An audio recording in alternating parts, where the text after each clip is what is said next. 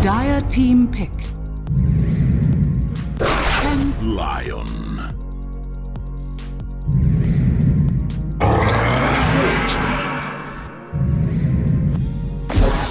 Witch Doctor. Your turn to pick. Bristleback. Vengeful spirit.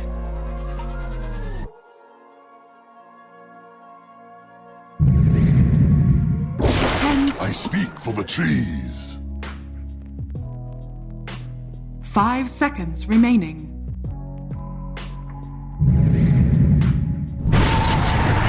Necrophos.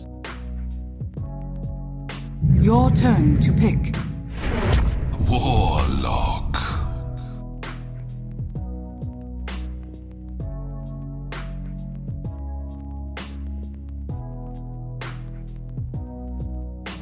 Ten seconds remaining. 5 seconds remaining.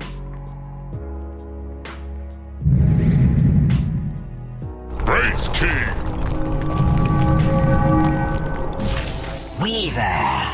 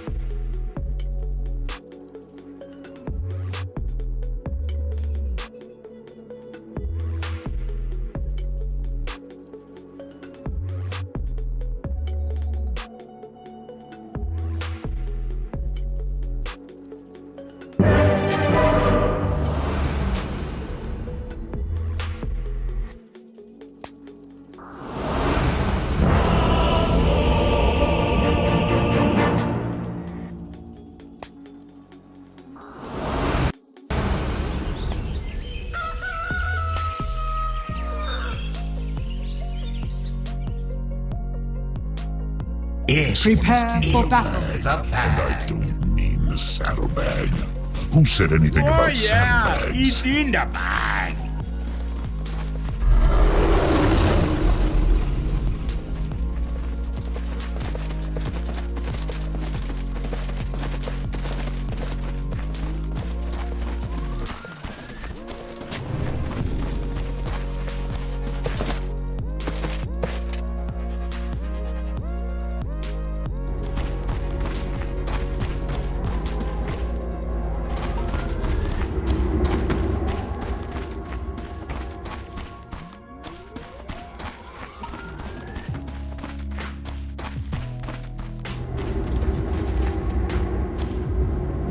Thirty seconds to battle.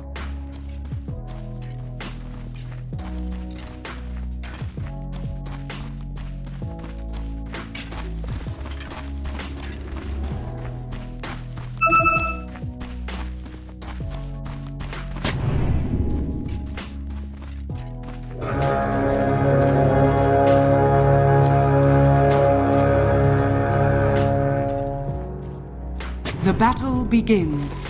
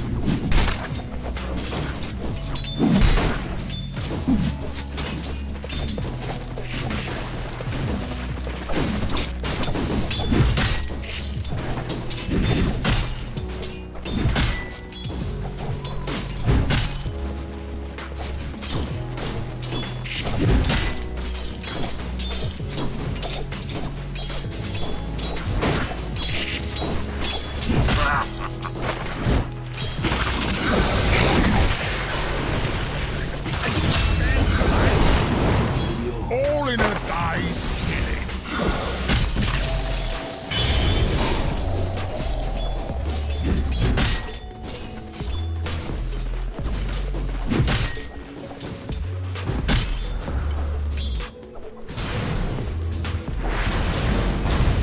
Ah, thanks a lot.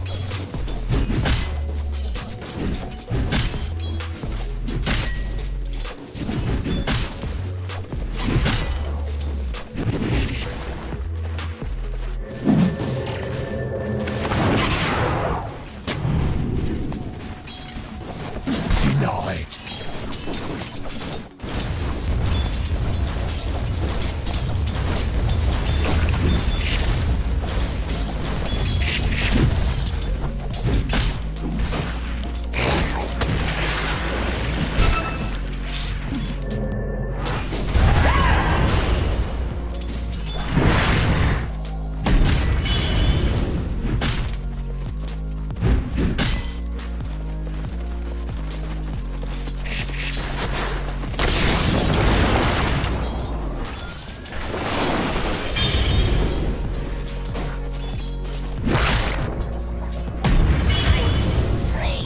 Another falls on my road.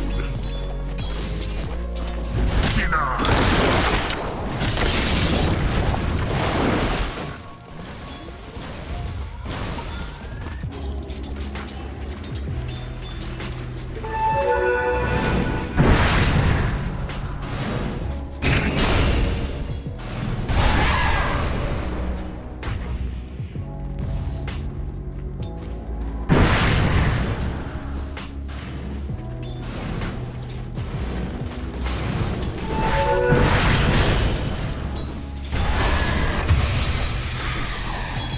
Rot starts at the head.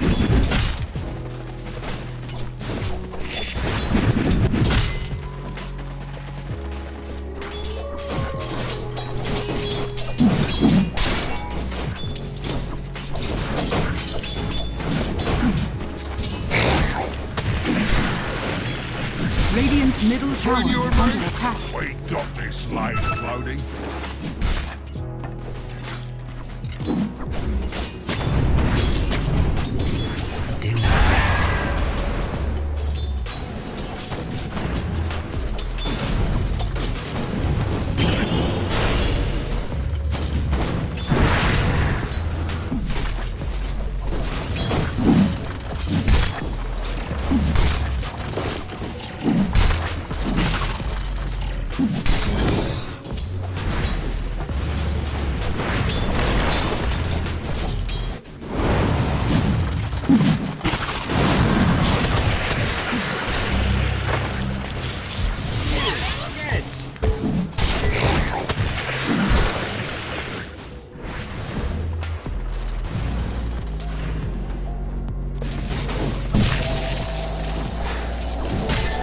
Dire's middle tower is under attack.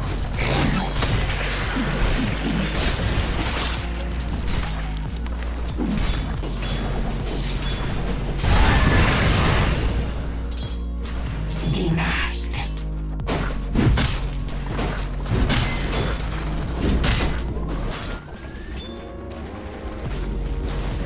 Denied.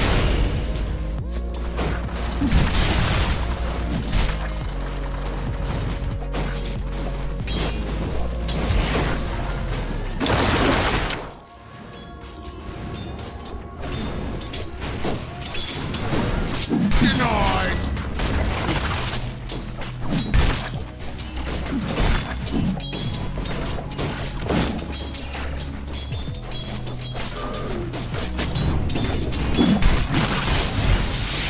Look at it go.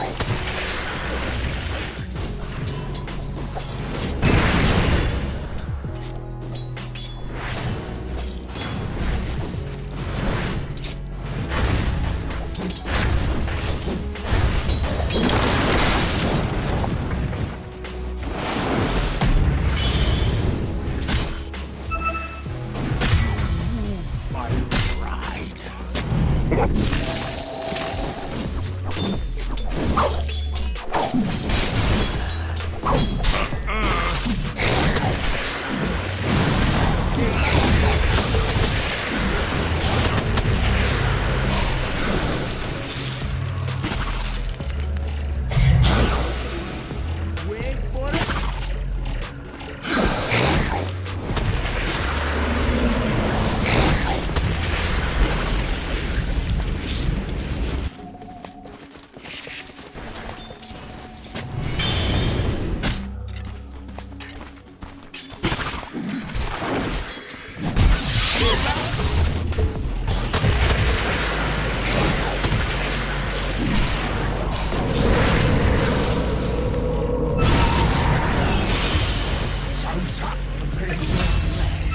Spoils.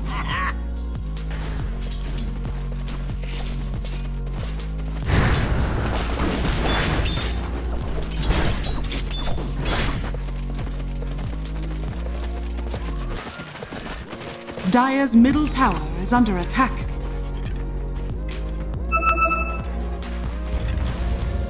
Radiant's top tower is under attack.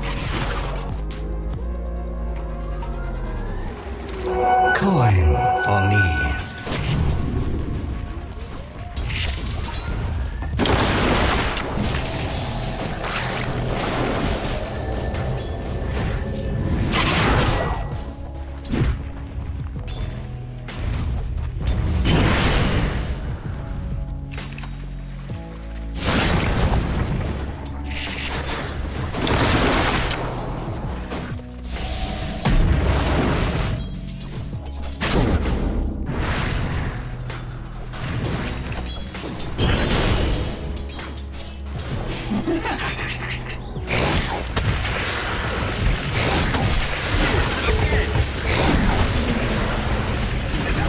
Dire's top tower is under attack.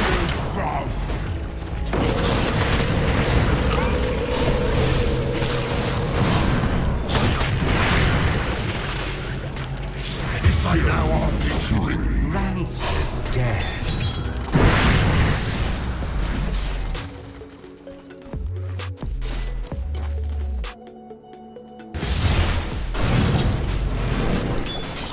I must slake my thirst for revenge.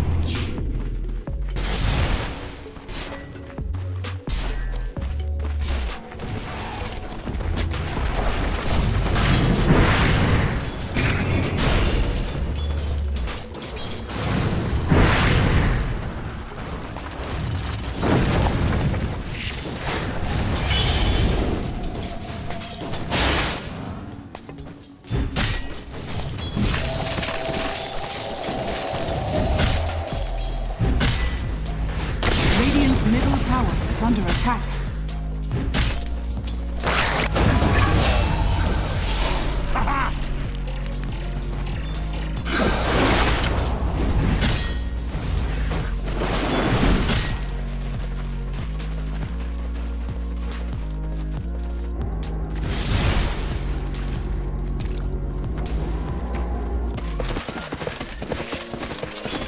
Dire's top tower is under attack.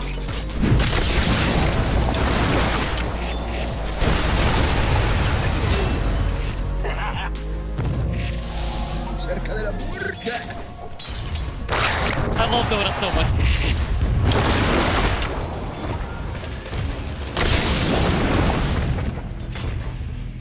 Radiant's middle tower is under attack.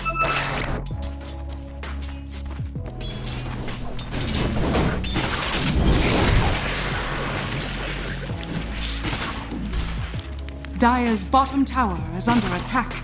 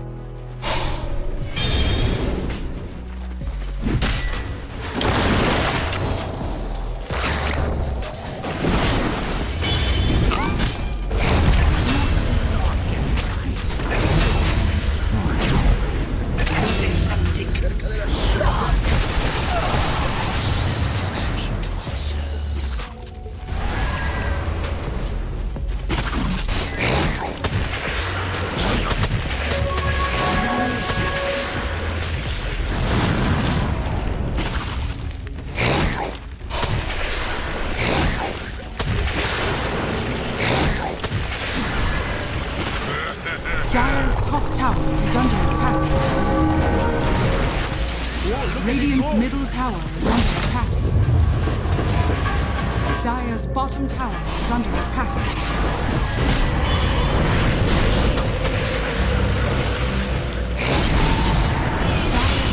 Dire's under attack. Avenge me. There's shakers by the acre. Oh, look at it go!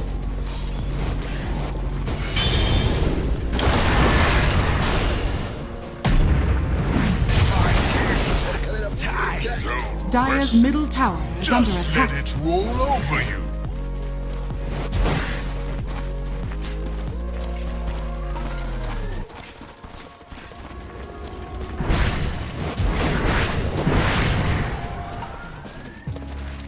A lucky find. From the shadows.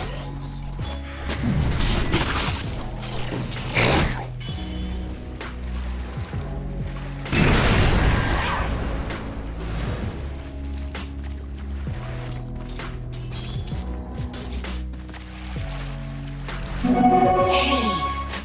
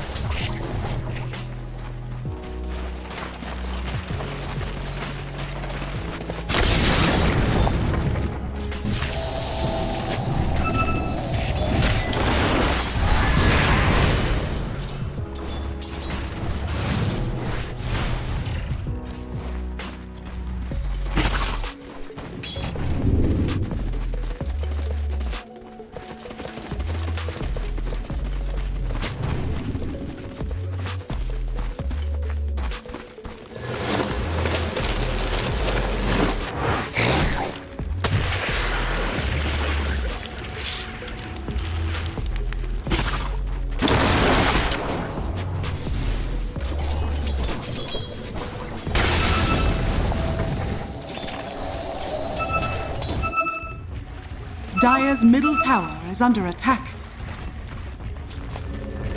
Dire's structures are fortified.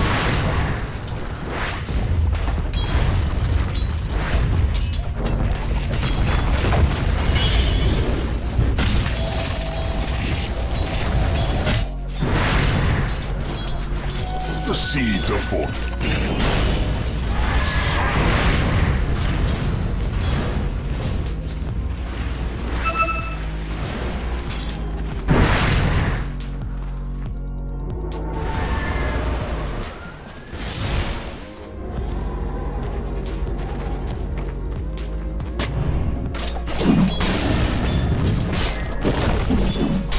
Dire's top tower is under attack.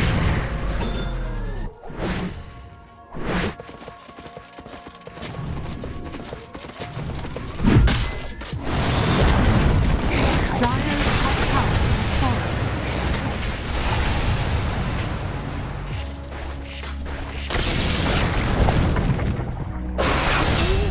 Pounce. Death is only the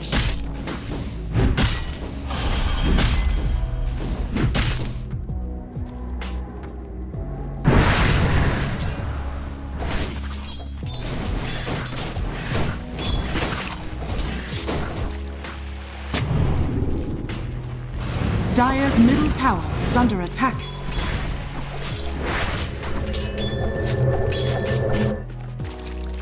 Dire's structures are fortified.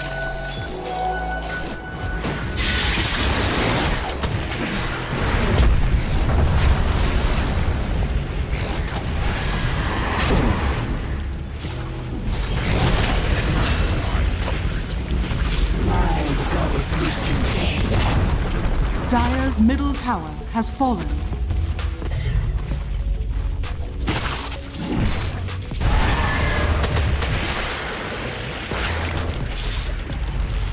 Dire's bottom tower is under attack.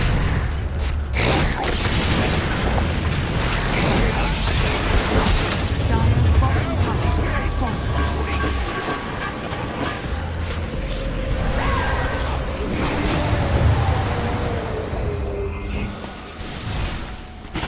Radiant's top tower is under attack. anxiety.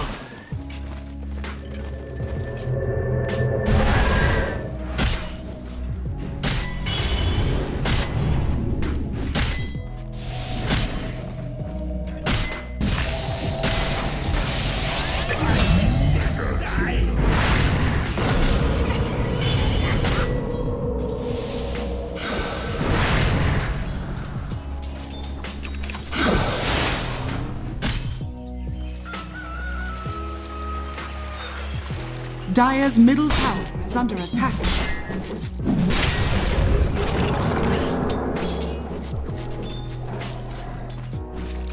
All mine.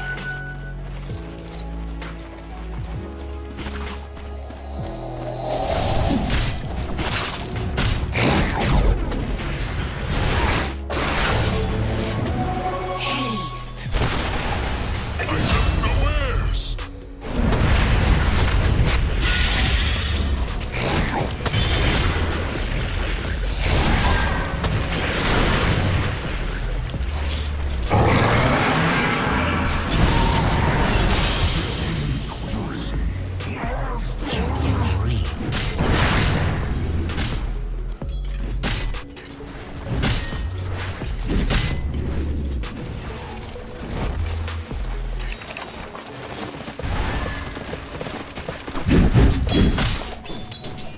Radiant's middle tower is under attack.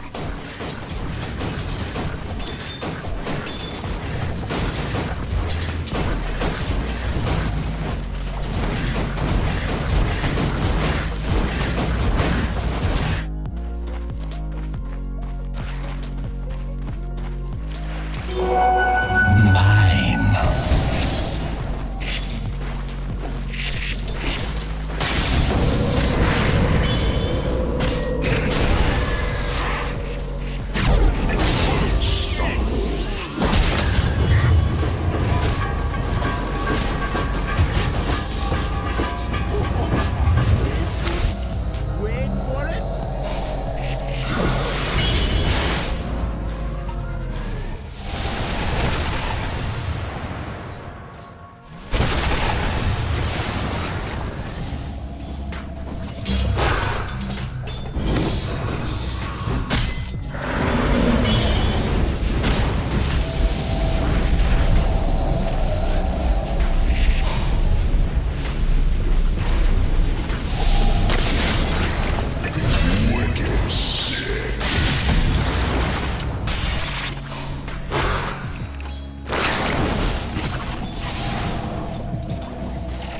Radiant's middle tower is under attack.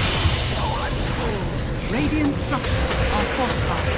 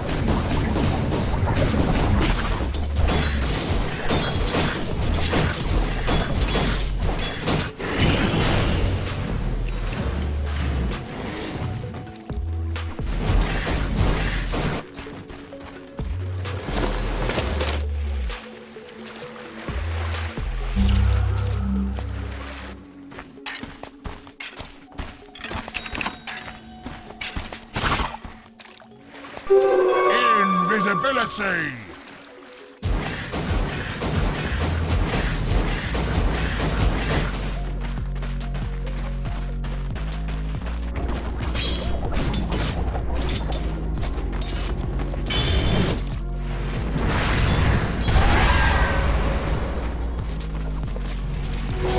Unlucky find.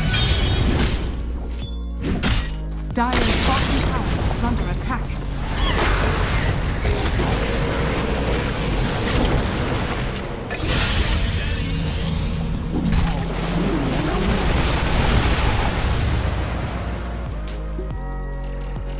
Radiant's top tower is under attack.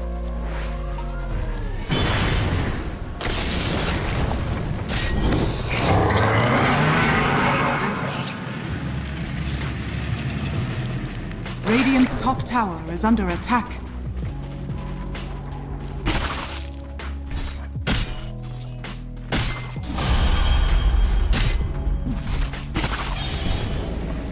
Radiant structures are fortified.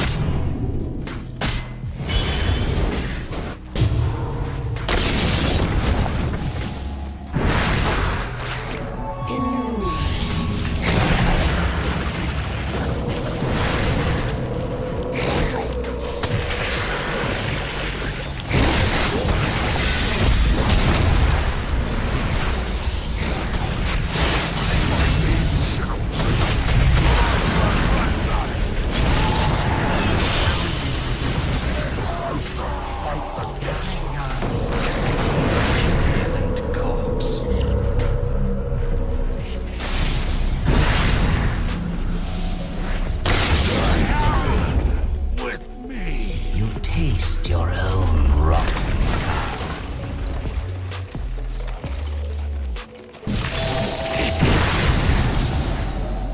Dire's top tower is under attack. Dire's structures are fortified.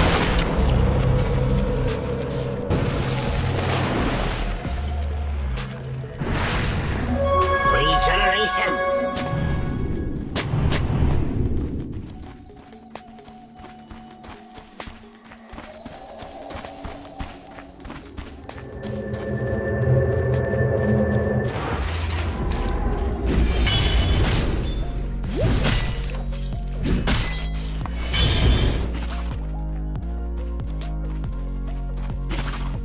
Dire's middle tower is under attack.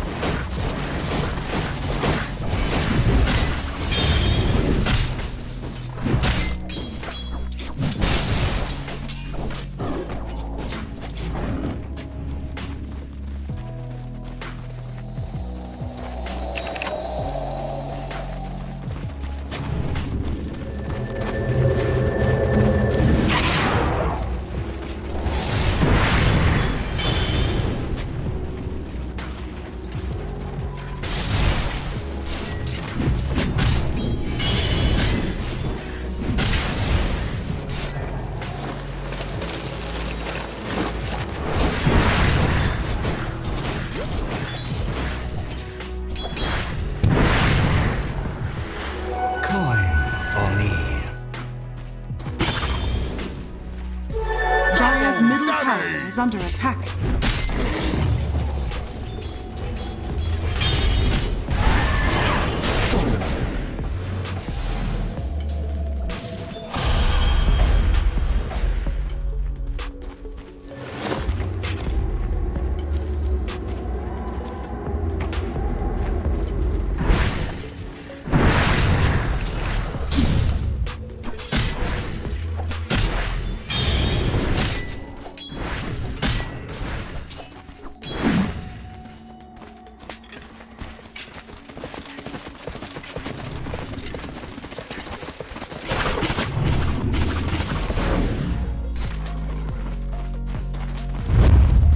Dire's top tower is under attack.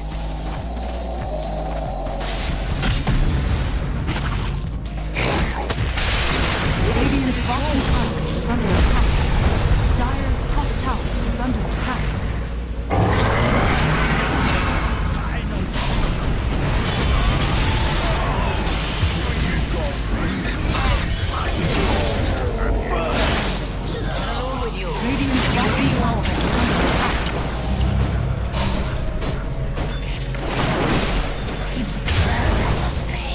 Dire's top tower is under attack. Radiant's bottom tower is under attack.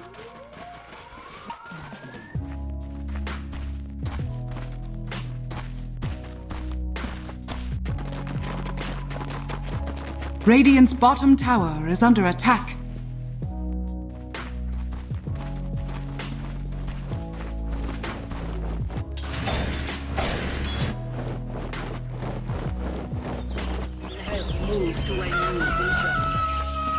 Radiant structures are fortified. Dire's middle tower is under attack.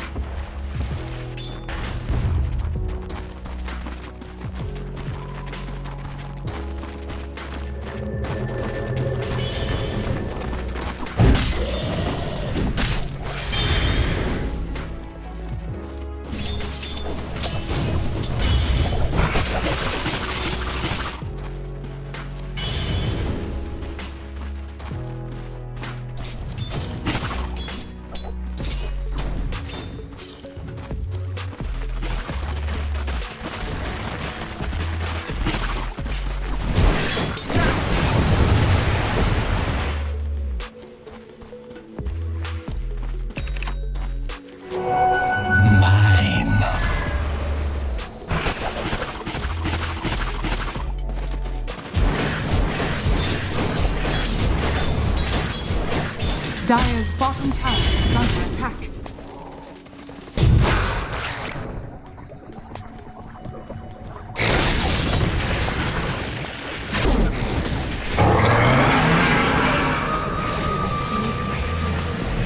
Radiant's top tower is under attack. Radiant's top tower has fallen.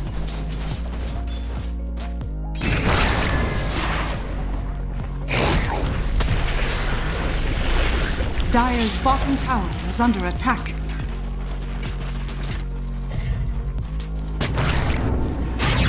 Radiant's top tower is under attack.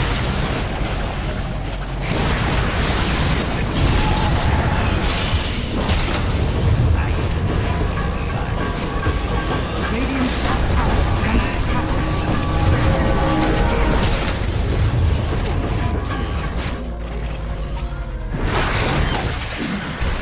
Radiant's top tower is under attack.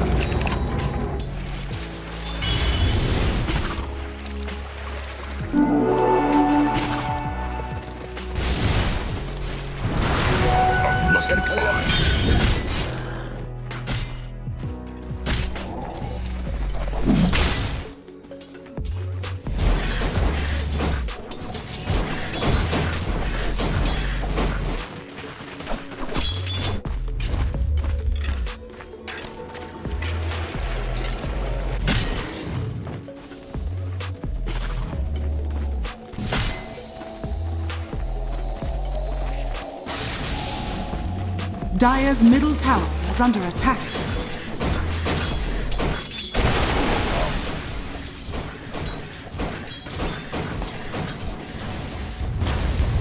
Radiant's bottom tower is under attack. Radiant's bottom tower has fallen.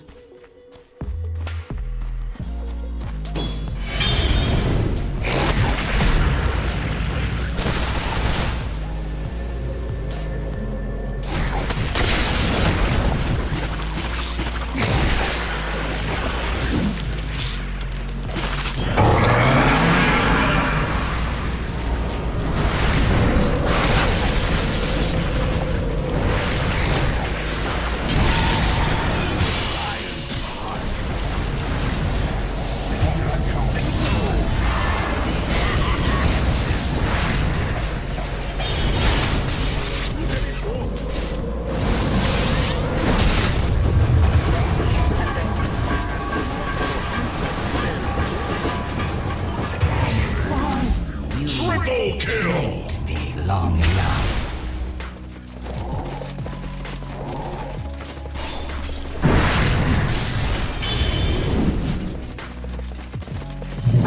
I sprout anew.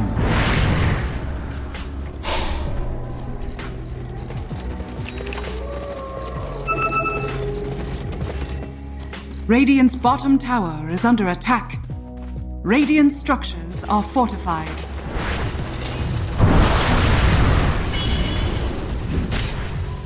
Radiant's top tower is under attack.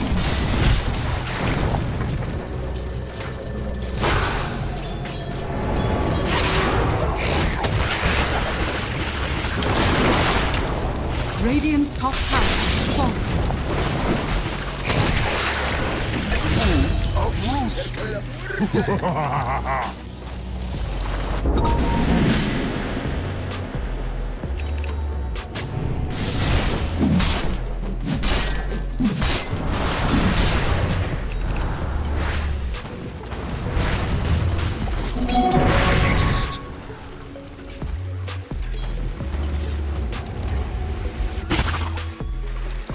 That's for me. Radiant are scanning.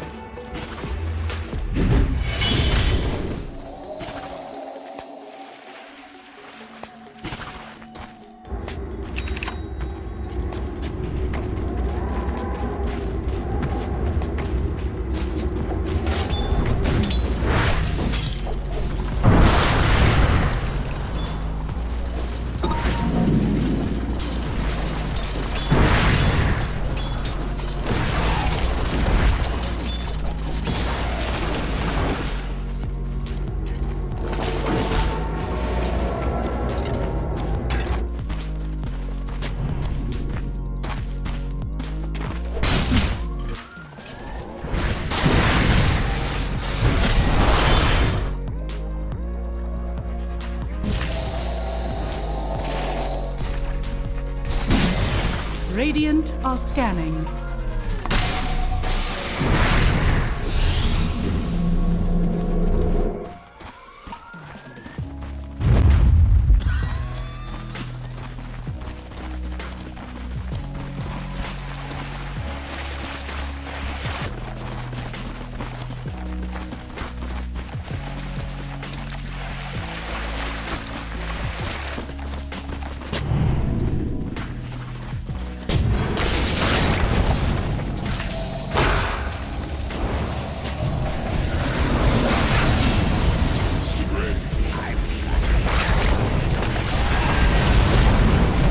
Dire's middle tower has fallen.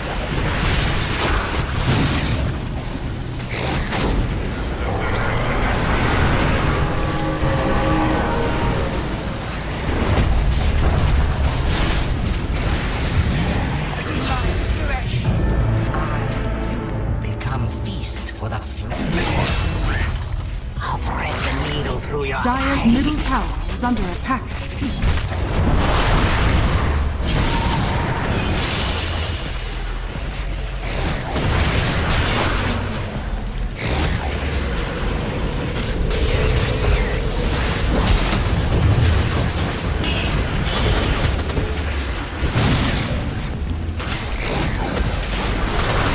Dire's top tower is under attack.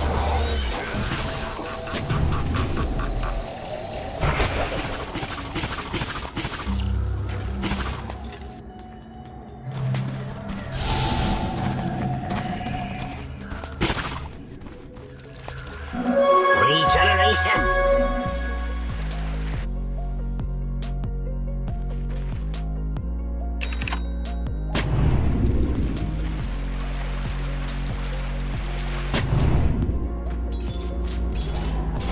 Radiant's bottom tower is under attack.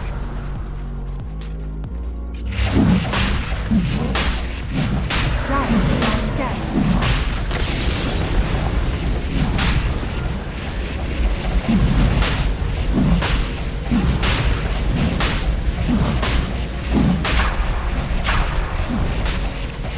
Roshan has fallen to the rift. Pattern eternal.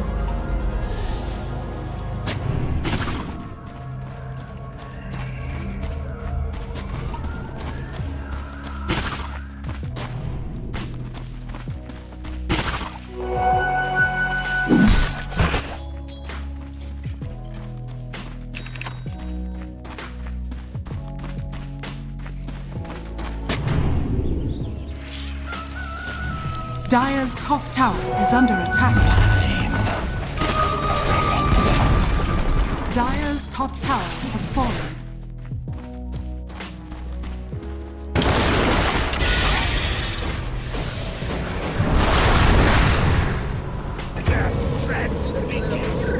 Once again.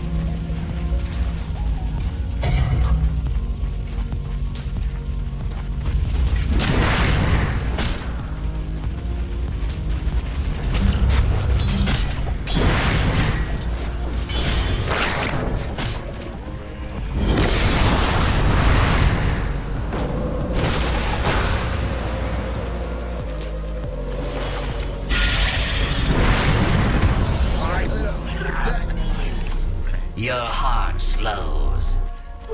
Double damage.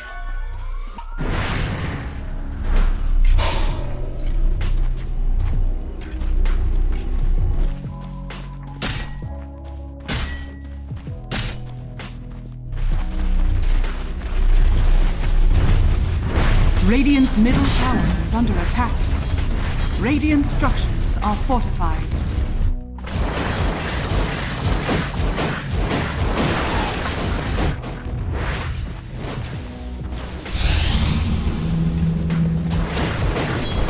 Radiant's middle tower is under attack.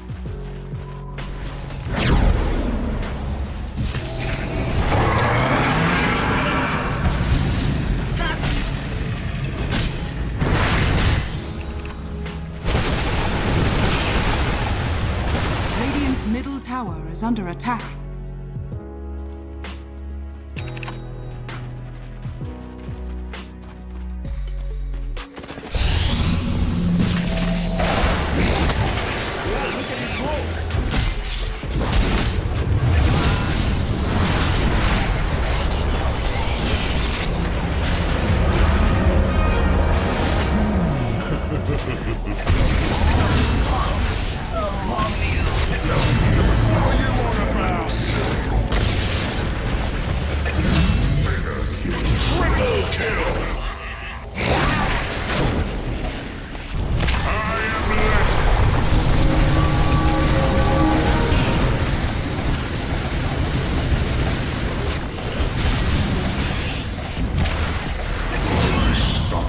Puts their skeleton on the inside.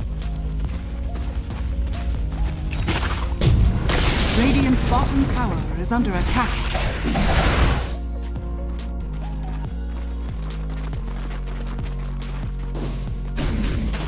Radiant's courier has been killed. Radiant's top tower is under attack. Radiant are scanning. Dire's middle tower has fallen. Dire's middle barracks has fallen. Dire's structures are fortified. Dire's middle barracks are under attack. Middle barracks has fallen.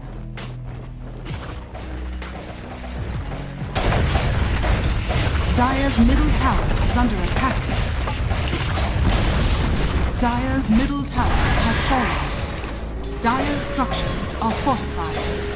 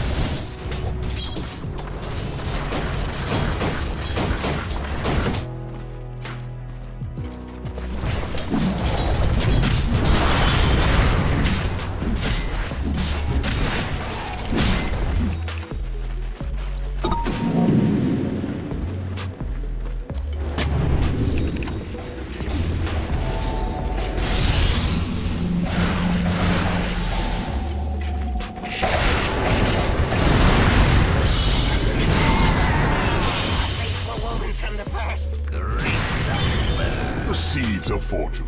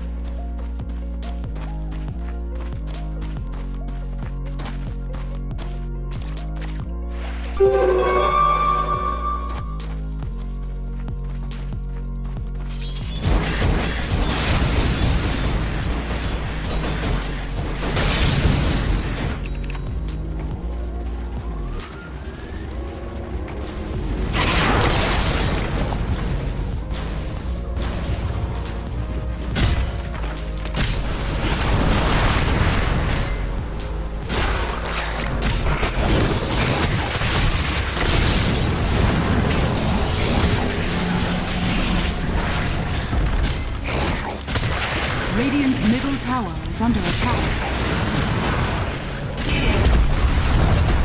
Radiant's middle tower has fallen.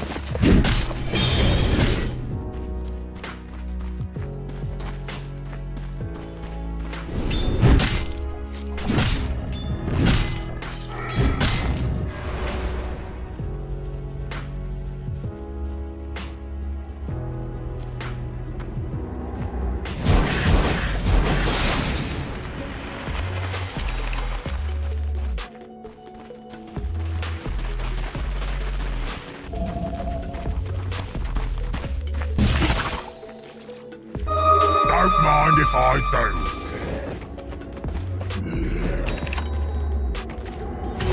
Coin for need.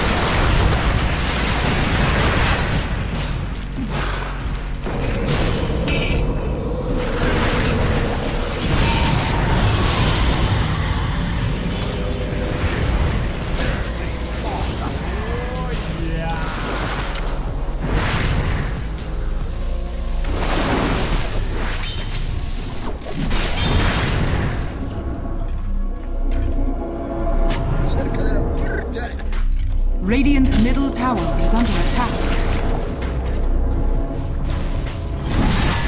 Radiant structures are fortified.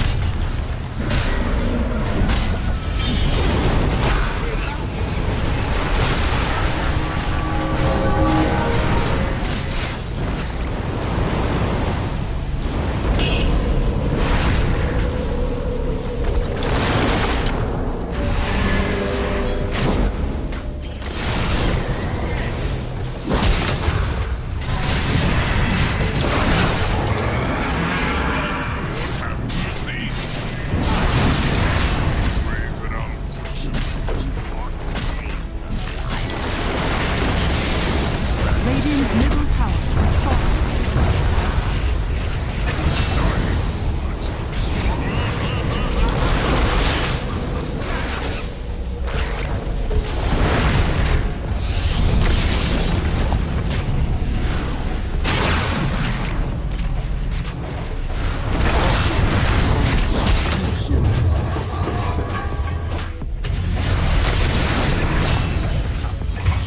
Saints, come feast for the flesh flies.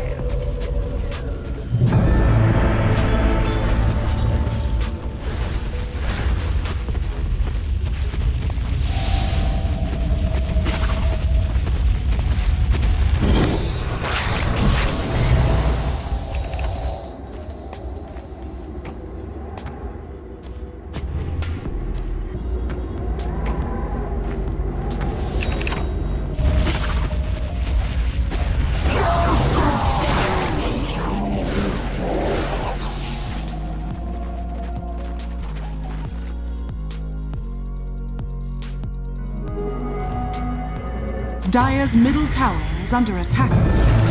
Dire's structures are fortified.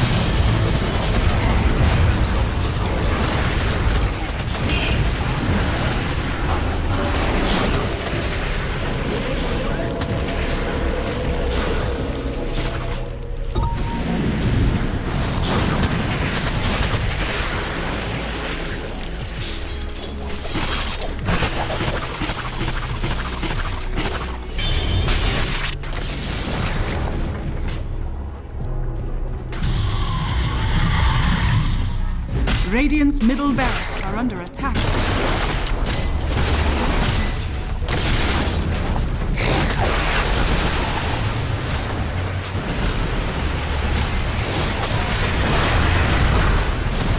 Radiant's middle barracks has fallen. Radiant's middle barracks are under attack.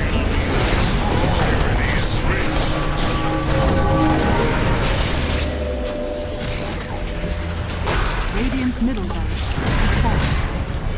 Radiant structures are fortified.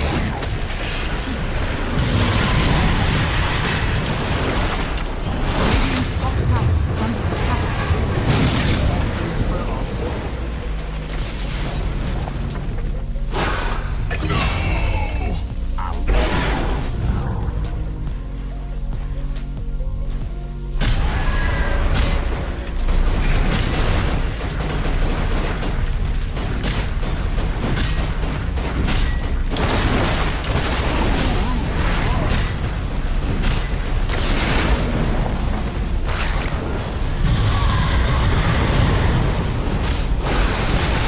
Radiant's middle tower has fallen.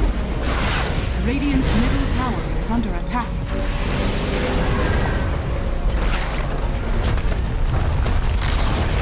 Radiant's top tower is under attack.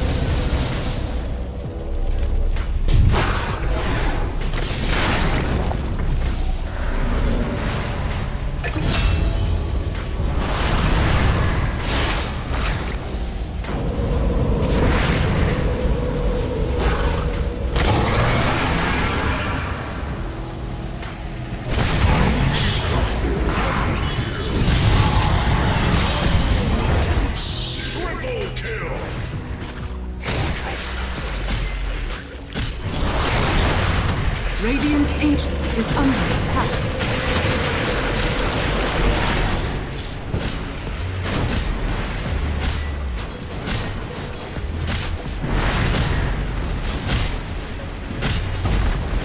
Radiant's top tower is under attack. Radiant's top tower has fallen. Dire victory.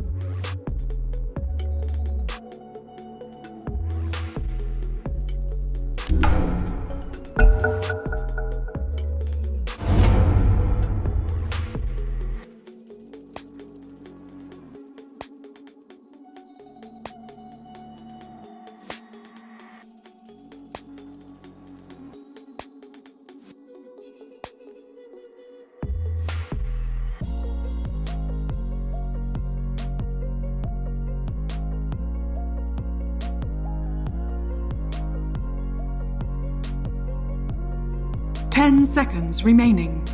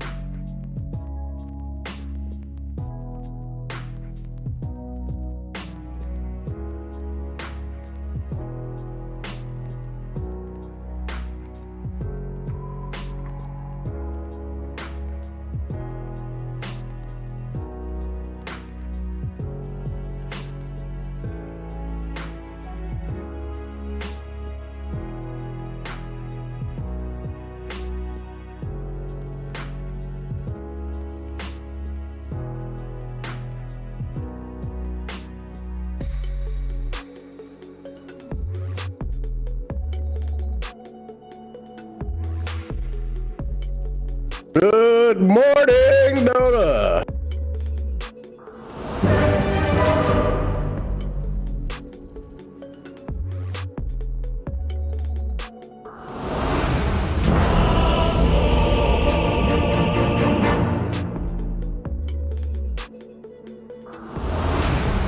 Who's driving this thing?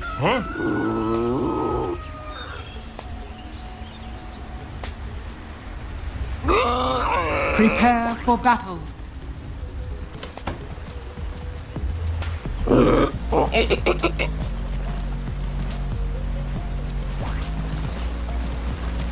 Let's go, Doogie! I love doing it so much. You definitely got a rough lane for sure. I'll do legs this time. Guess not.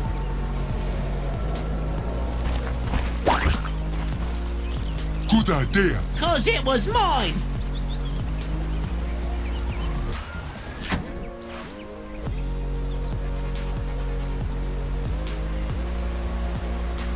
Anybody got mics, or can you guys at least hear me? No.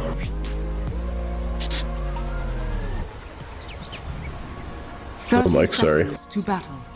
I don't hear your mic. Let's go this way. I thought we were. Hey, can you hear me now? Do I sound better now? Are you in that submarine that exploded?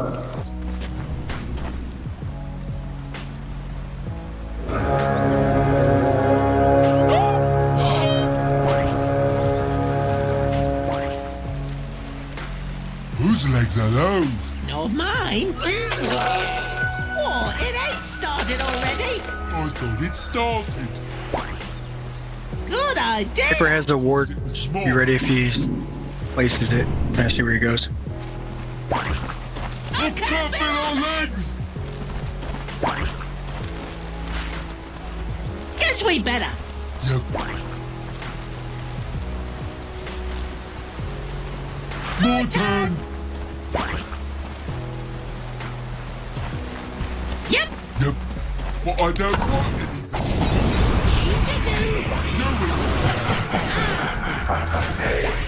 Sitting's not as fun as that.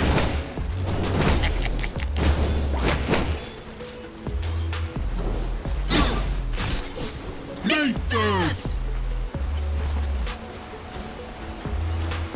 Smash! Smash!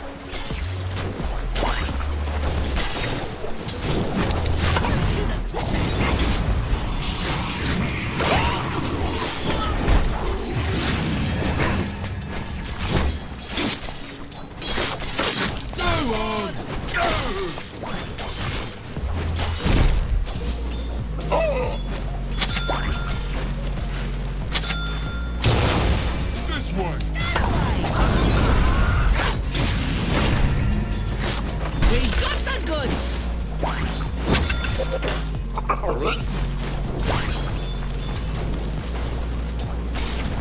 Guess we better. Yep. Someone's hit me. Me too.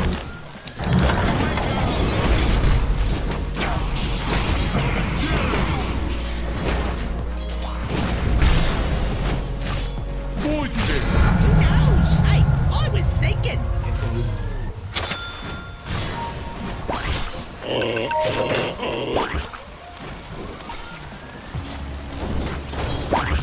Get going! On it. Is that a squirrel? Come on! First blood. Control, I thought you were gonna go on that. My bad. Whose legs are those? Not yours.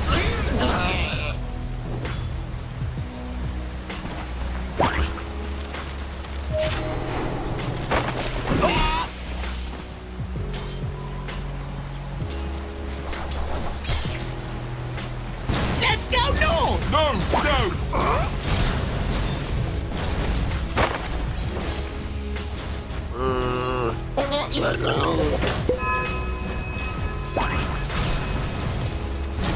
Out of my way! Hey.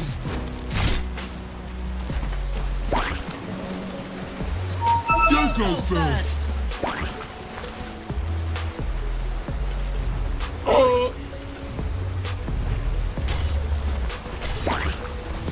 Let me through. How do these work? Let me see.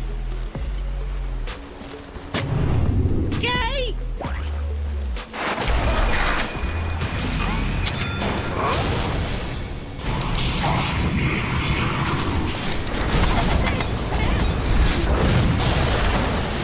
Where we going? Oh, I saw a thing. huh? Someone's hit me. Let's go, Squawky. After us.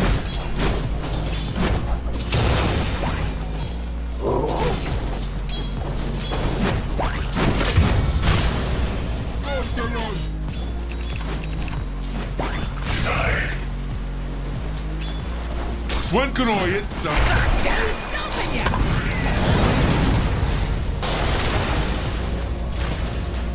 Well, we could kill Witch Doctor and see when he pops up. No, I know the way. To what? Enough damage.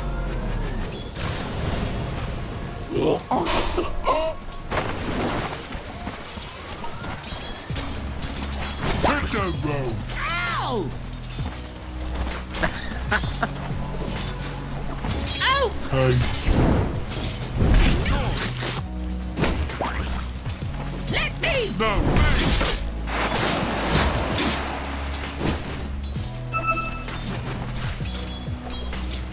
Yep. Yep! What's this thing?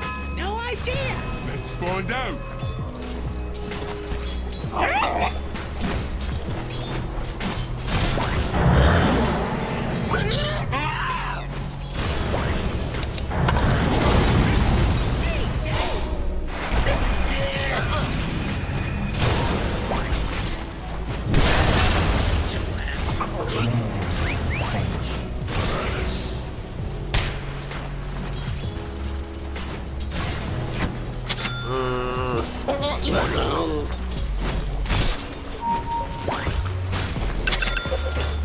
Let's go.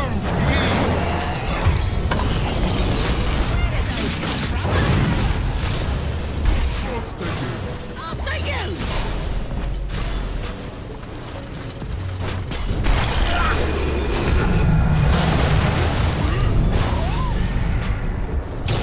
I know the way. To what? You go Go first. first! Where we going?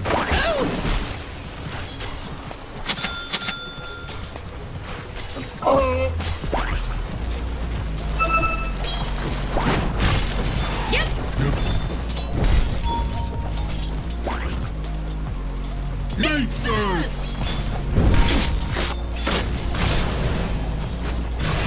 Harder!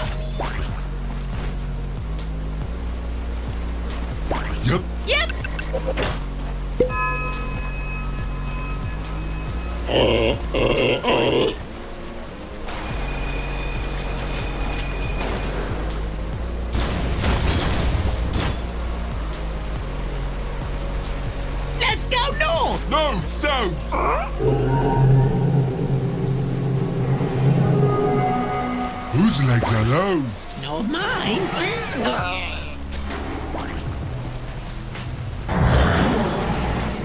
Good idea. Cause it was mine. Guess we better.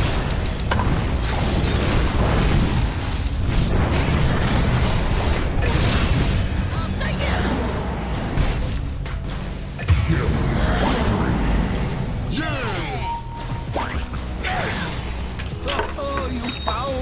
When can I... Who's stopping ya?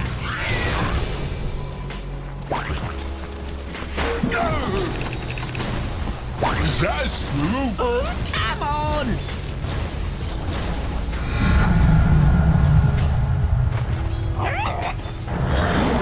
Nice try. My sort of thing. Huh?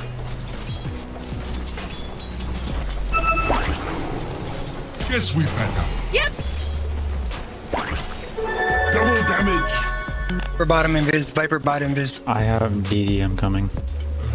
Okay. I'll do legs this time. I No. waited for them to show.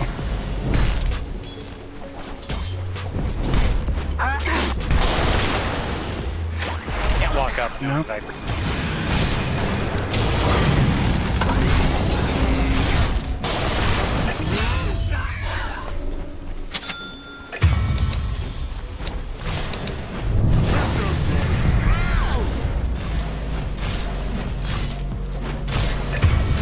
Let me through. Ow!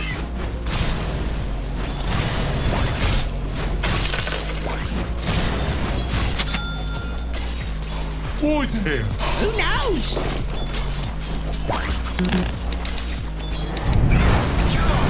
Kill Wraith King before he's 6.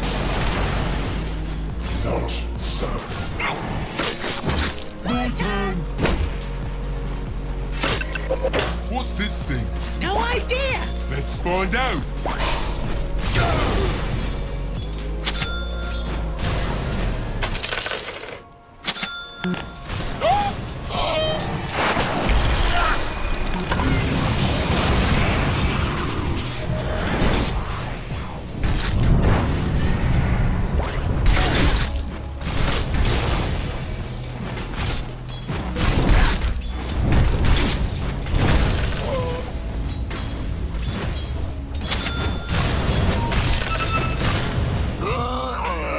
Just what I've been waiting for.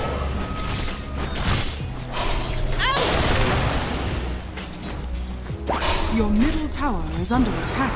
This one.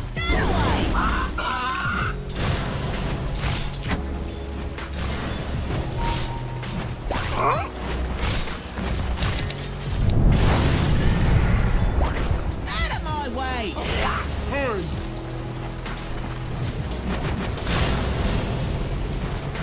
Let's go, Scorch. Maybe.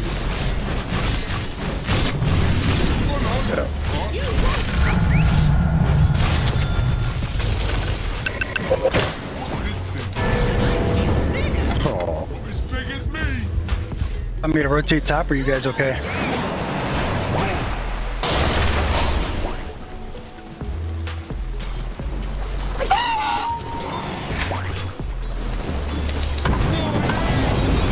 Rotate top real quick. Let's go. To the portal if you guys want to go for a kill. I don't know if we have much potential on top lane, but No idea. Let's find out. Shadow Demon, so he's got to use the shit on himself, maybe? I'm coming. Not yours. like the only time we got our kills because Stark overcommitted. With the smoke or something, they see you here. Your middle tower is under attack.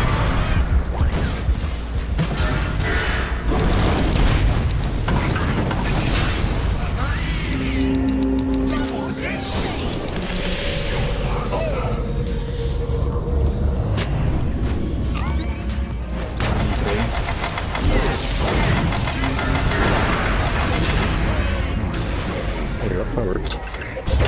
Your middle tower is under attack. Back bottom. Let's go.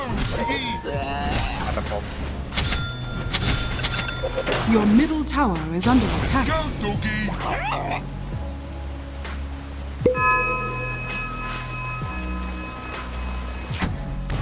Sitting's not as fun as it. I kinda like it.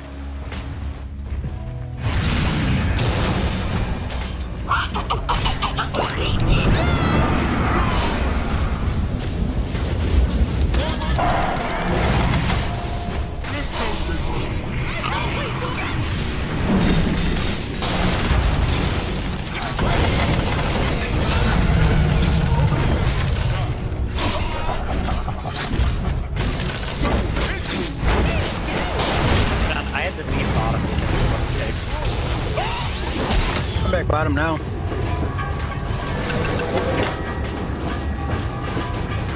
Cause it was mine. Your middle tower is under attack. Oh, Hey,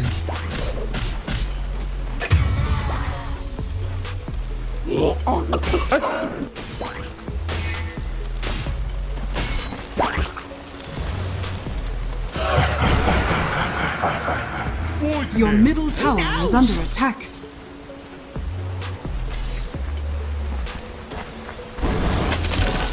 Let's go this way. Your middle tower is under attack. Go back bottom, but that's not what we can free farm. If we can. Your bottom tower is under attack. Your middle tower has fallen. What's this thing? no idea. Let's find out.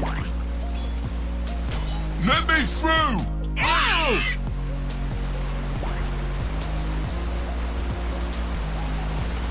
When can I hit something? Who's stopping you?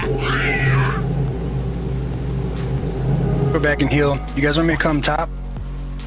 Gank top.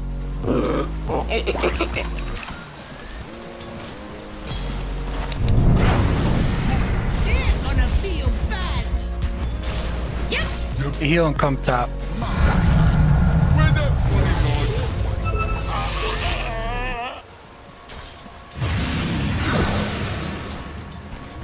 Hit that road. We Your can free bottom farm tower now. is under attack. Dire structures are fortified.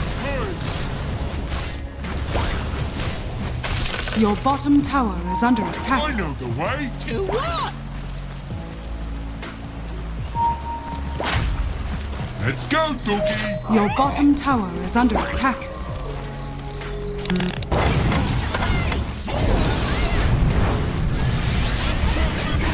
Your bottom tower is under attack.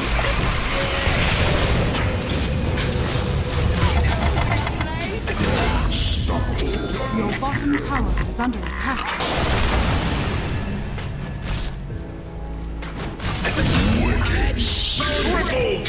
Yeah. Yeah, this hero needs a fucking nerf. The enemy's middle tower Watch this. has fallen. Your bottom tower is under attack.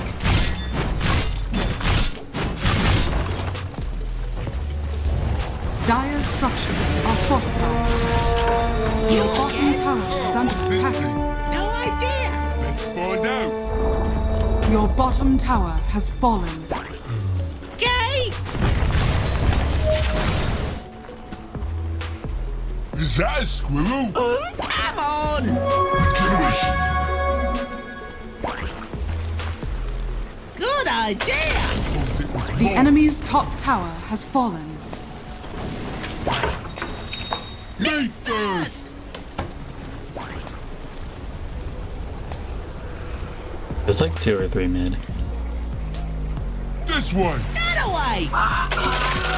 I'm on my way mid right now. I have no vision though, it sucks. That's him.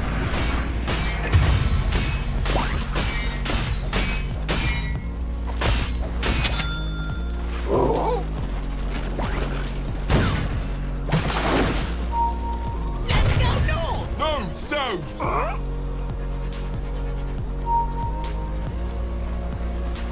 I'm gonna turn on him. I too. What for?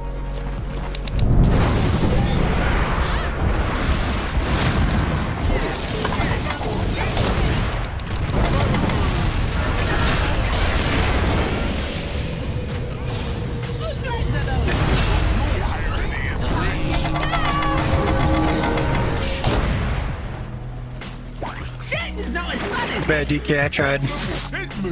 Me too! Look out! Let's go! Please.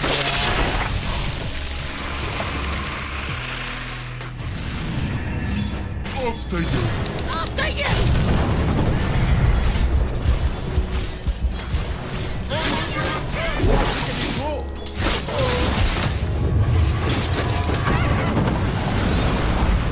More time! Let's go, Spooky!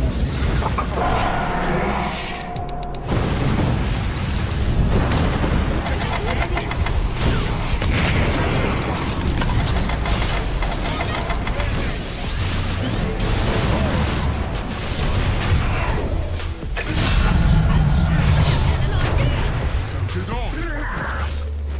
Yep.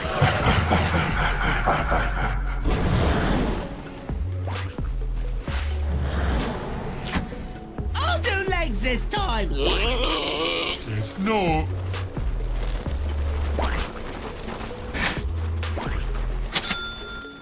You go first! Your top tower is under attack.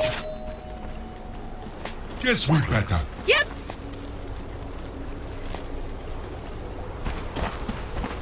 Guess we better! Yep.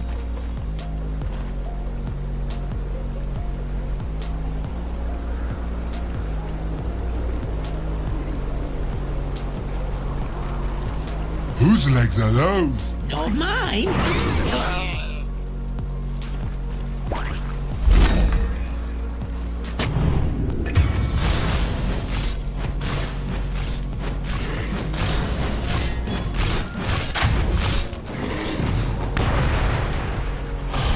What's this thing? No idea! Let's find out. Yep! Yep. Is that a squirrel? Come on!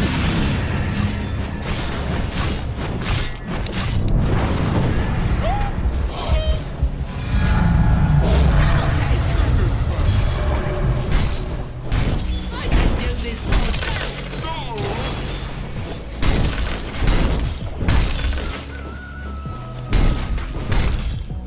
Let me... No, me!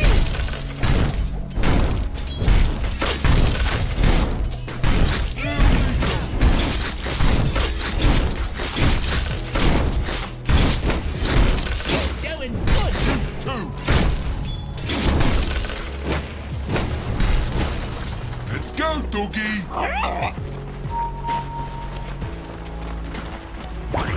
Leave first. Are you smoking? Kill this witch doctor. Who knows?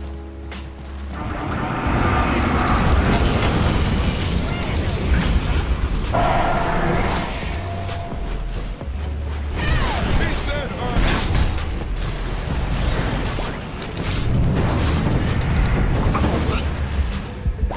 Just smoked mid. I'm getting ran in, I think. I saw a thing. Where? You go first.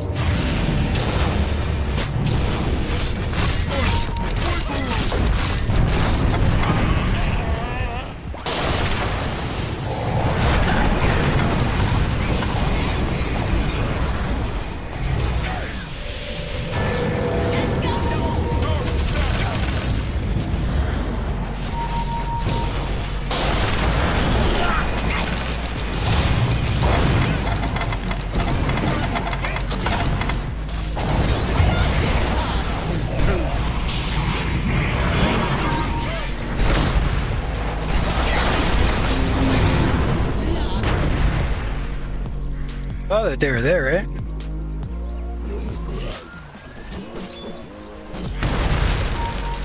I'm gonna stack this. Stacked for somebody.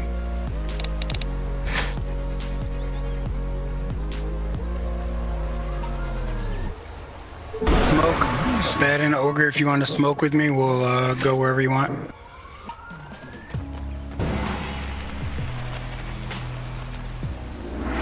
You want to smoke when you spawn? You guys want to smoke, yes or no? I'm down to clown.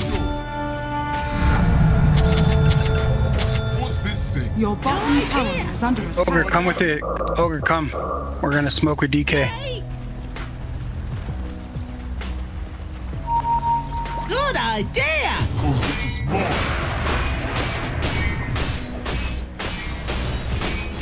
Let's go, piggy. Which doctor needs to die first, I think.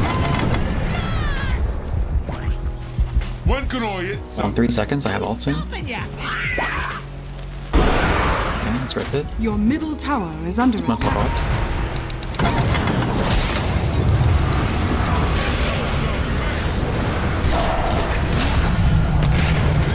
Only.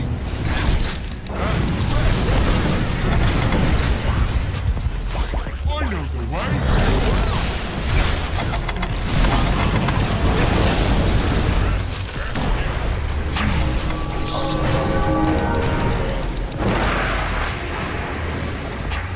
This way.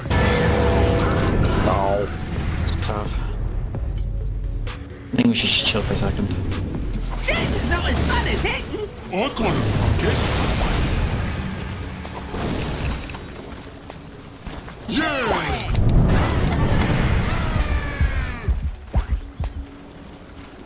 Yep. Yep! Head that road. Ow!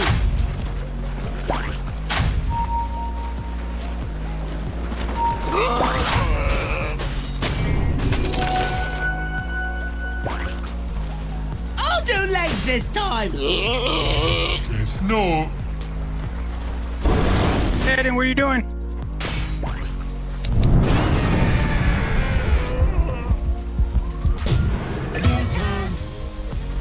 I'm gonna grab the Invisarin. Invisibility! Oh my god, did not mean. I'm sorry. It's all good.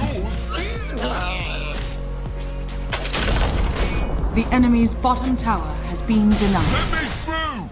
Ow!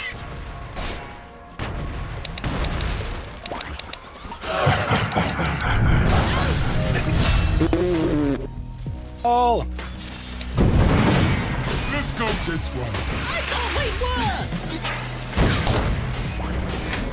Oh, I knocked blast off away, but what was that? don't worry about it. You're doing great. Out of my way! Figure out that anyways. Something. Yeah. Guess we better. Yep! Good idea. Cause it was mine! Out of Atos now.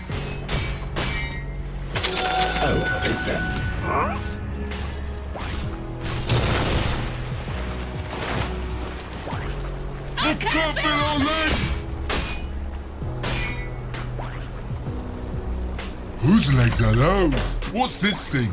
No idea! Let's find out. Where are we going? Oh!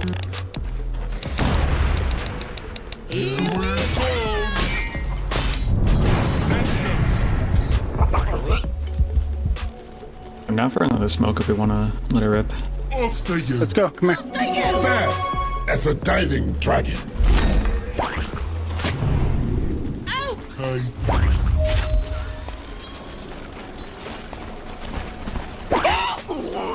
I'm helping her Abaddon on DK, on Wraith King. Have a portal. 40. No idea! Let's find out.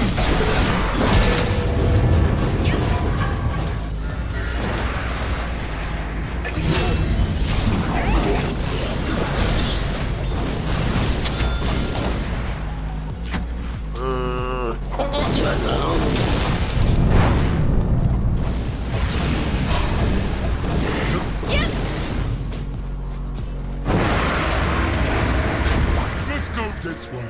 I thought we were!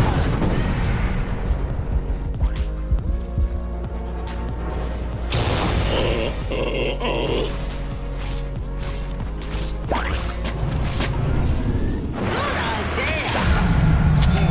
I'm getting smarter. Careful! 30 seconds and we could grab their wisdom. Your middle tower is under attack.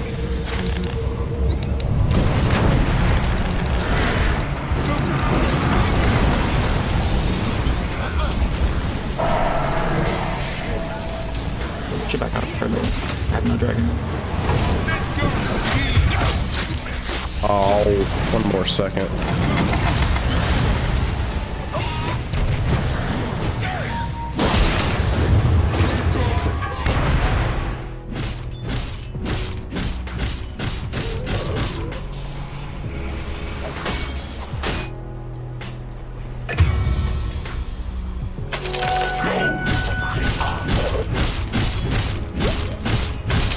I have our fucking position 1 with us, dude.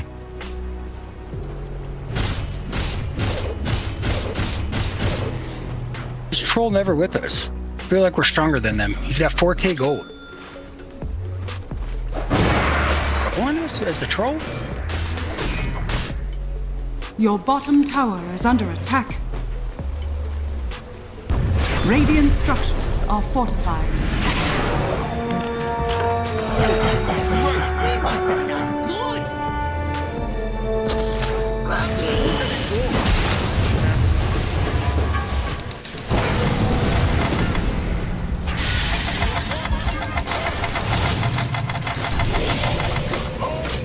I'm coming.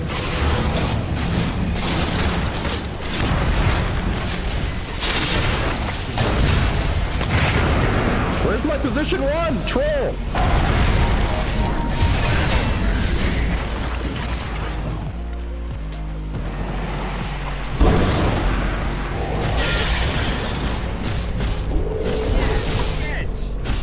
Your bottom tower is under attack.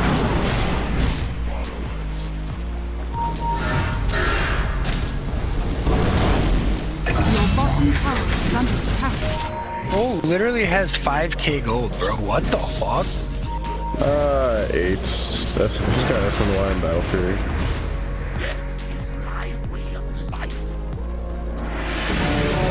He's definitely just trolling. I don't understand what he's doing. Alright, he read the patch notes and said Chinese rice farming is back. We fucking in, boys. When can I? This Game is ours. in his career. Take me back to TI3. So too much to ask for. All I know is I'm fucking them up in team fights because they don't focus me and it's great.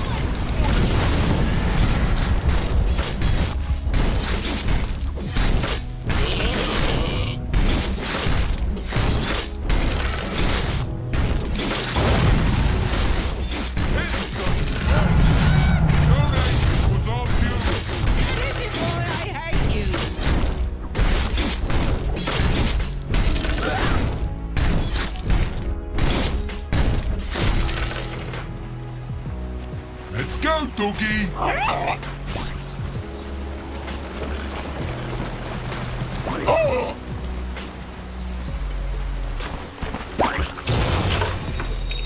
Out of my way! Generation.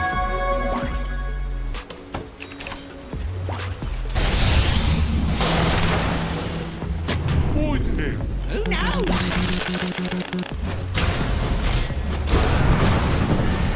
Let's go north! Oh, so. They're too fast for me, DK.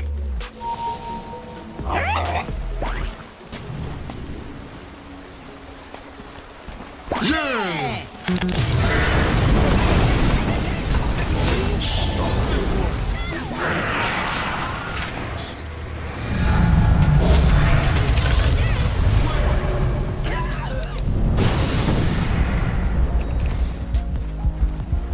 I'll do legs this time! No.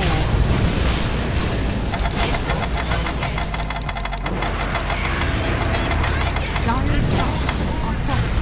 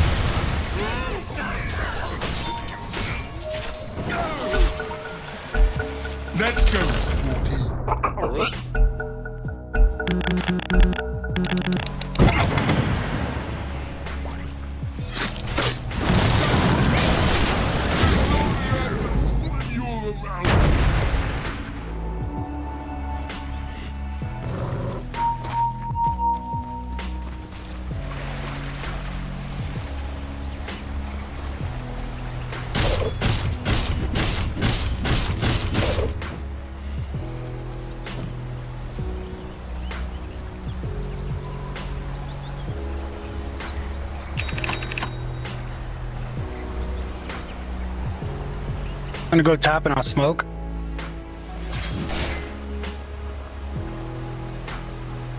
I'm walking over. Your top tower is under attack. Your top tower has fallen.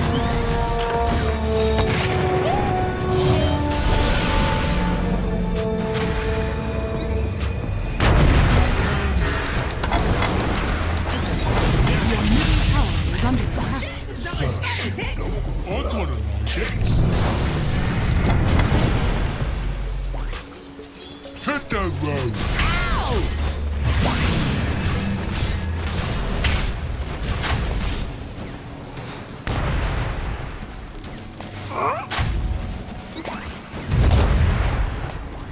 Being ran at. I know the way. Beat 28.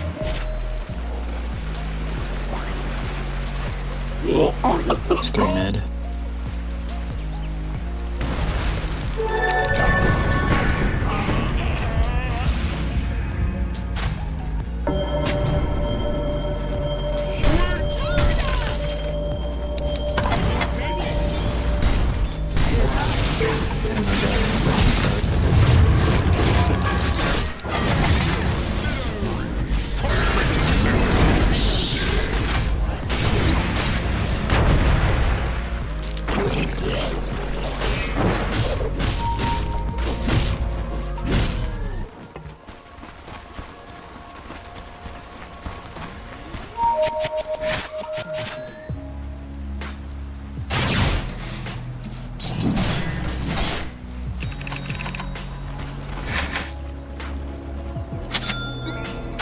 Oh, what?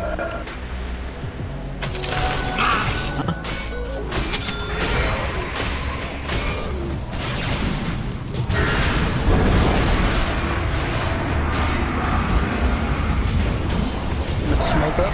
Oh no.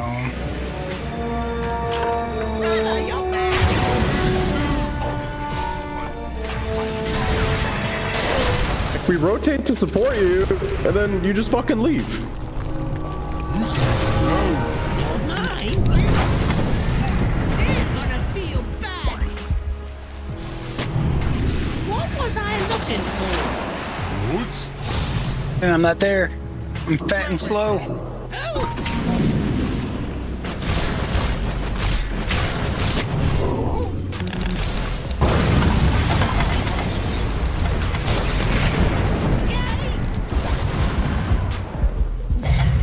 I think I just got smarter.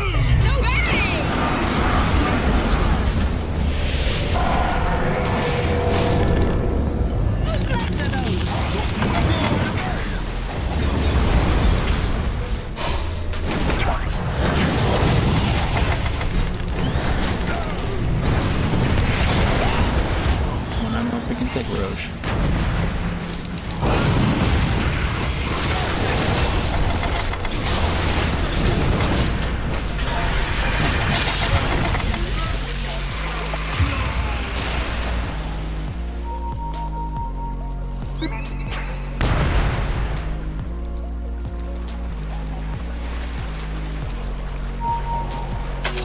Tribute to my house.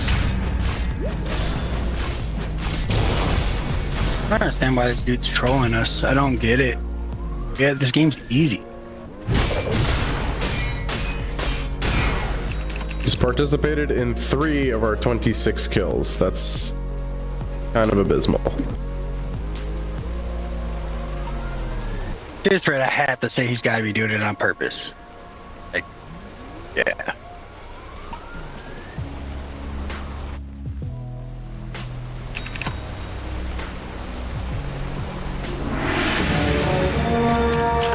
I'll drive this gun. And I'll hurt. I'll hurt. No, let's take Roche. Your bottom tower is under attack.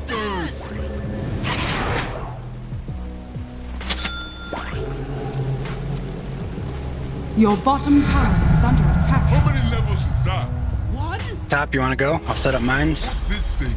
No idea. I got ran and I got my Find BKB out. forced. Good idea. Cause it was mine.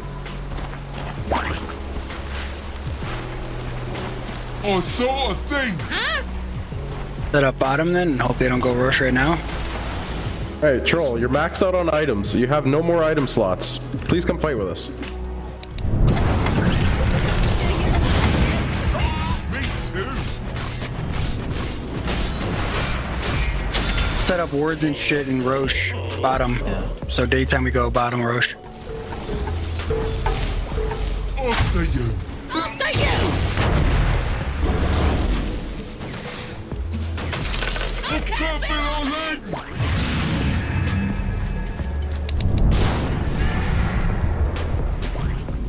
After you. After you! Good idea. Cause it was mine! It's not time yet!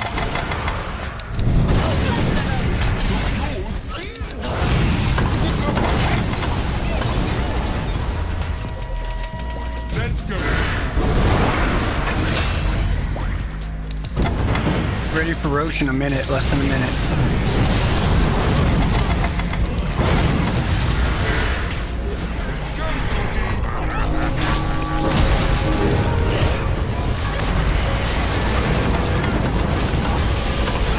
Troll again, he's top.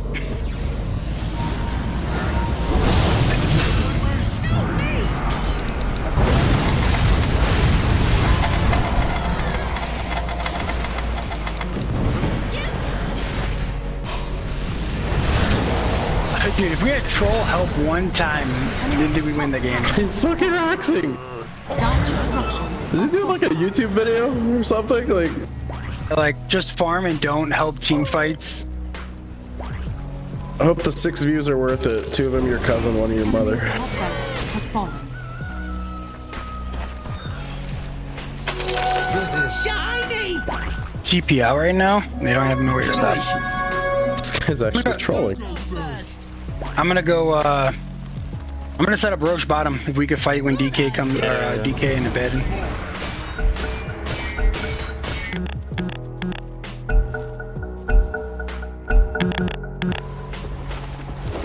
We should take it as soon as possible.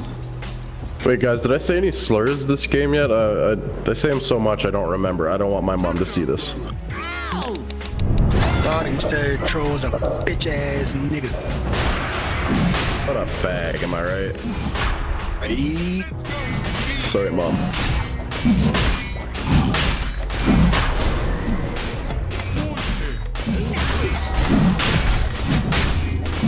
Bro, we got a blink dagger now. What? What did he sell for the blink dagger?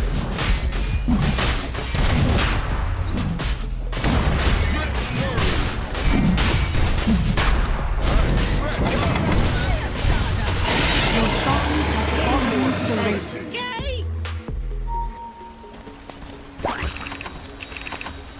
I know the way. To what? I'm not ready. Ow!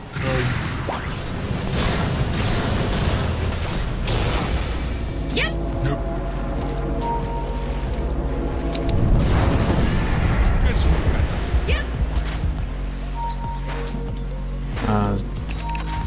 When can I hit something? Who's stopping ya? Is that a real human? No. Push him over.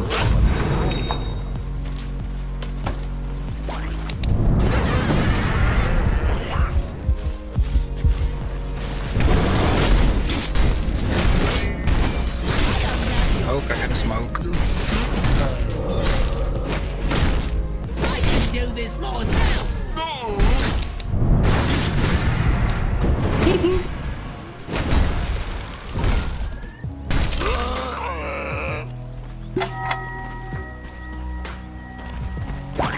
Let's go north! Go, go.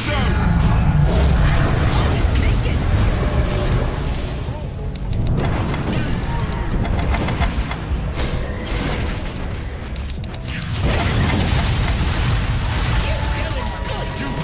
Gamba, gamba, gamba, gamba, gamba. Oh, I'm dead.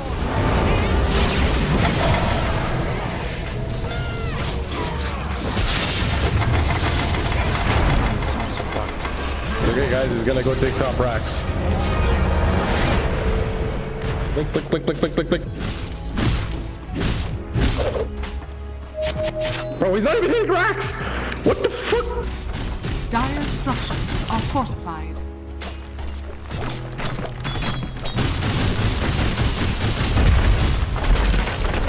The enemy's top barracks has fallen.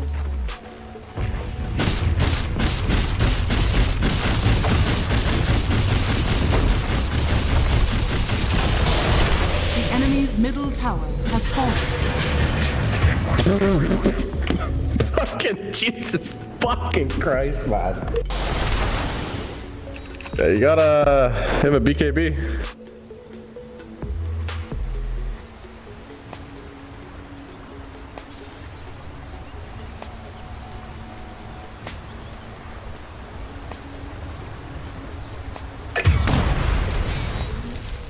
Bro, he's got 12,000 fucking hours in this game and he's doing this.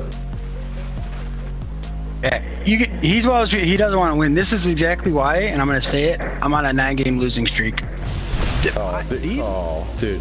These position ones, dude. Well, like ever since the new patch, I haven't won since the new patch, and all they want to do is farm, and that's it.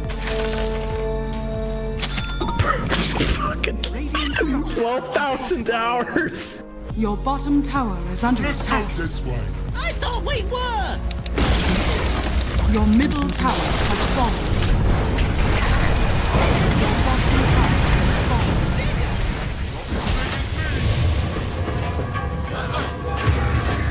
Holy. I saw a thing.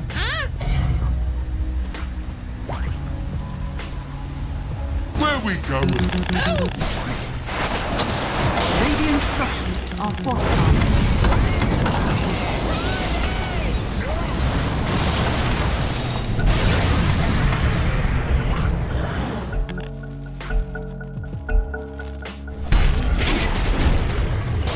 Not as fun as it. I'm gonna break it. Your bottom tower is under. Your bottom tower has fallen. Your bottom barracks has fallen.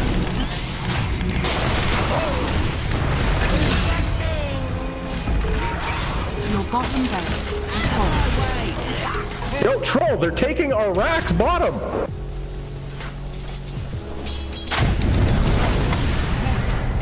Lady Luck loves us. One of us, anyway. What? Whose legs are those? Not mine.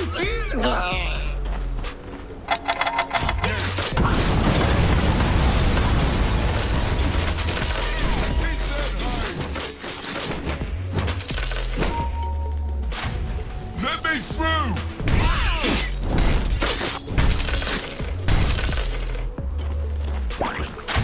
Is that a squirrel? Come on.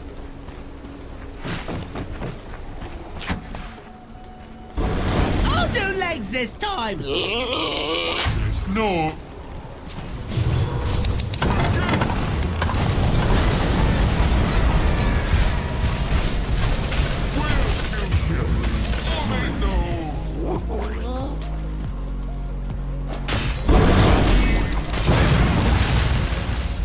This one. Get away.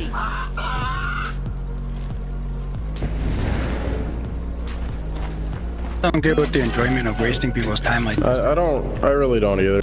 He's just smiling, drinking coffee right now. Look, Mom, I made these people mad.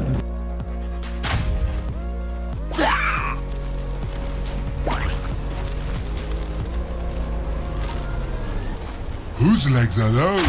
Not mine.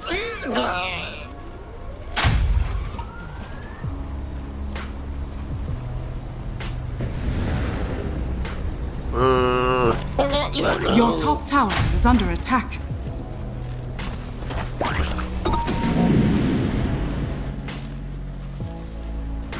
Your top tower is under attack. Your top tower has fallen.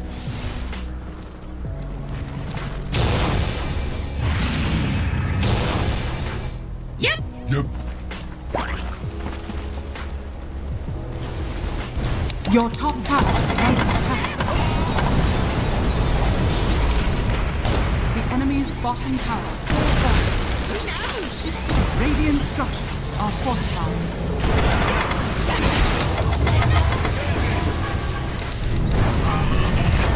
Your top tower is under your top tower has fallen. Guess we better.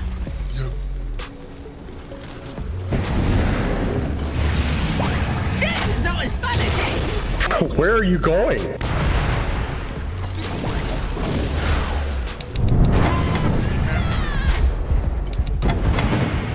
Gay.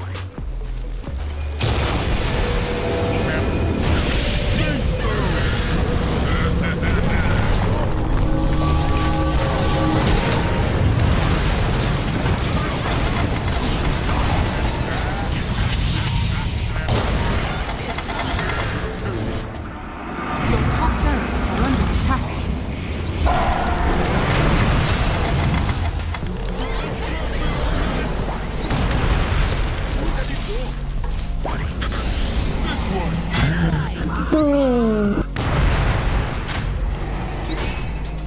TP.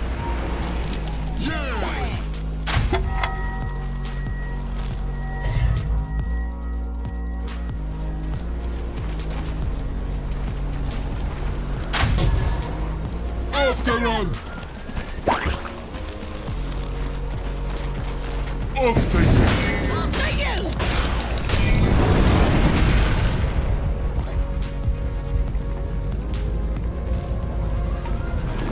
Whose I'm legs gonna are smoke those? and try to get them. I gotta try to get wards out or something.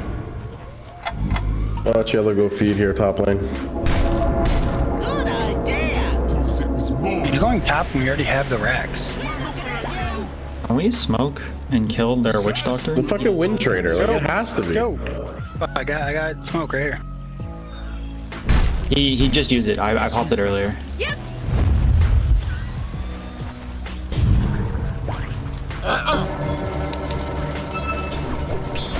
I think they're coming top actually. That's where I last showed. Ow. Holy shit, he's got a mic.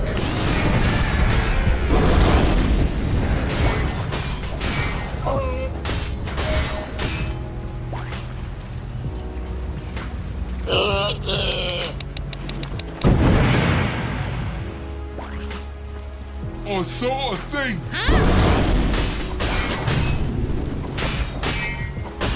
You go first!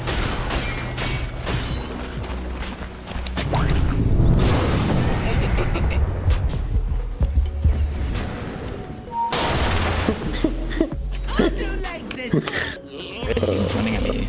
No! Witch doctor. Good idea! Cause it was Yeah, no, the whole team's Die. dead. As big as me!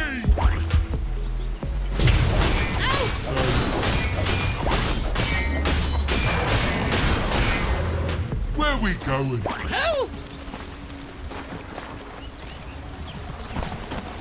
I know the way!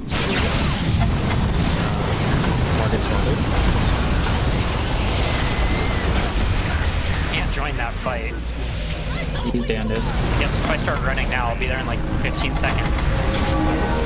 It's just kite.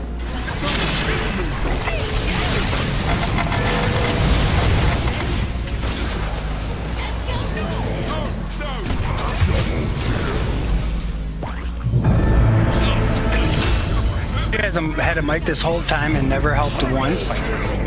That's crazy. You guys have mic this whole time and never helped once. We got you. Guys, I'm just pretending to be retarded.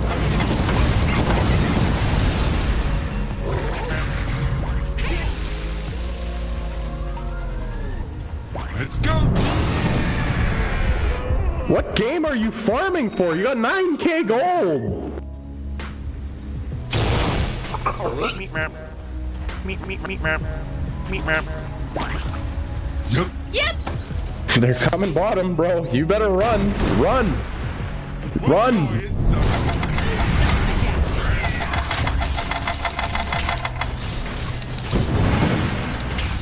Let's go, Squawky. It's not done yet. After you.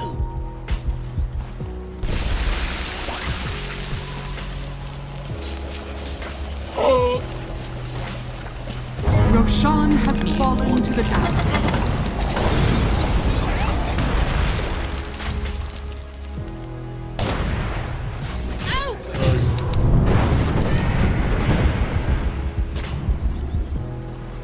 Let's go this way. I thought we were!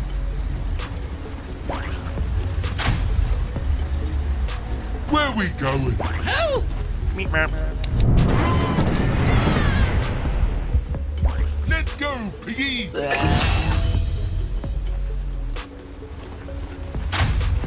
Out of my way! Hey.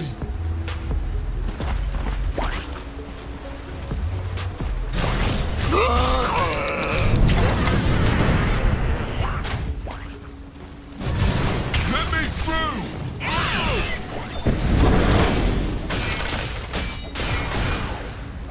Let's go, Scorpion.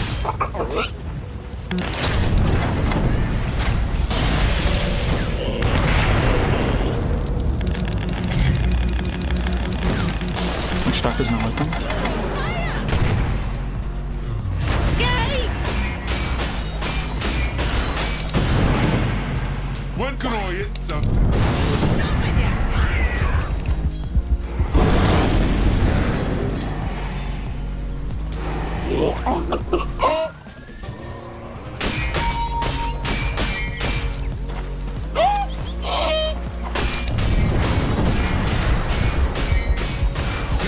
Tony? What? Is he chasing or? Yeah, they're chasing Troll. Dire's courier has been killed. My turn.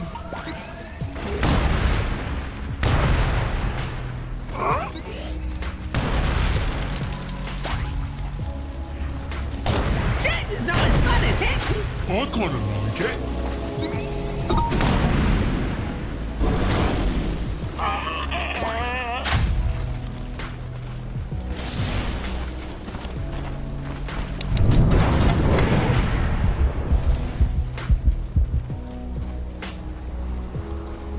Let's go north! No, south.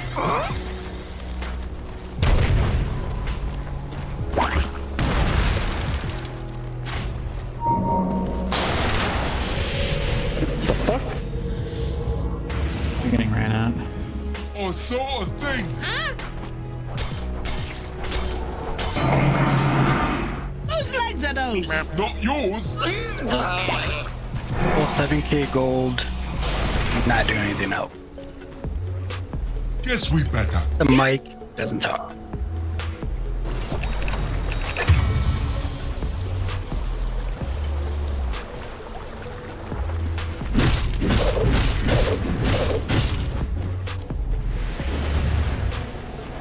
Yep! Yep.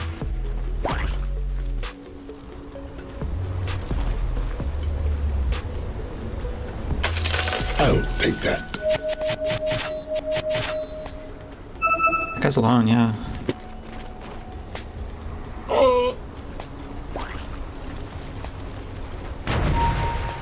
Why there? Who knows? Troll. How are you, DK? I don't know if I'll get there fast enough. I'm dead. Yeah. This is actually a situation I can fight Slark. Yep. Yep!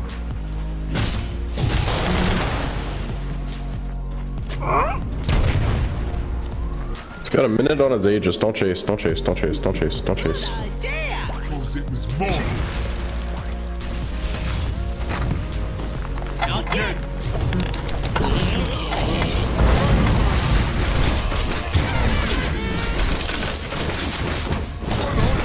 Minute on his Aegis.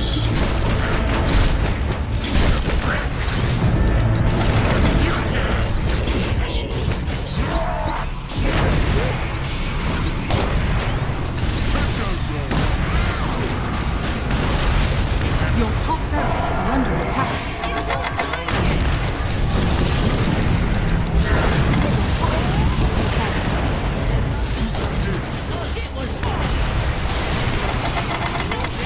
Got 10 seconds on the Aegis. He just walked in. Your middle tower is under attack.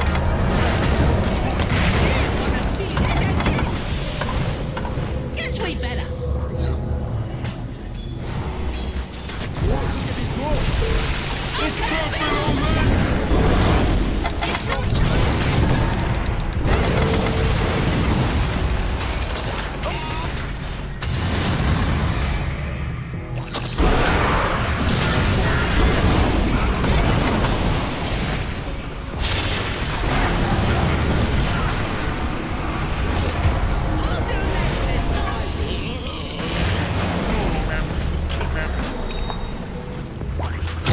Dire's structures are fortified. Your middle tower has fallen. Radiant structures are fortified. The enemy's middle tower has fallen.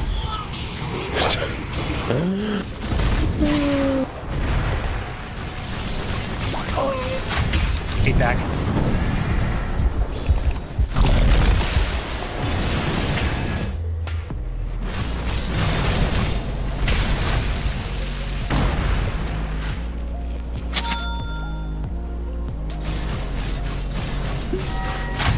Because now you definitely know that dude's trolling us because he has a mic and now is not talking. And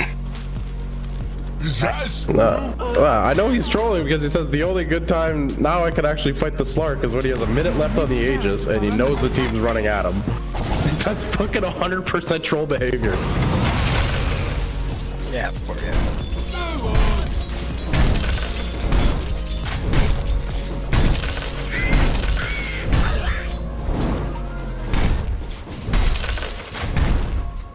Let's go, doggy!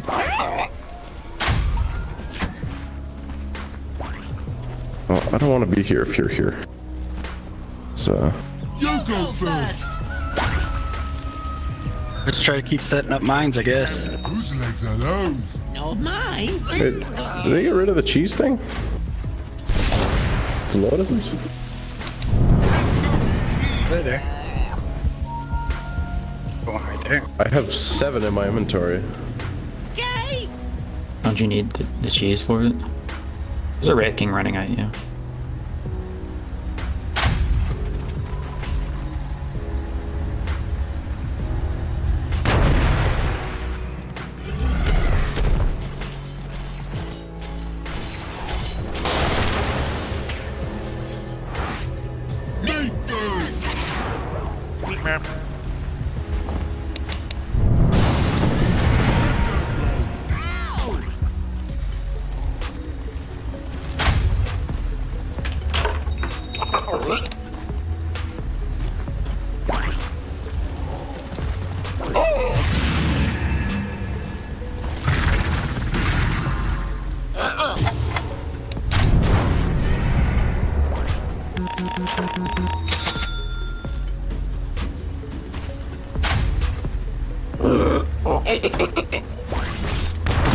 Your middle barracks are under attack.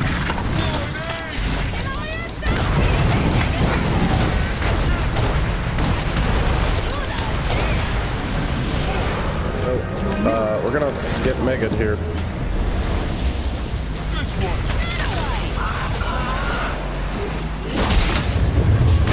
Alright, we're getting Megan yellow. Thank you. Now has Mega.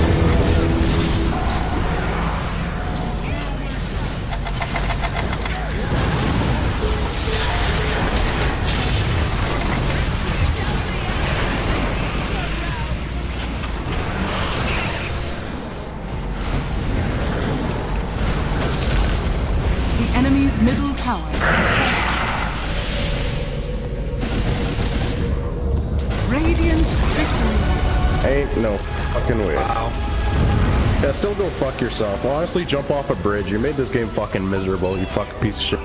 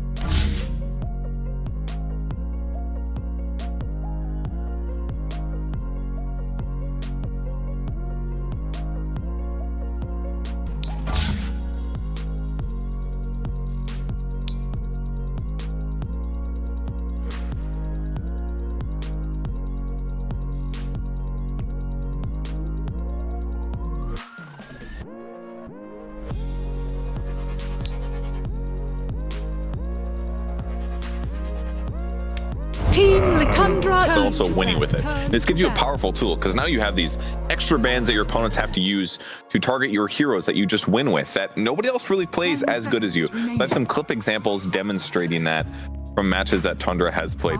First of all, people are playing Quap, but they're not going the dagger, right? So they think like, we're fine. We have this Primal Beast relatively protected from a Queen of Pain, and then BZM opts to level dagger, and he spams the crap out of it on analog, and he just gets a gigantic level advantage. That's just one example of them stomping this game where they won 3 lanes, by the way. The other places where that was very, very obvious was in the safe lane. But ultimately, getting Primal Beast behind, getting his levels behind are going to be a bad thing. Here's a new hero that no one else is playing really. Silencer, support.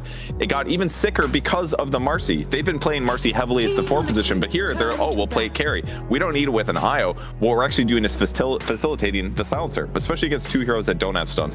What's really cool is at level 2 here, Drachio's 3rd skill, when he casts it on an ally, it gives them 75% of the same bonus for 10 seconds or something. That's 9% damage and 9% lifesteal. So that means White Mom, the Silencer that's normally squishy, he's chunking. He's hitting for 65 plus another like 10 magic damage per auto attack. And this ends up giving them just a really good fight to the death combo in a hero on Silencer where you normally don't expect that threat in a huge way. So they basically get to pick these weird heroes that their opponents don't necessarily expect. They play them differently than you expect. You end up losing your lanes way harder than you expect because the Silencer is now a gigantic threat with only 1 skill point in Glaives. And it just makes a laning stage situation where both heroes are terrified to even come close to you in lane. And then you just get free farm, the game gets completely out of hand, and that's how you stomp some games. So if Tundra can get these rare heroes and these good circumstances and dumpster some lanes, or just get some free game wins due to their slightly different hero pool, it's going to make this series really hard for Liquid. Rare heroes that are becoming a little bit more commonplace. Purge, thank you very much. You can join us down here because I do want to explore a little bit of Silencer because that's first Tundra debuted it, and now Effie, even BetBoom team's willing to run it. Now all of a sudden, Silencer's a viable 5 position that we need to be worried about. I mean, it's good. I'm glad that teams are experimenting with 5s because if you look at the recipe that teams are following, it's mostly 5s, a big team fight that can show up for that minute 15 Tormentor fight, which is why we've seen Jakiro become so popular, why he's so highly contested, because he fights these choke points very well. Similarly, that's why Phoenix is popular. That's why we've seen Winter Wyvern. Silencer, another hero with a big team fight spell that can be played from position 5, and it's nice that players are remembering that there's more than just the big 4 supports that we've been seeing. Another example would be, what 5 did we see yesterday in the last series? Abaddon? I was not in Abaddon Purge. There have been some Abaddon supports. 10 seconds remaining. I forget. Oh, Disruptor.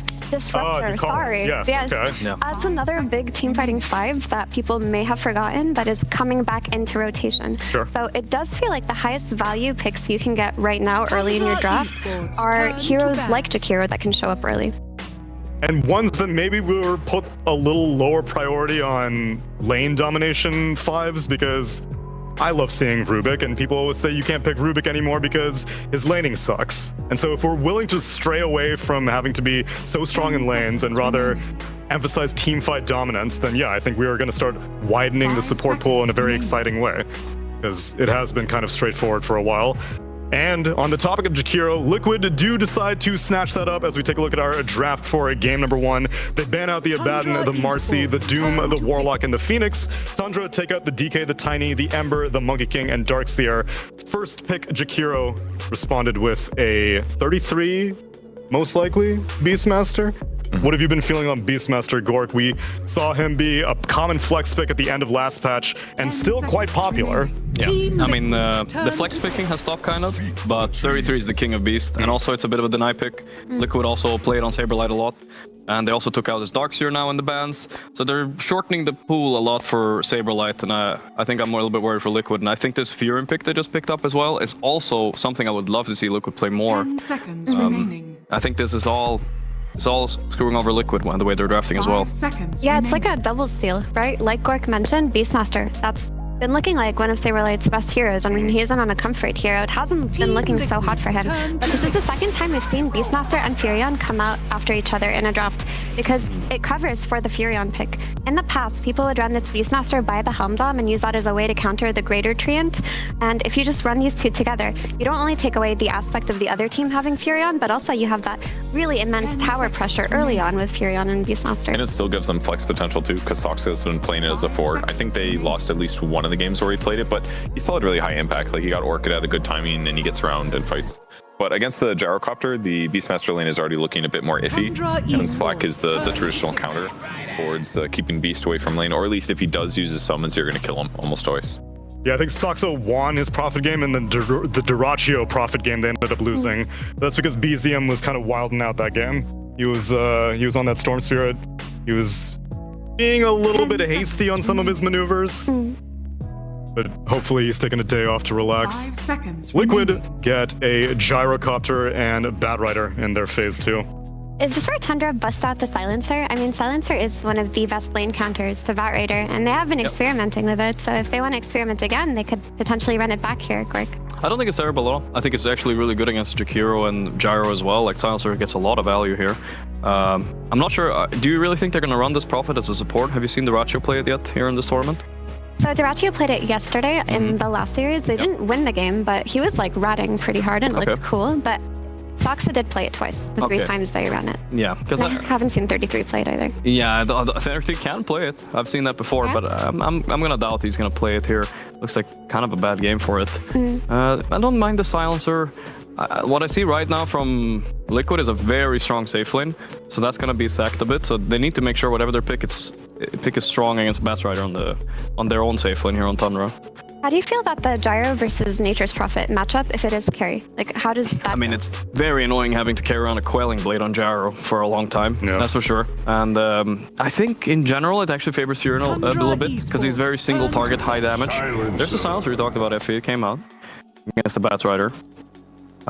No, I actually think the Prophet actually is a better hero in this matchup as a carry. I think another reason that Silencer just beats the Bat Rider right now really heavily is because you're also sucking his damage too with every hit. So you're increasing your damage every hit. His innate is doing lower damage as you're stealing his damage as well. So that Silencer Bat lane I showed you guys, just it didn't look close. It will be different without the Marcy though, because he's not going to get extra life steal and damage. This is a true Dota 1 lane right here, Silencer Sven. I like it. 10 seconds. Real 2009 throwback. Yeah. Sven versus Gyro? That's like a very old school carry matchup. How does that go? I mean, Sven has also, like, Gyro suffers the most from against carries with very high single target burst, and I think Sven offers that. I might be the biggest Sven hater on the planet, but if there's any game it's okay, it's okay here at least. What's your beef against Sven? I don't know. I just, every time I see someone playing it, it feels like he's just running around in circles getting kited. Yeah. So there's some good kite abilities on the Liquid side too. He's gonna get Flame Breaked and Lassoed and Ice Path and attack speed slowed. But they did buff his damage a decent amount, so maybe he just kills him in 2 hits and then he doesn't have to worry about that. I think the cool thing I've seen about Sven so far, we haven't seen a lot of it, but Team Spirit did try it one time on Yutaro. They were also Radiant side, and basically they're just stacking up that Ancient Camp Radiant side for the Sven, taking it, and holding that safe lane tower for as long as they could with Warcry. But in this game, you're not really getting a lot of value out of Warcry. It's mostly magical damage coming out of Jakiro, Bat Rider, and even the Gyro is mostly magical early on. Yeah, that's true. One thing I do like about Sven right now, though, is that with that Ancient Camp right next to your safe lane, having a hero that can do Ancients really early in the game, it's just a nice little thing. Whether you're a life stealer or someone else, he can just pop his ulti. He has to walk like 600-800 units, and he's already there at the Ancient. So it allows you to make better use of your first God Strength, whereas normally you'd have to walk a lot farther or find a stack to do it. The thing is that if the Warcry isn't that useful, then the theory of a support Sven flex is off the table, and that means that that's been off the table for a long time. It's been good for a while. But that means that your Nature's Prophet is probably Soxa, and Beastmaster's probably 33, which means it's 2 heroes with summons going into a flak cannon. Well, to be fair, the Nature's Prophet only has 1 summon, so it's like less bad. It's actually a counter, really. You're putting all the trees into 1 mega Meepo Treant who can only take 1 flak at a hit, so. I have a question for Gork. Yeah. If you're Night Stalker this game, do you go the facet where you get the added level on your Void, or do you go the facet that basically gives your Dire Side Tormentor at minute 15? Well, I think the Dire Side Tormentor is slightly more valuable, but when I read the other facet, I'm surprised I haven't seen much more of it. I think it's actually a pretty good facet. I wouldn't be surprised if someone tried it, but I have yet to see anybody even experiment with it yet. So I think Miro on Budboom tried it one time, He did, and I think in one game he took it, and the other game he went for the Mana Void, the Void level. well because he said, I don't want to mess with the map. It's already confusing Yeah, me. it is pretty confusing where the Torment responds when you have Night Stalker. Because it doesn't even happen like on the minute. It happens like a few seconds Like after the 15 minute. seconds. Yeah, 15 seconds. Yeah. Actually, it was Liquid that played against it, and what Yeah. they did was they quickly went minute 15, did the Tormentor before that Before it boom was ready, jumped over. before it stopped Yes. over in that 15-second I period. remember that. And Betmoom are all waiting on the other side, confused. But I really do like the Night Stalker though this game because if you look at the Tundra heroes, they have a lot of really scary heroes. If Tundra gets to choose when to initiate, it could be Sven blowing up one guy in 2 seconds. It could be a Beastmaster roar into a support dying, or it could be a global silence at the wrong time. And Night Stalker, when he uses his ulti, he's going to give them a much better shot of actually spotting their opponents as they're setting up to take the fight, and they can take an ideal engagement where they at least get a couple spells off before they go in. For sure. I think the highest value that I see this Night Stalker provide is like just getting that early Blink Dagger and just going on the silencer every fight. Because if you look at the way Tundra want to take these fights, they want to go in, roar a target, and then just dump all of their single target bursts on it. But if you counter with the, you want to cover it with the global silence. Unless he gets irresistible. Unless you go on silencer, and then suddenly, if you're Liquid, you can counter initiate. You can use a lasso. You can use an ice path. You can help the target that's getting roared if silencer is gone on. Get on top of the silencer, take him out, make your team fighting easy. Do you think he'll get the cannot be silenced facet though? That was a funny take. It's mostly bad, but like there's a couple rare cases where It I'm like, might pay it's off good this time, yeah. Maybe for once. Like he could guarantee that he global silences if he doesn't get lassoed.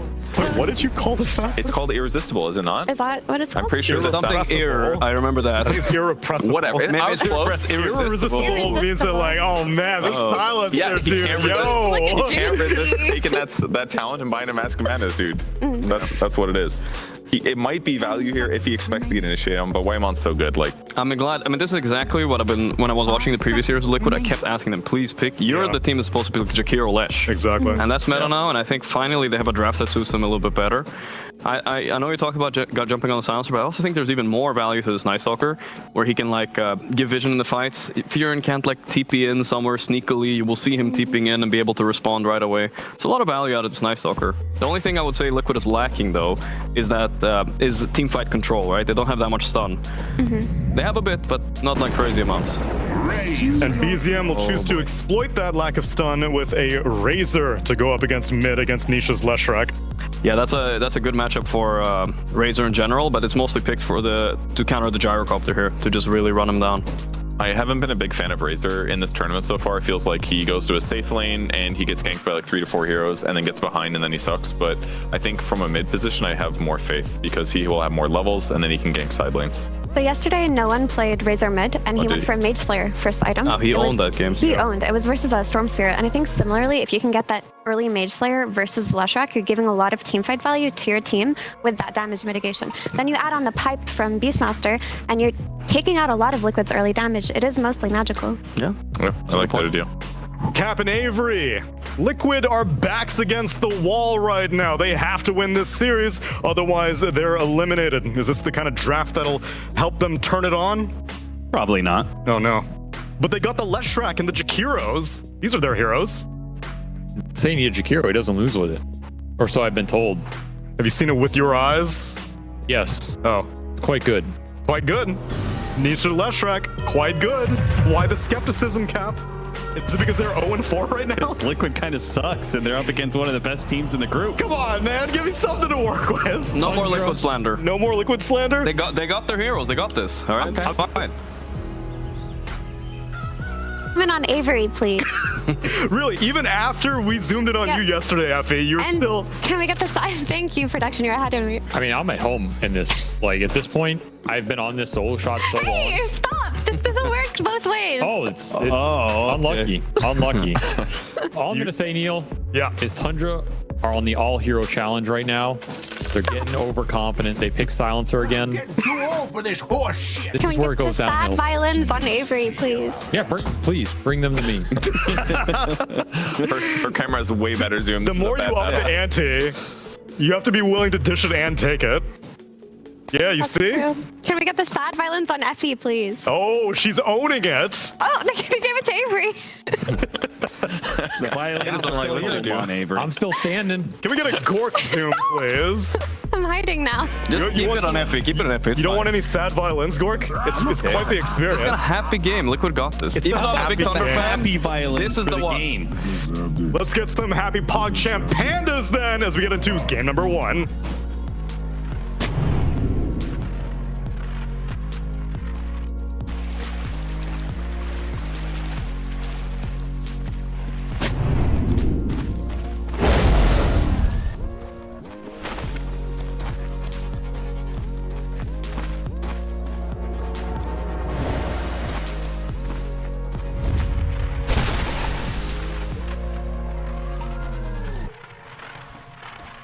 Well, it has not been a great group stage for Liquid so far, but it would be kind of Liquid fashion to turn it all around right at the very edge of the brink. I thought that panel segment going into this game was very fitting, Austin, because as Sun Tzu says in The Art of War, let thine enemies be their own undoing. And as we saw, Effie was her own undoing in that segment. And perhaps Tundra will be their own undoing here because they've gone back to the Furion Silencer, a port duo that they are 1-1.5 with because they ended up playing the carry Furion. But do you have faith in this support duo as much as they do? Very janky. No, not terribly, but it is kind of interesting, the double global idea between the two. If they can combine that with BZM's Razor just running around and killing stuff, I'm kind of digging it. I do like that they picked up 2 core stunners / initiators in the Beast and the Sven. I think if you run janky support duos like this, you need cores that make up for it and make the game easy to play for the fights. So they got that. And that's the part I think can make it work here. And I agree, the Mage Slayer Razor could be a real problem for Liquid here. Negate a lot of the Leshrac damage, be a big problem for the Gyro. You have Global, in theory, to bail out the Razor versus some of the control between the Batrider Jakiro support duo. Night Stalker, I could see causing problems for Tundra in this game. But you do have Primal Roar for him, so... yeah, there's counterplay on all sides of this game. Ultimately, it will just come down to how well Liquid play, though, because Liquid has been the team that's struggling immensely here. Yeah. And needs to just rectify the gameplay more than, oh, some draft is suddenly going to make them come alive. I was looking at Sun Tzu quotes. Definitely none of them match what you said. Oh yeah, I made that up, but it's I know you did. I know you did. But they did have one. If you wait by the river long enough, the bodies of your enemies will float by. Yeah, that's the one I was going for. Right, because there's a big river in the middle of the map. That's why you were thinking of it. Yeah, I misremembered it there. Sure. Probably got like one word wrong, but it'll be the Silencer going down first, so no early in for Whitemon pays a big price. And the Liquid offlane off to a good start. Yeah, that's already a very promising situation for Liquid building up. Now, maybe some of it is the fact they're up against the Silencer and they are a nighttime Night Stalker, but, you know, never look a gift horse in the mouth, as Sun Tzu said, right? Especially if it's across the river. Yeah. Racho forced under his tower. Regen is getting worn down bottom. Twitter just winning every trade down here. And there's also a Sven in this game. Where did this hero come from? Dire's middle tower is under attack. Well, you were talking about the carry items of the patch. If all of them kind of suck, then the heroes that have their own farming mechanisms are best, right? Gyrocopter, Sven would be one of those, right? Nothing really touched Mask of Madness. I think Sven thrives when all the farming items are garbage, but I'm not sure all of them are garbage. I think some are just better than others. Because generally this hero wants to get ahead and use the advantage to push the carry versus carry matchup. Yeah. I just don't know if you're actually doing that in this meta versus a lot of the meta carries by that large a degree. And I think his laning phase is pretty mediocre. I don't know. I think he's just in the middle of the pack. I just didn't see some crazy reason for Sven to come out in this game. There's a lot of magic damage on the side of Liquid. You're not getting huge value out of the Warcry. Maybe they just wanted an Ancient Clear, but you have 33 Beastmaster who's always doing that anyway. Maybe it's just Arachio. Get on board, pick me Sven. It doesn't sound too far off the mark, honestly. Foxy just continuing to terrorize this bottom lane, whether it's between the flame breaks or running at the silencer with sticky napalm. This lane is not going well for Tundra. This Sven is really far behind. He got punished, had to go to base, TP's in, gets punished again, missed a lot of CS down here. I didn't even know, is he dead? Does have Stormhammer, and Insania's cut it in, but he is a little bit late to the situation to cast any spells on him, throws out a dual breath, get some damage on Whitemon, they'll get 1 kill out of it. They're still gonna chase, still gonna maybe do some diving here as Dyrachyo cuts back into the tower, runs into Insania, slowed down by Sableye, blood grenade on him, and he's dead. I mean, this lane is just garbage, honestly. Like, Silencer Sven is not a real lane. That's a lane you hope the opponents do nothing in. And Tundra are feeling the heat right now. Nice rotation from Insania. Might be dead, though. Yeah, I'll die for it. 1 for 3. Not too bad. Plus 1 for Whitemon. Pick up for him. But Dyrachyo's going to have his work cut out for him. I think this is the worst start we've seen him have in a long time. Even just went in for the raindrop. Yeah, it might feel good in the skirmish, but that's extra gold down the drain. Another issue that we've talked about with Liquid, off-lane duo not necessarily having the best synergy together, but also the fact that they very often will sacrifice Saberlight and his farm. Saberlight is doing fantastic right now off his lane, and I think it's a pretty damn good Night Stalker game for him to play, too. He's going to have some easy pickoffs in the Silencer and the Nature's Prophet.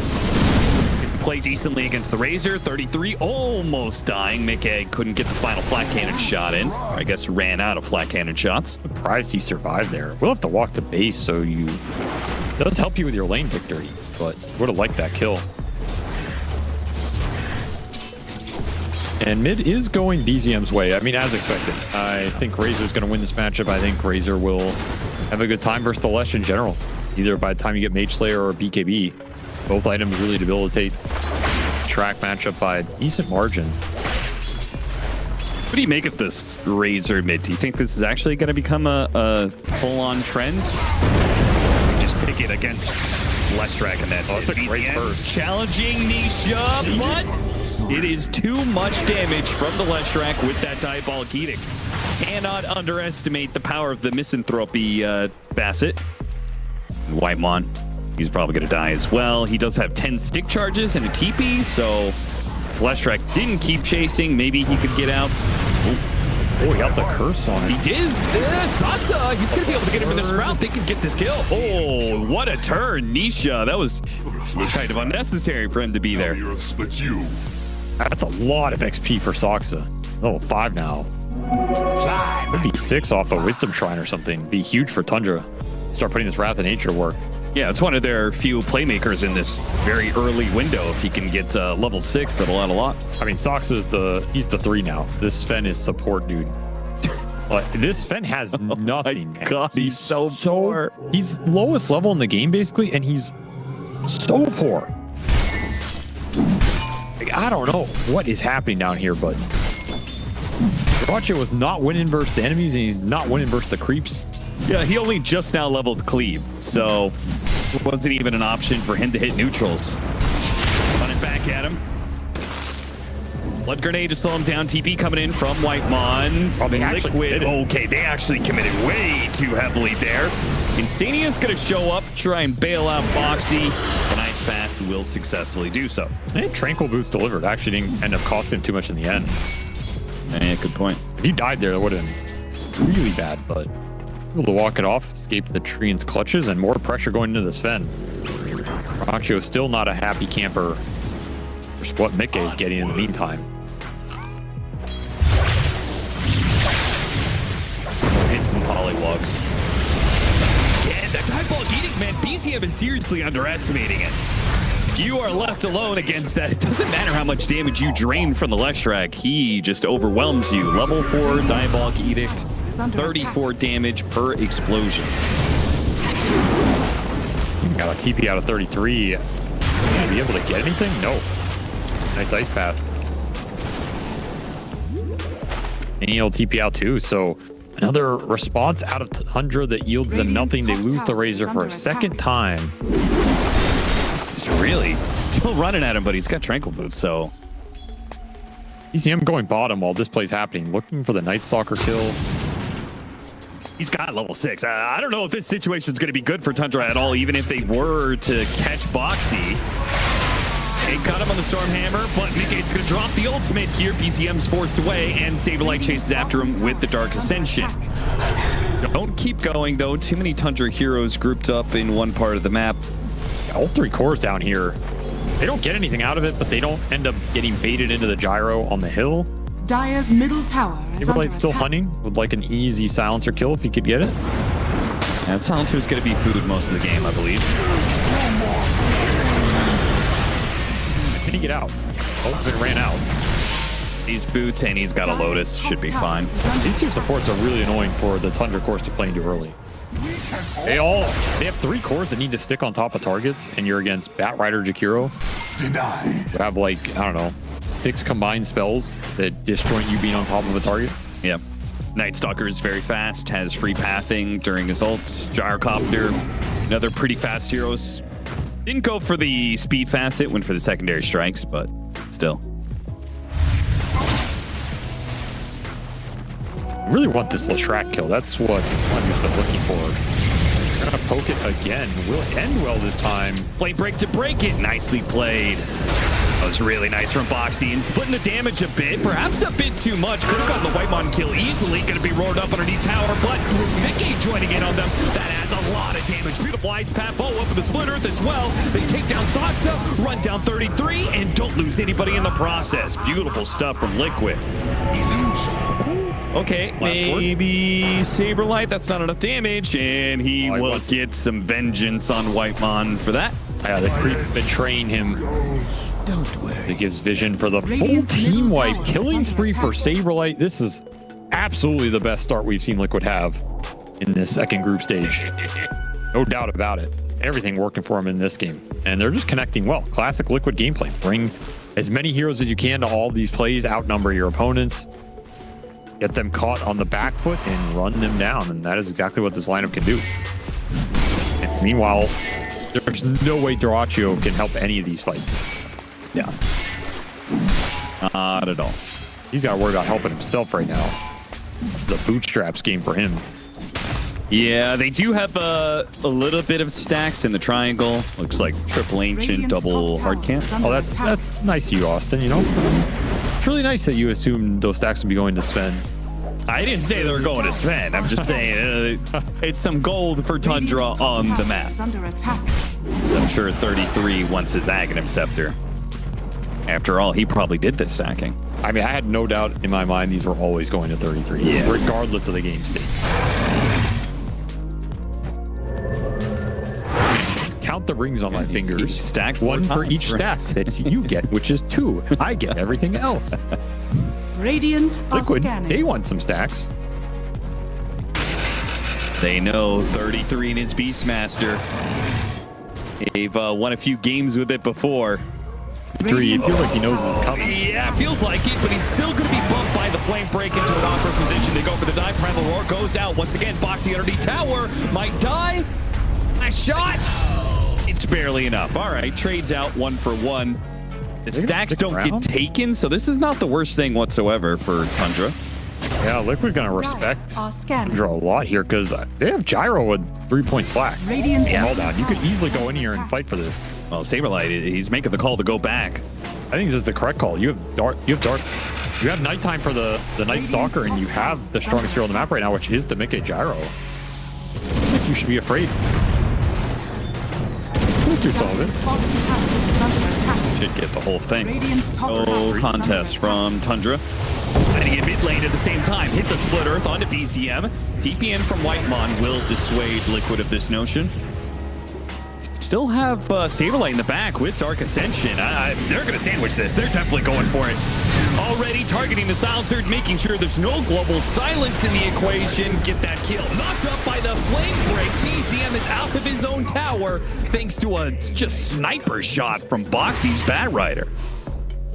Easiest fight of Liquid's life. You get the Night Stalker flank, darkness onto the Silencer, no global.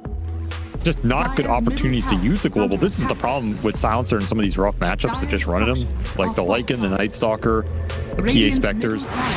Your window to use global is incredibly small, especially if you don't have a strong initiator of your own, which you just don't have because their 2 initiating cores got so far behind. Dire's bottom tower. I'm not really sure when you're supposed to pop this global in the fight, and I don't think Whitemon's sure either.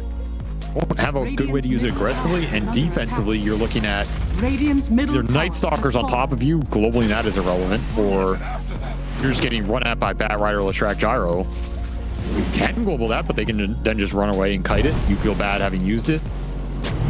Or certain spells maybe already committed. Like, Lesh isn't super effective. He's already activated Pulse Nova, Diabolic Edict, and Gyro's already activated Flat Cannon. Oh, heads up TP. There's a lot of spells Liquid can just throw out and ignore Whitemon's presence. This is why Silencer's super hard hero to execute. The games that looks good, you're like, oh, I can see why people pick this hero. The games that look bad, they're spamming that report button. Yeah. And sending him into the Herald realm. And Liquid is about to get to the point where they take some of these outer towers and the map starts getting smaller and smaller for Tundra. They took the mid tower and Saberlight has license to take bottom. Radiant's bottom tower is under attack. Radiant's bottom tower has fallen. Straight into Tormentor. Yeah, good time.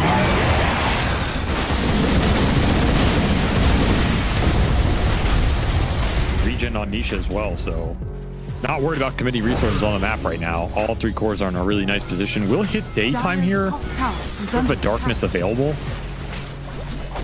But I think Liquid are not going to mind chilling a bit here and just farming up. I don't think they're on some massive clock right now, especially with how far behind the Sven is. Yeah, they haven't seen the Sven in a while, but we know his net worth is certainly not coming close to anybody on Liquid. He's slowly recovering. Just going to be a long path to get there. Yeah. Dire are scanning.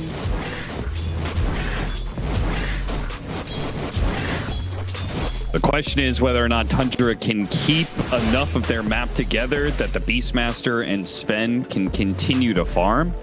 I don't know if there's going to be space on the map for BZM, honestly. Between having a support Nature's Prophet, who is probably taking a decent amount of farm off the map as well, somebody's not getting something. Oh, it's Whitemon #1 then. Well, sure. Yeah, I think it's Terraccio taking the back foot, honestly.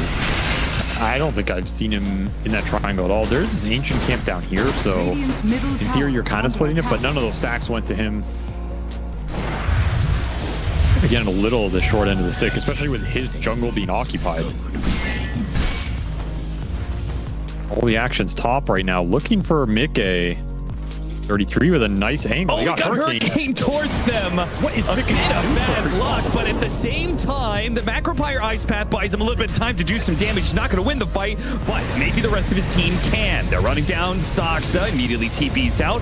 Beastmaster's going to be a bit slowed down there. They are splitting their focus quite a bit, but it looks like BZM's going to be overwhelmed by the 2 cores, and Boxy does manage to man up and take on 33. Terraccio TP in there. Absolutely rethinking that one. This is completely lost fight. The link got instant broken on the Razor, trying to link the Night Stalker. Not a target you're going to stick on anyway with this Dark Ascension. He's max move speed with phase boots. What is Mickey's issue with these neutrals, man? I don't know. What are the neutrals' issue with Mickey? He got beef, that's for sure. Not the good kind.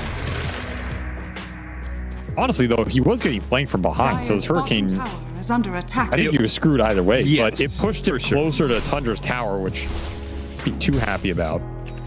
Nonetheless, it's a good fight for Liquid because the other 2 cores just get so much work done. And this Night Stalker is completely unimpeded. Downside of using Roar on another target, if you don't have Roar for the NS, I feel like it's a completely free game for him. Zero control. You have Fury on Silencer support 2 versus Night Stalker. Were you sprouting this guy? No, there's nothing. Yeah. Tundra in trouble here. Down 7k, and fights don't look like they're necessarily getting easier. Ags is done for the gyro. The farm's going to pick up for him. The question of what are you going to do about the Night Stalker? What are you going to do about the Celestial soon?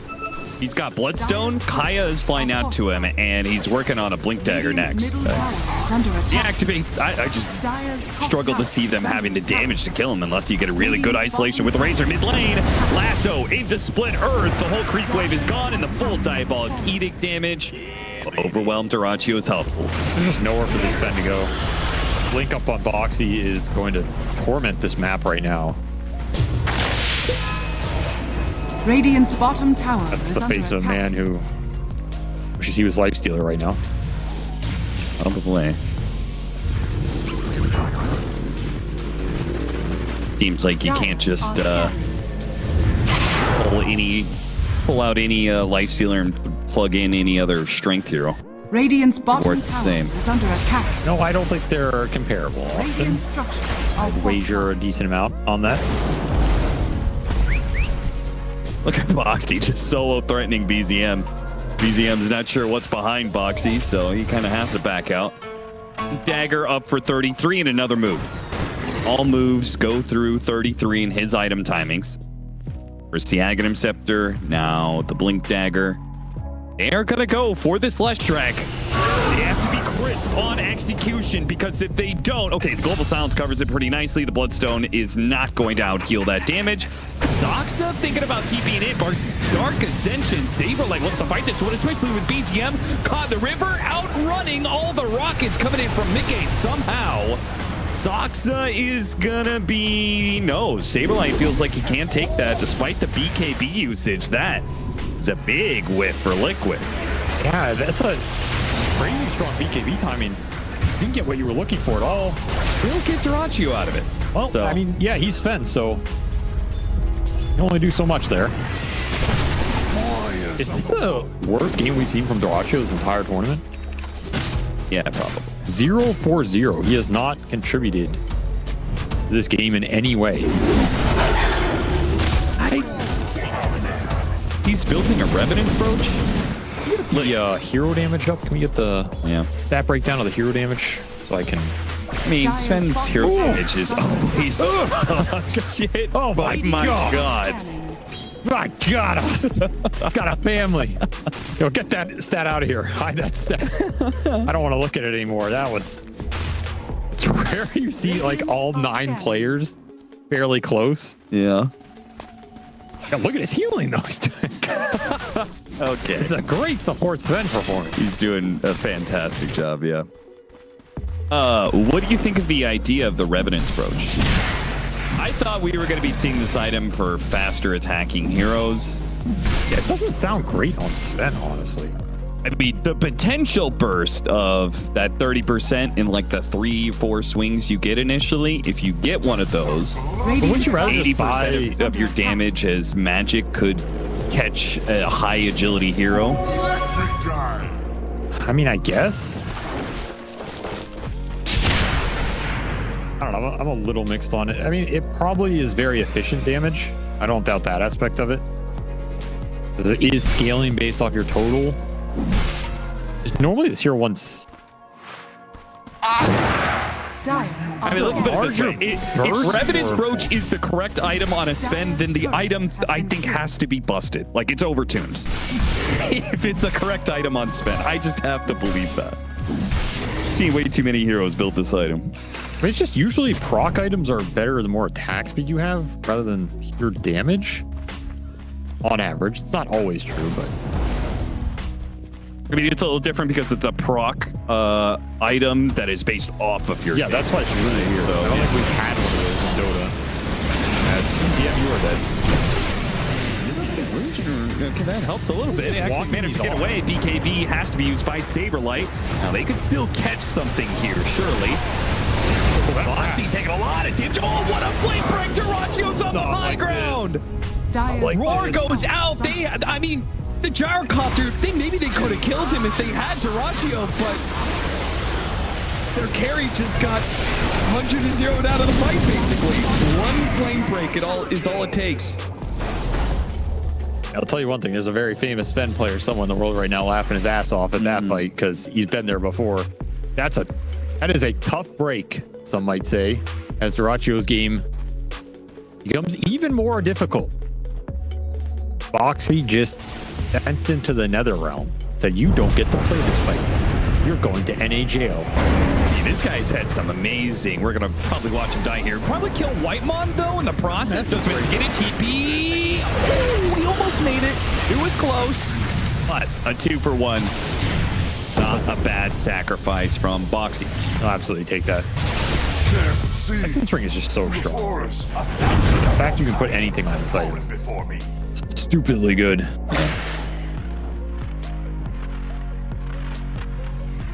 PCM has been very tanky in this game, but the fights are just crazy disjointed from Tundra. Like, none of the cores are going on targets at the same time. This fight could have been different if you don't get clipped here. Yeah, he's hugging the cliff area and boop. Yeah, it's just honestly, it's unlucky for Dyrachyo. I don't know what he's supposed to do there. Yeah, imagine they roar, global silence. Dyrachyo is able to all in Mickey with 33. Yeah, that fight did not look too bad. That Wrath of Nature did a lot of damage.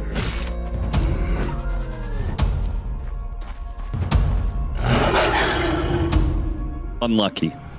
I think that's what he said. That's what Insania would say in that situation for sure. I don't know if that's exactly what he said, but...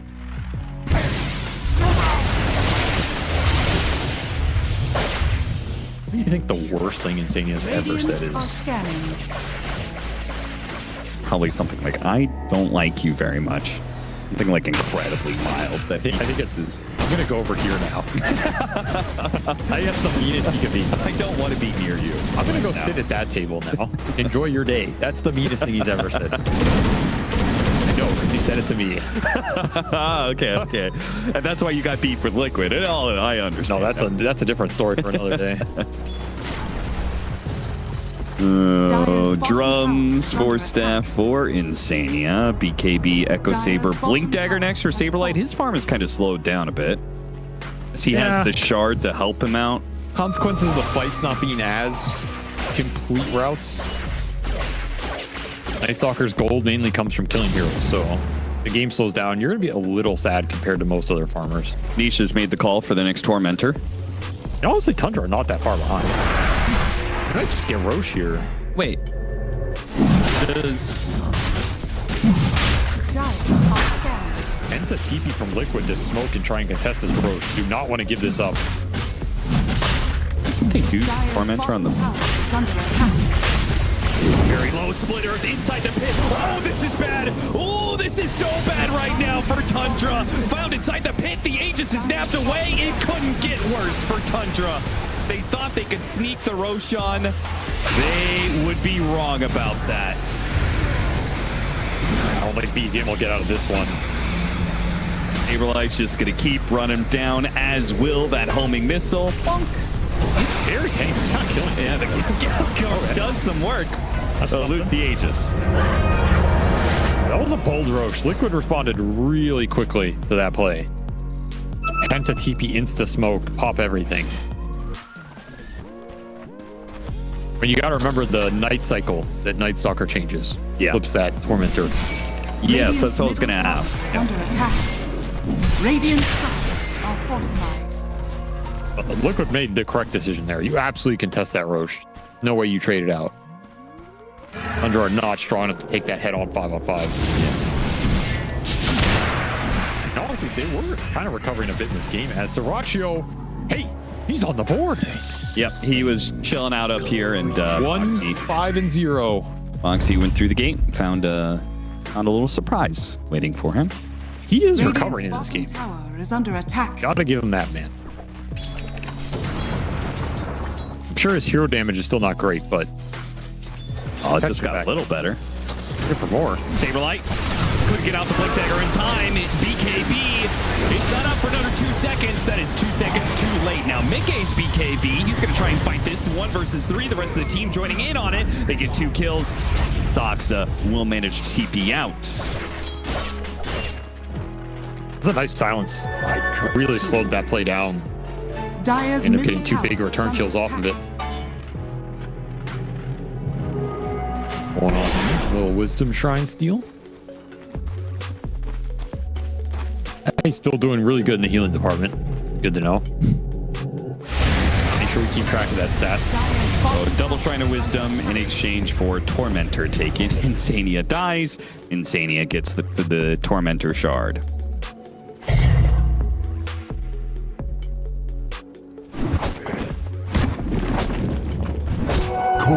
Nisha is going to take his Kaya and turn it into a Kaya Yasha next. Then I assume you get Yule's Wind Waker? Let's go here. BKB, Saberlight's fine, but getting Dark Ascension. Oh, still got him on the nap. The lasso pulled back in. BCM goes to the TP. Oh, what a smart TP. They used all their stuns. I got global. Oh, okay. Good save. No void. Nothing to do there with the global TP. And Tundra trying to rally behind this bottom. Looking for some sort of counterplay. Yeah, if Saberlight was a little too aggressive there, they'd easily kill him, but no. The thing about this game right now is Tundra aren't that far behind, but a lot of their gold is in small utility items, which normally pay off with their style of fighting if you have consistent damage dealers. Just the consistent damage dealer in the Sven and the Razor, one of them has usually been missing. I feel like you can kite these fights out, but how do you ever go and commit and win them? Yeah. Maybe one or two more sets of items. They do have a lot of utility right now. They have Double Glimmer, War Staff Drum on the Silencer, other Drum on Soxa. A lot to kite around with. Lasso is really important for Liquid here, and the Blink on Nisha. Combine that with the Shivas, he can get immediately in there. This is a hard target to go for. Gale guarded Shivas, Leshrac, and give it a Force Staff. Just a little bit of bump is enough for Nisha to turn it around. They kill 33 before the TP can complete, and now the lasso catches BZM as well. I feel like there's a lot of targets that Tundra can go for. Nisha's got to be the hardest there. Nice path that'll stop that TP out. That is not the hero they wanted to run into, especially with Liquid all behind them. I think they can solo focus anybody down in this game, but only if they're isolated. Radiant's middle tower is under attack. Man, BZM's I'm kind of growing to BZM's mid-Razor build. This is something. Mage Slayer, Glimmer Cape, Manta style. He's just so tanky every single time, combined with the neutral items, right? Because he either gets Brawny or Lifesteal every single time. This is what we saw from No One in that game yesterday. Tower is under attack. Incredibly beefy. Radiant structure. Well, like he's not even having that good of a game, but it is impressive how long he's able to survive in these assaults. I mean, is anybody on Tundra having a good game here? No, certainly not. Maybe Soxa, but I mean, just owned him. I can't believe Dyrachyo has gone this long without trying to kill a hero. I think it's because he can't kill a hero. Radiant's middle barracks. Do it normally. It would say, I don't think that's ever stopped Dyrachyo from trying. Radiant's middle barracks. Just because he can't doesn't mean he won't try. Dire's bottom tower is under attack. He's flanking him right now. He is. Maybe he's finished. He's got BKB, Revenant's Brooch. It's some sort of dream scenario. Smoke from Tundra. They have no way to make Liquid clump up. They're going straight into a high ground ward and nighttime Night Stalker. This is a really tough initiation. Pop the Dark Ascension, knowing that some heroes are cornered here, backs against the wall. They go after Whitemon and get the grab on Asaxa. Now, Dyrachyo did begin in one good swing. It gets in a couple more on McGee. Does he actually kill McGee? He does. Got him in the roar timing there. BZM still being run down by Saberlight, who now pops his BKB to ensure the kill. He's in so deep, though. Is he going to be able to make it out? He gets over the trees, blinks up, and away he goes. Nicely played. TP in like Dyrachyo. They want to try and catch him on the way out. It was a nice idea with the Curse of the Overgrowth. Try and give some vision there of the Night Stalker. I mean, there's some damage from the Sven. 4K. Probably doubled up his total for the whole game. The damage was pretty intense considering that he had BKB going, so he had the 60% magic resistance against the Revenant's Brooch. I mean, his hero still hits incredibly hard. The Gyro doesn't have any extra survivability item. There's no evasion, there's no extra armor or anything. So he's got no lifesteal either. Still have to respect the roar plus Sven hitting you combination if there's no force stabs or anything. Not a bad fight, Tundra. I mean, they're still very far behind. And you are worried about the Lesh and the Night Stalker picking up the scale alongside this Gyro. otherwise, looking pretty great, you know? Things are on the up for Dyrachyo right now. Dyrachyo stocks for this game haven't been higher, that's for sure. Radiant's bottom tower is under attack. 4-man smoke up. Time to keep this momentum rolling. Radiant's bottom tower has fallen. Ahead to Saberlight, who just took that tier 2 bottom. Gem on him, so he's a huge kill if you can grab him. Yeah, really nice. So he got that level 20 talent. Big talent for this hero. 20 strength is a lot of stats. He has Basher on top of it. Night Stalker is a menace.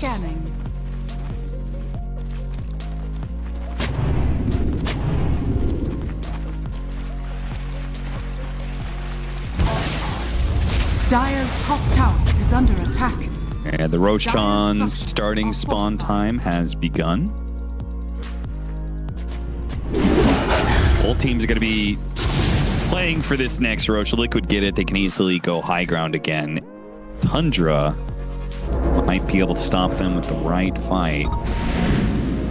If one more smoke left. Warriors of the wood. Lane is constantly pushing in. They'd have to go into a high ground. They found socks in the trees random.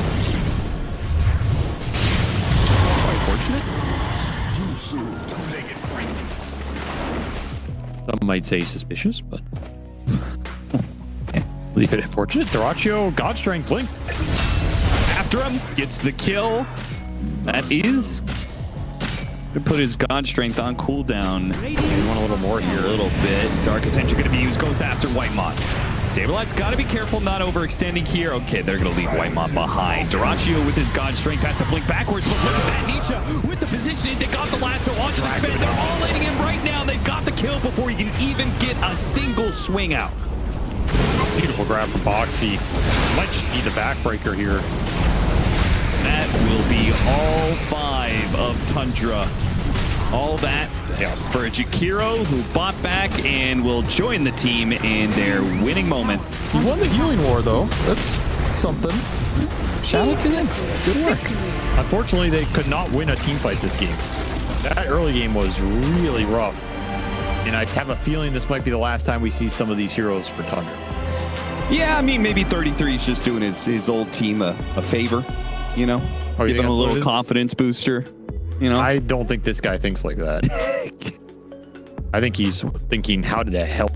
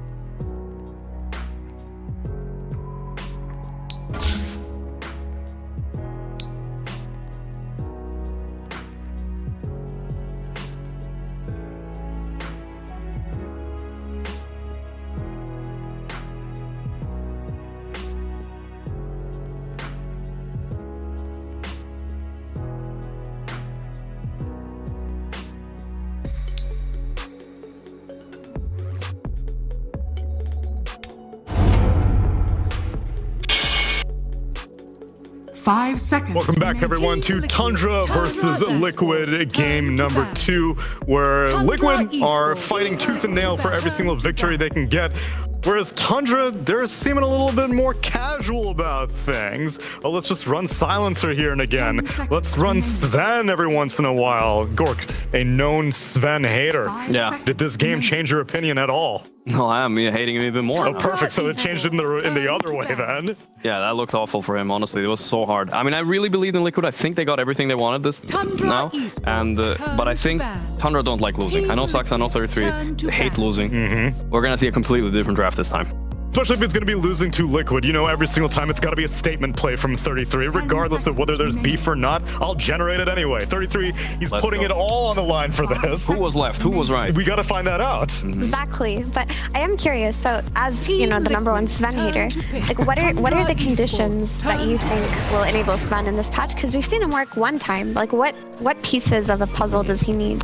That's a good question, honestly. I mean, I would like a good counter carry matchup, and also maybe an IO attached to him could help a lot. I think something like that. The IO does change some mashups then. It does. Okay. Yeah. So the Marcy was able to get away with it. The Gyro was able to get away with not having the IO, but maybe Sven needs a little bit more help. And we'll see if Tundra even opts for him. Meanwhile, we see Liquid get the first pick Jakiro. And Effie, you were positing that you really like when Liquid gets 18th pick. Well, we actually have the stats if we can see what Liquid likes to prioritize whenever they get the coin flip opportunity. Speaking, it's Shy. Stat? Let me guess. First pick? I'm sure they choose first pick. They choose first pick. Of course they do. It doesn't want to show. But I'll tell you this much: it is every single time that they get priority, they take first pick. And they don't care about Radiant. They don't care about Radiant or Dire. I mean, they're just not a cheese team, right? They don't have those. Honest Dota. Yeah, honest Dota. Maybe they're trying to find their limit test, like the strengths and weaknesses of both sides. Since the map changed so much, like giving up other teams to choose Radiant or Dire is a good way to learn what they think is good a little bit faster. Maybe they think the draft is legitimately better. Yeah, I also think to fully take advantage of second pick and drafts, you gotta have those players who can bust that, like, last pick Huskar, last pick Brood, like last pick things that people have no means to deal with. But do they really play Huskar on Liquid? Do they Not play much. Brood? I don't think Nishan likes it much. Because it's honest Dota from them. Meanwhile, Tundra, if you can take a look, Purge, at your numbers, what's their differentiation between first pick and second pick? Wow, it looks like 38% of the time Tundra takes first pick, and 54% of the time they take second pick. Because they're dishonest players. They're cheese players over there. They take their 24th pick and they throw those Huskars that way. Last game they threw a Razor, which is actually a pretty honest hero. But not always. It's not always. It's a little bit of a lane winner scum here. I don't know. Yeah, a little bit. Tundra does go for their Doom first, though. This is one of the few teams I feel like that is prioritizing this hero. They haven't stopped since the patch. 3-3 still wants to pick it. Some teams ban it against them. Not everybody does, though, but this game they're feeling comfortable with it. When we saw Paravision answer it with the Brew, they smartly banned it now. I'm not sure this hero has a lot of answers. We see the Lesher coming out from Tundra here. That's most likely a flex pick between Saxa and BZM. God, I hope not. I'm expecting to maybe see a Razor coming out for Liquid, because they do like the Razor. It's good against both of these heroes. 10 seconds. Do you still feel it's good against Fleshwreck, though? I don't know. After last game, I just feel like the Edict is so scary. You're right. It's a bit iffy, especially if you're behind. It doesn't feel good at all. Was it no one that played the Razor well? It was versus Storm. I think it's just a no one thing, genuinely. Like, that guy's just so good. I think it's a good hero as well. I think when both of your side lanes are bleeding, as a Razor, you can't really correct that. You need like one other lane to go well, because the side lanes are bleeding, so supports are rotating to his lane and killing him, even though he had such a good CS lead. And that's really what went wrong. I want to say that the IO is up in the air now, right?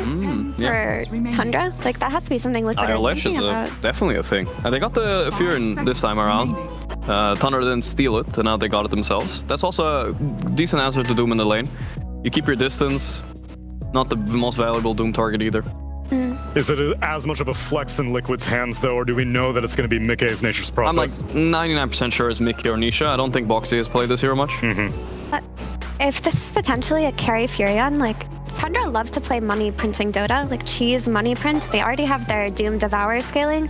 They love to run Alchemist in Doom as well, and just completely out net worth. And if you're picking Furion, you're like inviting an Alchemist pick even. Maybe, yeah. Well, Clockwork gives them some much needed frontline, and Clock plus Jakiro looks really good as well because you can initiate with Clock, guarantee your follow-up, including Macro Pyre, and you're going to do a lot more damage this way from range. So if they can just keep these scary heroes away from their cores in some kind of like longer range fight, then it should be really good for Liquid. 5 seconds Yeah. remaining. I'm just scared Tundra does like IO Alchemist or something crazy like that. There's here. definitely a few combos like that open. Could be scary. Liquid honest once again. If they do IO Alk, it would also justify their Broodmother ban, because we saw the Necrotic Webs be a real nuisance for Alk. Yeah, that's what I was thinking, because Brood is like a great counter to the Alk, and Tundra, like I said, they love to print money. If this Alk is on the table with the Doom, they don't care about lanes as long as they can out economy you. They will play them up instead of fight you. They had that one game with like a 60-something thousand gold. 70K, It was Doom, Alk, Bounty Hunter, all the gold heroes you could imagine, and yet they real struggled to beat it anyway. 5 seconds. The question is like, what are the solutions to Alchemist then? Because I don't think this carry Prophet plays against it very comfortably unless you just run at him. Yeah, I mean, he's a good. If you find a way to gank this Alchemist, he can connect pretty easily. So you can maybe shut him down in the jungle. If you pick something that can hunt him potentially. I mean, Night Stalker and Brood are both out.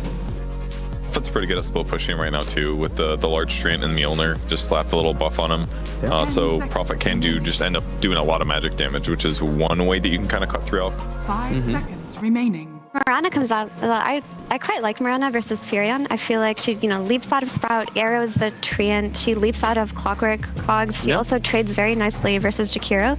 Looks like a strong Mirana pick here. Yeah, it's a good pick. Yeah.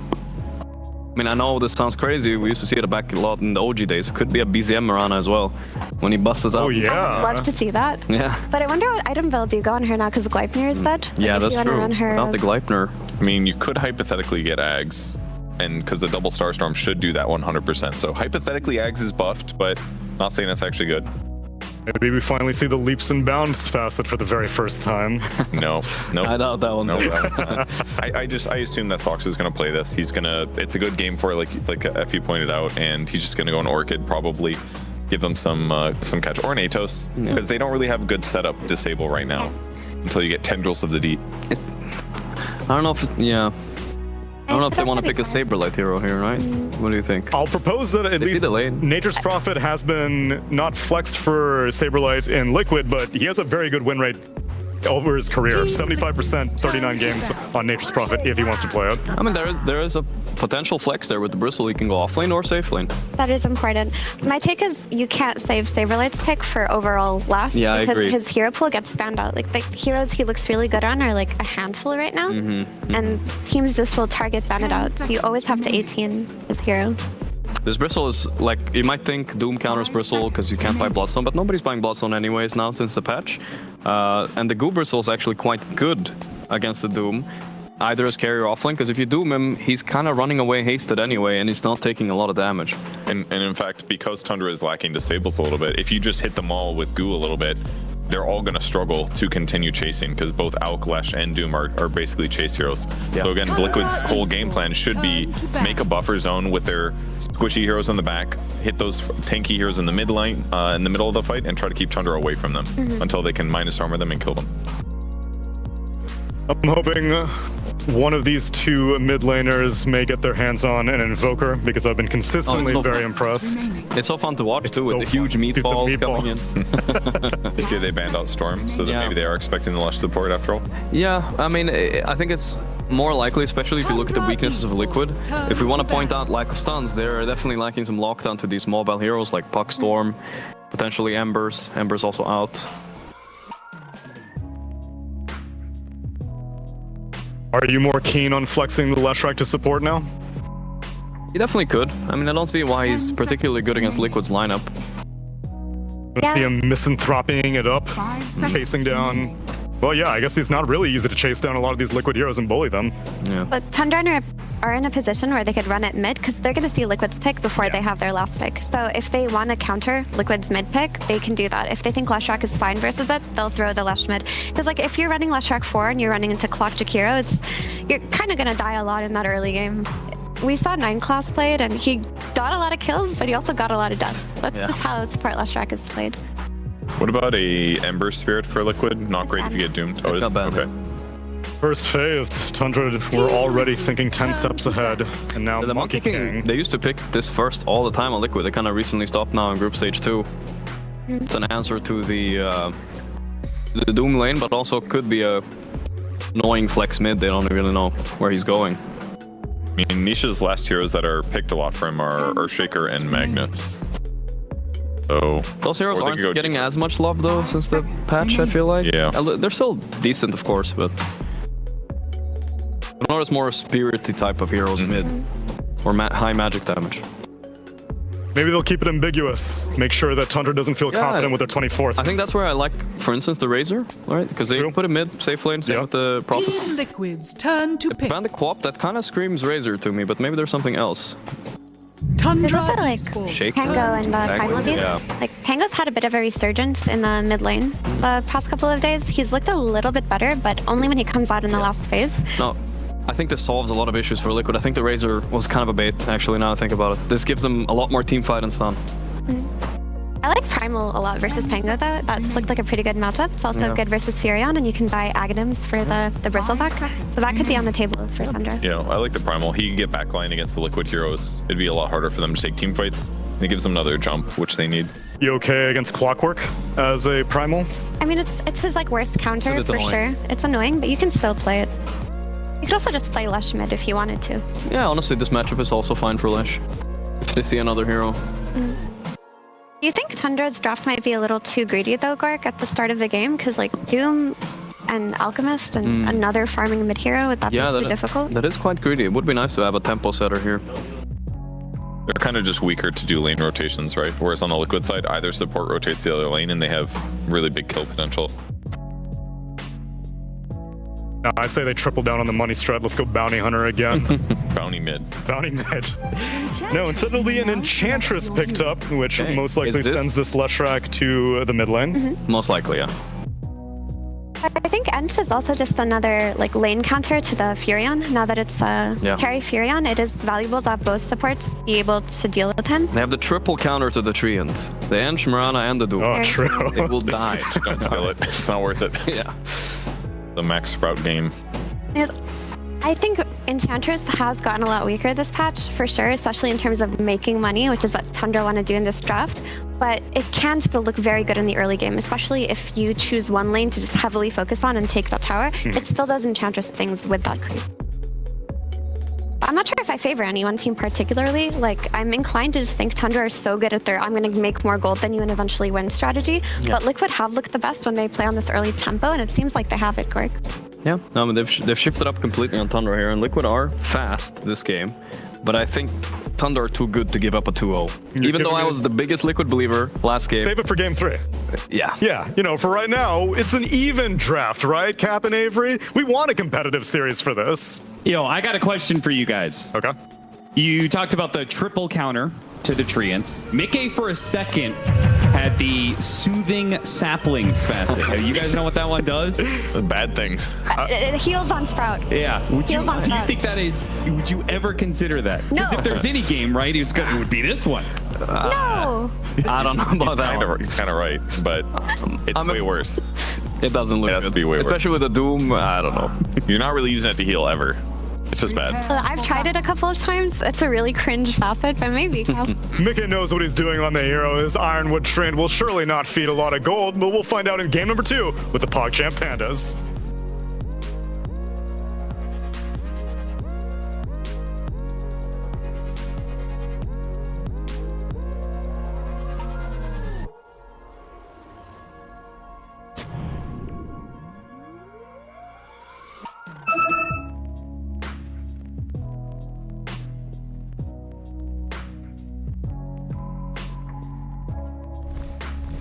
Talk about overreacting. That was genius.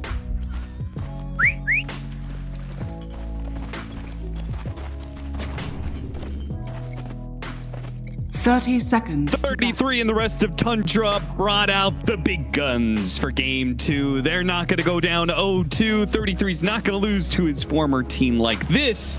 So he brings out the Dyrachyo Alchemist, the 33 Doom. We are just hitting all the favorites here. But will they win with it? I don't know. I'm going to make a bold prediction, Austin. I'm going to make a bold prediction. Okay. The battle begins. Liquid's going to 2-0 him. I don't think it's going to be close. Okay. All right. Why are you so confident? Never doubt the Mickey Furion. Okay, that's fair. This is a TI winning Furion right. 3 games he played it. 3 he won. 3-3. Omens. Mr. Walsh. Omens come back. Oh no. Okay. In order to win, Omens, Mr. Walsh. In order to win with this Nature's Prophet, what needs to happen? It's already happened. Okay, you picked the hero. What else? Been picked and was given to Mickey. That's all I need to see. I have complete faith. Treant or no Treant. Thank you. Thank you. You went Orb of Venom too. Pretty cool. Yeah. I mean, this new Orb of Venom is definitely interesting. Very different than the old one. The fact that it does so much damage for a single hit, now it goes on cooldown for a little while, but if you're a ranged hero like Nature's Prophet and you can just kind of get that free swing whenever you want, could be a significant damage upgrade. I think it's an item that will get some more play over time, but we're gonna have to get used to who buys it and how you lane with it. It's just so different than the old one. And coming in from behind, Whitemon gonna be in some trouble here. Saberlight right in the middle of all of them. Dyrachyo, he tried pretty hard to pressure Saberlight there, going underneath the tower and everything. They get doubly punished for it. Omens. That's all I'm gonna say. That's all I'm gonna say. Mickey didn't even need to do anything there. Just the power of his pick somehow compelled Dyrachyo to dive in that tower. Was playing this lane and he's thinking, Furion's gonna TP on me any second. I gotta do something. He just panicked. That's the pressure.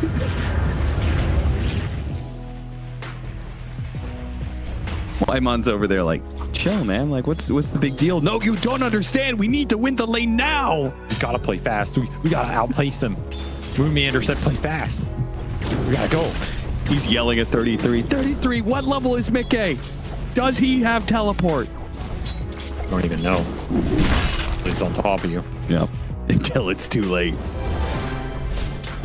Strong lane for Tundra though, and Nalka's doing fine. You mentioned that. Yeah, Mickey, well, not skilling the Treant. He's just playing lane straight ups. A wise decision. Sure. As it would not do anything here.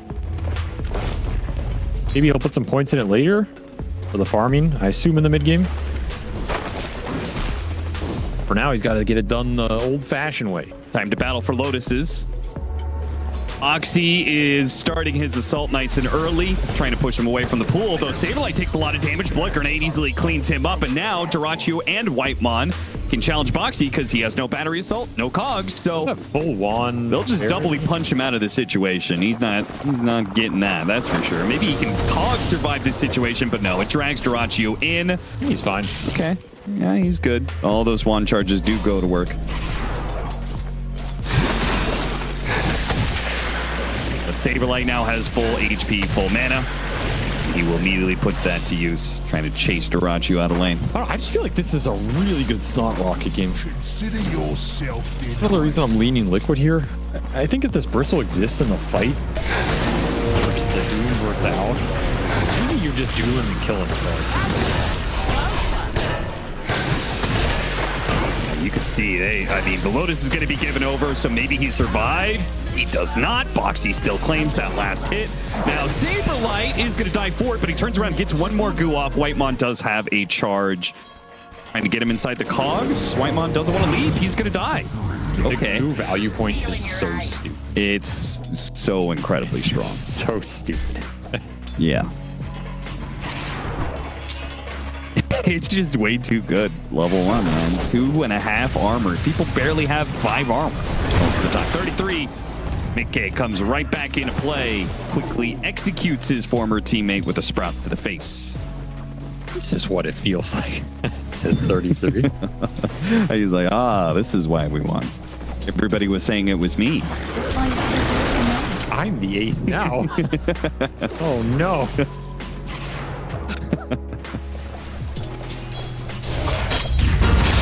That was been mid lane going. Nisha is at 23-4, 22-8, so BZM's got a lot of denies in, but Nisha still seems to be doing okay for himself. Yeah, I didn't have to invest in any extra regen, so just raindrop, Radiant splitting the water charges. I think Nisha's pretty happy with this start. Should get a 6 pretty fast here, and then Liquid can either look for the kill mid with some extra rotations or bring that Pango somewhere else. Oh, did you see Saberlight? Oh, block the arrow. What a play from Boxy. Managed to get him inside the cogs, too. Goo is building up once again. He is getting a lot of quill damage. Dyrachyo, the final quill. One more second. Oh, he was outside of range. He didn't commit. Saberlight didn't want to die for it. He tried to get the kill without jumping in too deep, and now maybe he dies anyway. He dies anyway. Oh, I mean, nice turn from Saksa to show up, but I think Dyrachyo should have been dead there. I think you just commit for it. Yeah. And then even if you die, you come back, right? And you're still shutting down this Alk in the early game, which is mega worth it. You also did have a Fury on port available for that entire sequence. Mickey opting not to commit it. Sticking on a 33-2. Wants to make sure this guy doesn't have a good lane. Gotcha. But maybe they dive a little bit too deep. Arrows up. Insania does manage to dodge that. And Whitemon with no more leap charges. Meanwhile, in the river, Foxy almost dead. Turns around, slows down BZM a bit. Nisha finally gets his level 6. He had to go back to mid to get an experience range. Bumps down BZM to the low ground and will get around smoothly in the corners. Oh no, the cogs! Oh no, no, no! Oh, that is so unfortunate. The omen's not looking so good. yeah. That's a bad omen.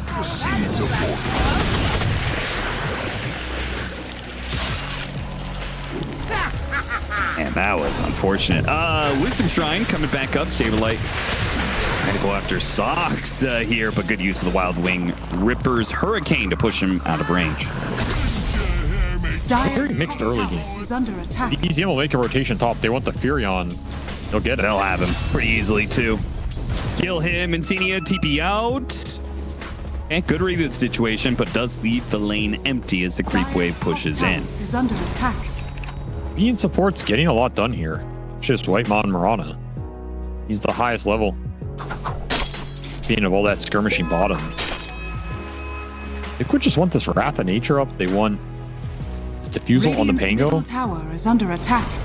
Then pick up the pace. Top tower is under attack. I want to let Tundra get away with too much here because you do have Alk Doom. We've seen what they can do with these kind of lineups. Yeah. The economic devastation they're capable of inflicting. Particularly the Alchemist. In that crucial level 5 area, if he gets to 6, he'll feel a lot better about abandoning his lane or bouncing back and forth. 8-minute power rune, BZM, unlucky. Dire's structures. It's going to be amp damage for a Pango. That's so dangerous. Saberlight going to be in some trouble. Double Star Storm hits him. And Dyrachyo just needs to get close enough for the unstable concoction. That'll lead into the arrow. That'll lead into the impetus. And that will lead to the kill. Now, Dyrachyo is still going to be the rebuttal, perhaps, as Cogs and Sprout, there's just so much stuff in the way. Yeah, Liquid are all here. Need that room to work. So Insania will join Dyrachyo in a trip back to the fountain. It dispelled the rune, though. Oh, that's good call. It is nice for this tower. I think Liquid could just push this wave and start hitting this tower. Suppose all that down. Whitemon's still lingering in the area. Sal's back up almost level 6. Yeah, they did spot him. They're going to come back down here with the Alk. He still doesn't have Chemical Rage. He gets the arrow from behind. Maybe this is a good setup, but the arrow is dodged. Instead, it hits a tree, and Whitemon goes to cut the wave. Very the Moonlight Shadow will be okay. Nisha, Infant's right on top of Nisha. They're going to try and change something here. Unstable concoction, split earth. He tries to jump away, but it's not good enough. BZM was just able to run him down with the AoE damage. Died to neutral creep, though. Oh, he did. Nisha gone. Predicted. 1 charges for Boxy. Boxy's going to try and... I mean, it's pretty hard to deny yourself the polylogs, to be honest. Yeah, they don't do the best damage. That was a nice setup for Tundra, though. We're just not ready for the early 6 on the Mirana.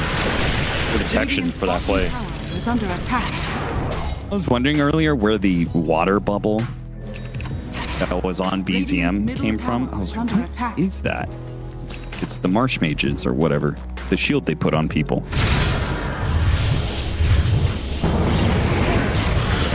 bottom on the ice path.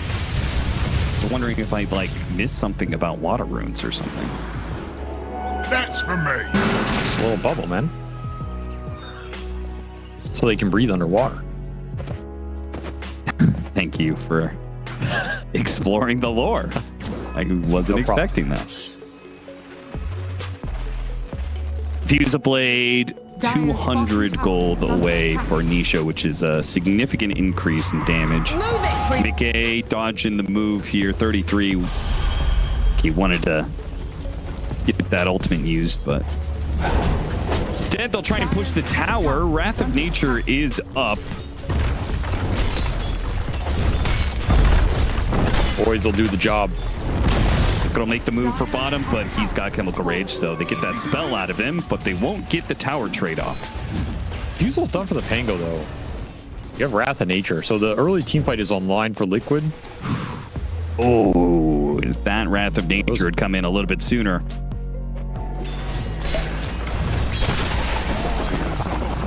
But you get really aggressive in bottom lane. It's just him and Whitemon down here. Going for the kill on Boxy, but it's not an easy one. With Raindrop, he turns around. He's got 8 Magic Wand charges, too. Got the Sprout, slowing him down. They do not keep the chase up. See the TPs coming in. Call it quits. Racho fighting it out in this bottom lane, that's for sure. He's trying to protect these towers from the Furion. Keep the map control they have. Maintain the space for 33 up top. And they're getting the gold that they want. Doom is available up here. Only the wary might find us. And Moonlight Shadow to get 33 in. The only hope is that Insania is able to stop him with the Ice Path. Hits the Ice Path. Mickey turns around, hits the Sprout. 33. Actually a little stuck. A little unfortunate, but he should be fine. Boxy opting to TP mid because BZM went for a bit of a dive, but the Rolling Thunder went off, and now BZM, so they went from a kill and a power rune to neither for him. Oh, dodge that arms of the deep, too. Nisha putting on some moves. I'll take a few more of those. That's a really important kill swing for Liquid. This Pango is so much of their early fighting power. You do not want to lose him, and you don't want to feed it away to the Leshrac. Yeah. It's like the biggest exchange you can make. They're already falling a bit behind in net worth. It's a Doom, it's an Alchemist. They're, of course, going to print money, but if they had lost their mid laner, too, it might have become a... It's a pretty direct smoke, but 33 is just out of there. And it's not at a timing that you feel that incentivized to dig deeper. Say if like Shrine of Wisdom was about to... If that were a minute later. Gate here for the Alch, maybe? Yeah, I mean... Really low. They don't know that, though. Radiant are scanning. Man, they just run into Darachu. Oh, got the scan. Darachu's out of here. Radiant's bottom tower is under attack. Great scan. Dire's middle Pops tower Chemical is Rage under just in attack. case, and I'll start farming his way back here. Look how stacked he's got. Oh, okay, that was, what, a blind hook shot? Was it just outside of vision a bit? Oxy whiffs it. Gotcha. Off the mark for sure. Dire's middle tower is under Get some of the creeps with the rocket flare. Radiant's A bottom little annoying for tower is Darachu. falling. And they do lose this tier 1 eventually. So Liquid gets something out of that move, not what they wanted, but... Oxy will continue to be a nuisance.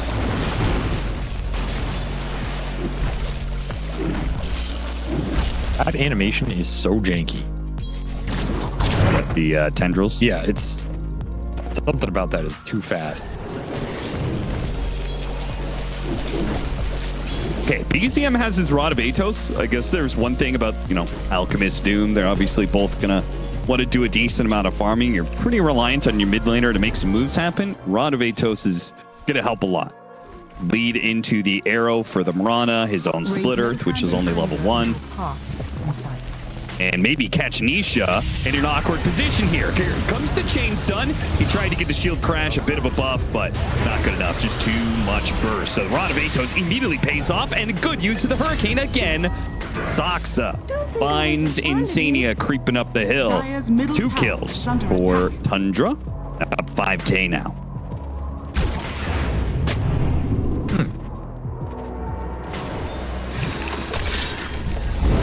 Perhaps the omens were wrong. Yeah, I think maybe you misread the tea leaves or something. It's not looking amazing here for Liquid. I expect them to have a faster early game than this. I just don't think they got enough done with the Fury on the lanes. Now they're just bleeding out objectives to a greedy lineup that got through that early game.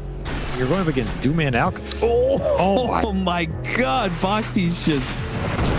It's not been his week. This game has just all been a little off. And so many of these little plays connect, they could be ahead. Instead, they find themselves in a hole. This is a Tundra lineup that is going to scale quite well over the next 20 minutes. No issues there for them.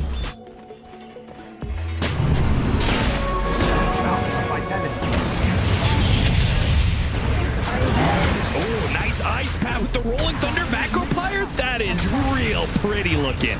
He's going to hop down and go for 33 as well. Media gets doomed. He is now doomed on the low ground. Not a great place to be with Soxa down there delivering some damage. He'll take out the Doom or the Blood Grenade. 33. He'll find that his replacement in Saberlight has something to say to him.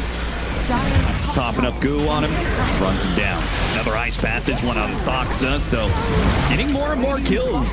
Double for Mickey. 2 for 4 exchange. Can they get a 5th one in Dyrachyo as well? He's tanky. He is, but they have the anti-tank mechanism. Viscous nasal goo. Just make it so he has no armor. Hey, dead.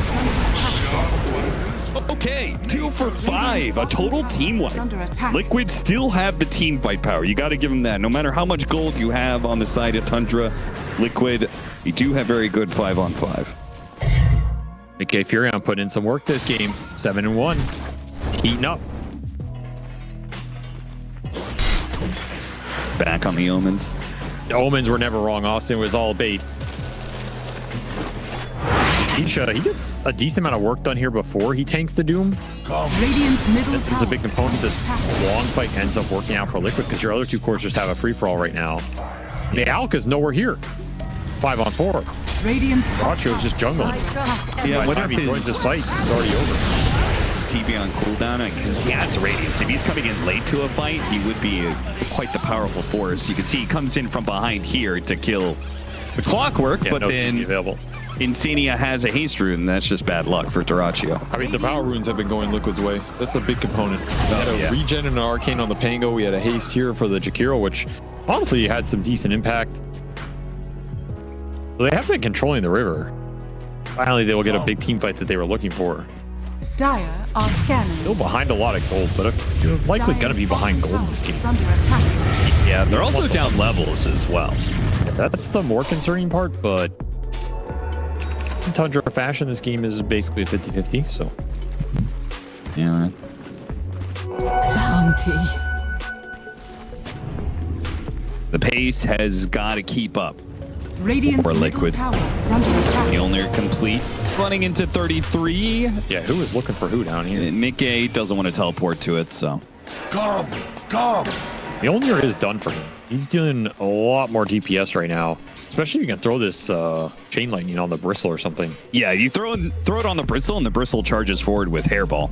He now has that, so again, 5-on-5, amping up quite a bit.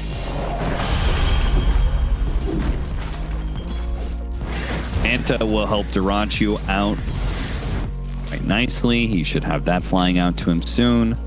And 33's next step is Blink Dagger. Radiant's middle tower. Did this Atos for the Lesh really work in this game? You got the 1 kill on the Pango with it, but otherwise it kind of felt like a dead item. He'd be finished in Bloodstone right now. Do you think he ever considers going back for Gleipnir? So many stacks. What in God's name is that? Double Troll Summoner? Holy, why are we watching this kill? Why are we watching this killer? Yeah, that kill is worth so much less gold. Look at what is happening here. What? Oh. That was a disgusting amount of gold.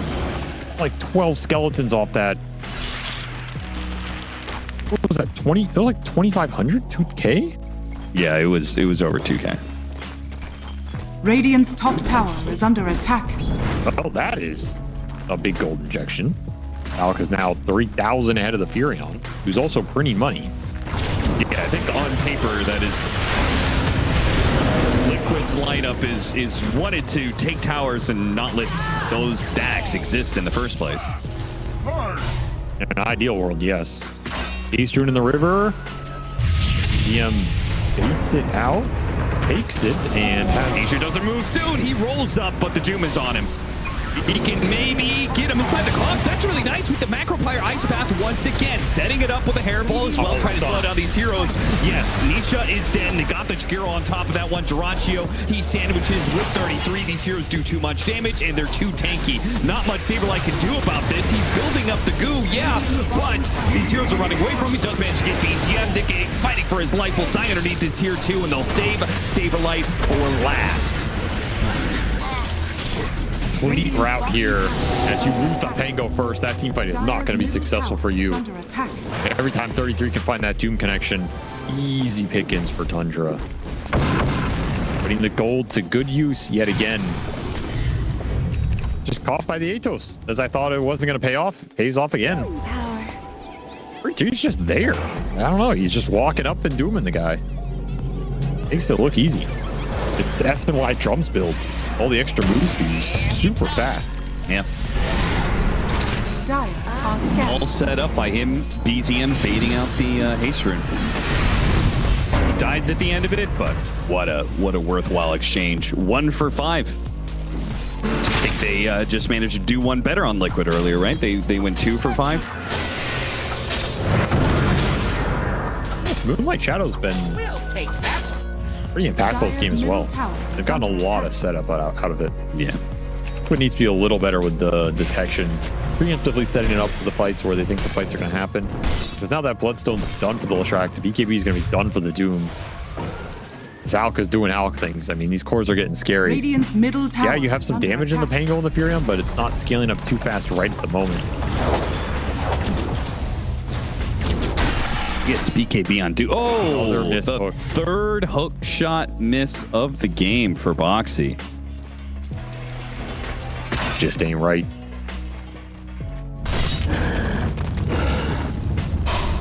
And here comes that BKB. So they can't really do anything to this Doom for a while.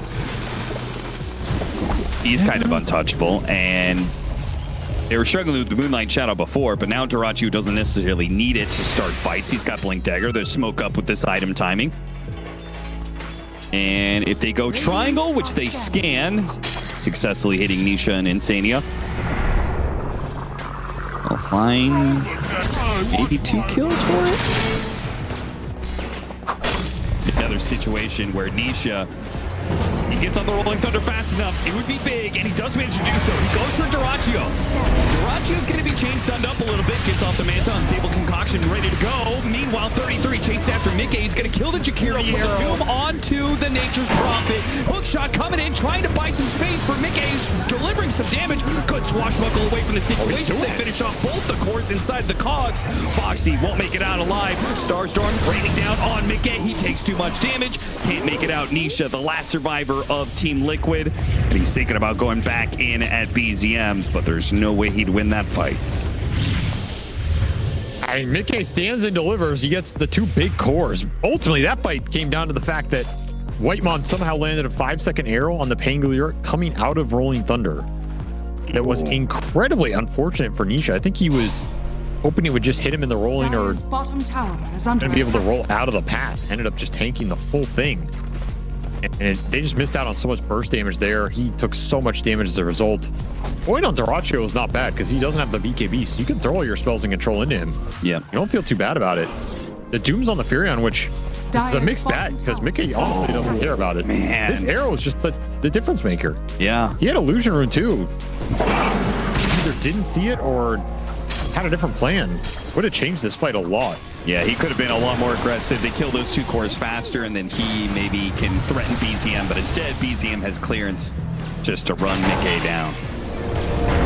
Back in though, they will get a kill on Soccer. Liquid can't afford to slow down, keep up the pace, even on a loss. They have to just go, and this is just a perfect pinball scenario. 33 somehow gets off the Doom and starts running away. Mickey is on a sliver of HP. Somebody get this guy. Oh, 33's gonna back away. BZM's right in the middle of all of this one. Swashbuckle up to the high ground, dodging that one. Saberlight in the front lines with a blade mail, pushing through the Bloodstone, getting the goo out. The hairball slows him down even further. And Nisha, can he hit the Swashbuckle to finish off BZM? BZM knows he's dead. Meanwhile, yeah, what? Mickey went in? That's a madman. Give him the Glimmer Cape. What a tight play. He still ticks out. That was inside. People concoction up 3. Duraccio says, I can do that too. Mickey back into the front he goes. Now he's kited out though. Now he dies. He got one. He can do that That's too. all he gets. He replicates it perfectly. He really did. And then Nisha dies. Soxa with the impetus. An absolute crazy fight. I cannot believe Mickey went in. I'm pretty sure he could have TP'd base and come back. That's what I was expecting. Yeah. Said he just went in. 150 HP says, you're mine, son. The fight went on so long, it was 3 for 5, make it 4. So, oh my God. 4 for 5 in the end. Liquid get the better of the exchange, kinda? I mean, yeah, technically it was a good fight for Liquid, setup-wise, and the way it went down. I don't believe it. They got a lot of gold out of that, I think. I mean, it's the correct play regardless, because you're doing it while the Doom's on cooldown. You had a really good position with the Pango in the river. Yeah. You're catching multiple cores. Alex still doesn't have BKB to defend himself against a play like that. And Mickey deals a lot of damage there. They're able to keep him alive with these constant Glimmer Capes. 3 Glimmer Capes on the side of Liquid. He needs a BKB real bad. And I feel like that's part of the problem in these situations is like these trades of 4 for 5, like those sort of things. It feels like Tundra, when they come back, they get their next round of items, right? Because their GPM is just so much higher because they're heroes. So the next team fight we're looking at, we're going to have a Blink Dagger on 33. So he's going to Blink Dagger and he's going to do that congregation bullshit where he's going to AoE stun instantly. And I think that's going to kind of wreck Liquid in a fight. Can you watch your language, please, Austin? I apologize. I know how much you despise coarse language. Yeah, fucking animal.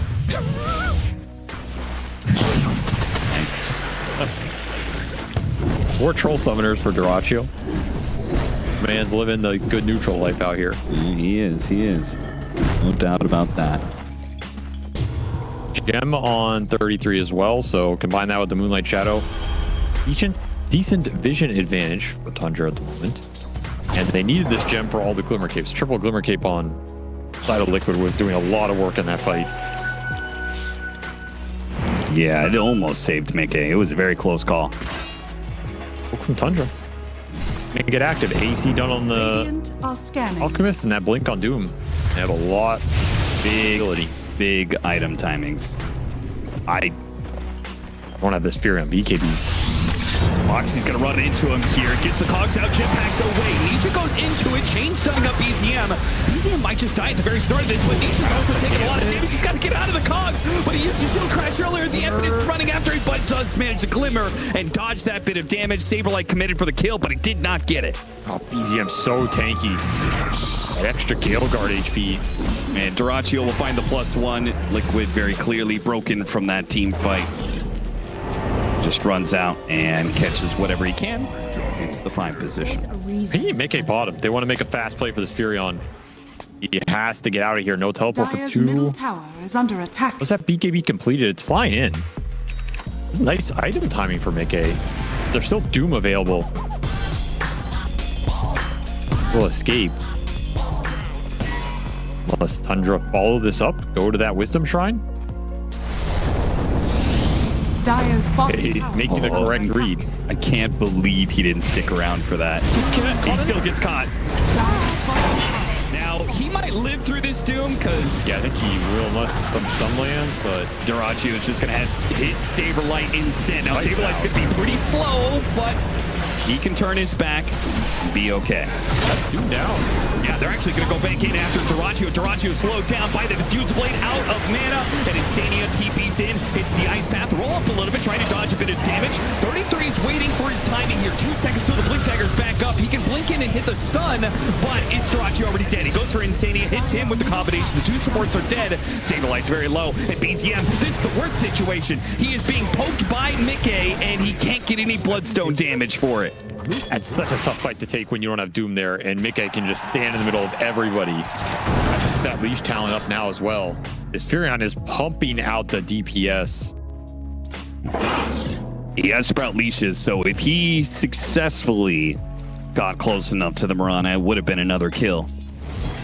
Doesn't feel like Tundra have good answers to this Furion in the fight. Even when you Doom him, it's not a good Doom target. Unless you just all in him. If you have if you're stunning him at the same time you're doing him, okay, but he's been able to walk these off with these Glimmer Capes. Then you're stuck in these situations where you're wailing on this not rocket bristle, doesn't feel great. No. You're getting your mana burned by Nisha with this Ag's Diffusal, slowly wearing you out, removing your spell capabilities. And you're fighting underneath the tier 2. You're fighting underneath the tier 2 in which the Furion went to Fountain, healed, and came back. So this long fight is just not going to favor you. And as a result, Liquid straight into the Roche pit. Just to make it, just like that. Fight just got even harder. Now you don't even want to Doom him at all. Easy Imp getting frustrated. Pull roots and run. Radiant are scanning. Who else is scaling up with Mickey? Nisha, his net worth is doing okay. I'm a little bit concerned that Saberlight's net worth hasn't shifted too much. He's kind of sitting on the same Blade Mail, Glimmer Cape, SNY situation he's had for a bit, but... Yeah, he's not cleaning anything up in the fights, but I think his position is okay. I think the goo is impactful enough. You're going to have to buy BKB on this Alec, I think, and Dyrachyo is trying to pick the right moment to do that. Yeah, Shiva's on Doom would also help a lot, but right now, if you don't have those two items, this goo is still very impactful. So you're saying he doesn't need to necessarily scale as much as... Not as fast, you know. Okay. These late game items come out, we can see his impact get muted for sure, but for right now, his position's fine. Yeah, that 33, get him inside the cogs. Another hook shot miss. Wow, it's like Jetpack really threw him off there or something. Liquid had to get at least one in. Dyrachyo, he's got Blink and TP. He's gonna go for Boxy, but he doesn't have detection. The Glimmer Capes. He stuns himself. Does Liquid come back for this? Boxy wants it. A different target. They want BZM. Yeah, they go after BZM instead. He gets on the Bloodstone BKB and he turns and fights Mickey. Now, Mickey's got the Aegis, so this isn't the best situation for BZM. Couldn't get him inside the Sprout, though. Couldn't lock him down forever. Now, Nisha gets ripped apart by Dyrachyo. That was quick focus damage right there. Saberlight's trying to keep the slow on him, and finally the BKB goes out, so they'll have to content themselves with an Enchantress instead. No! Did you just can't hit it, man. Hit a hook shot in this game. It's not landing. Oh! Mickey. You gotta get out of here if you're Liquid. Dyrachyo's coming back with a vengeance. Yeah, he may not have Chemical Rage right now, but it doesn't really matter. He does spot Insania. Insania forced pass successfully out of there. The Chemical Rage is back up into play, but they're in a nasty situation, man. This is not the area against a Jakiro Ice Path Macro Pyre. They got to get the hell out of here. That is not the choke point. I'm thinking about going up into it, man. He doesn't care about the fire and flames. He pushes forward into hell if required. Arrow off the Unstable Concoction. Nope. Reset. They don't bleed anybody else out. Keep the Aegis intact. Dyrachyo doing work in these fights. Basically solo kills the Pango there. That is massive. Invisibility. We'll have a little window. Nisha is back up. They still have the Aegis, and BKB is on cooldown. Dyrachyo. So, expecting Liquid to get hyper aggressive here. They immediately 3-man smoke up behind Nisha, who pushes in the mid lane. Yeah, you gotta look for anything here. Spot Dyrachyo. 10 seconds left on that BKB. Hook shot at the ready. But can you hit it? Saberlight, don't get too close to him now. Don't block his hook shot. You hit the hook. He blinks back at the right time. Mickey, he teleported in for it, but the hook shot blocked by the neutrals. Because, of course, they're in the way of the hook shot. Why wouldn't they be? At least you got the BKB charge out of them. That's something. Yeah, I mean, you started that fight because the BKB was on cooldown, and now you get to have another minute to try and get another fight. Honestly, BZM was impressively tanky there. He was just sitting in front of Mickey, healing off this Bloodstone. Mickey was not bringing him down. Yeah. Needs more single target burst DPS here. He can get it. Yellow card. Daedalus. Yeah, Daedalus will do it. Help a lot. 1 minute left on the Aegis.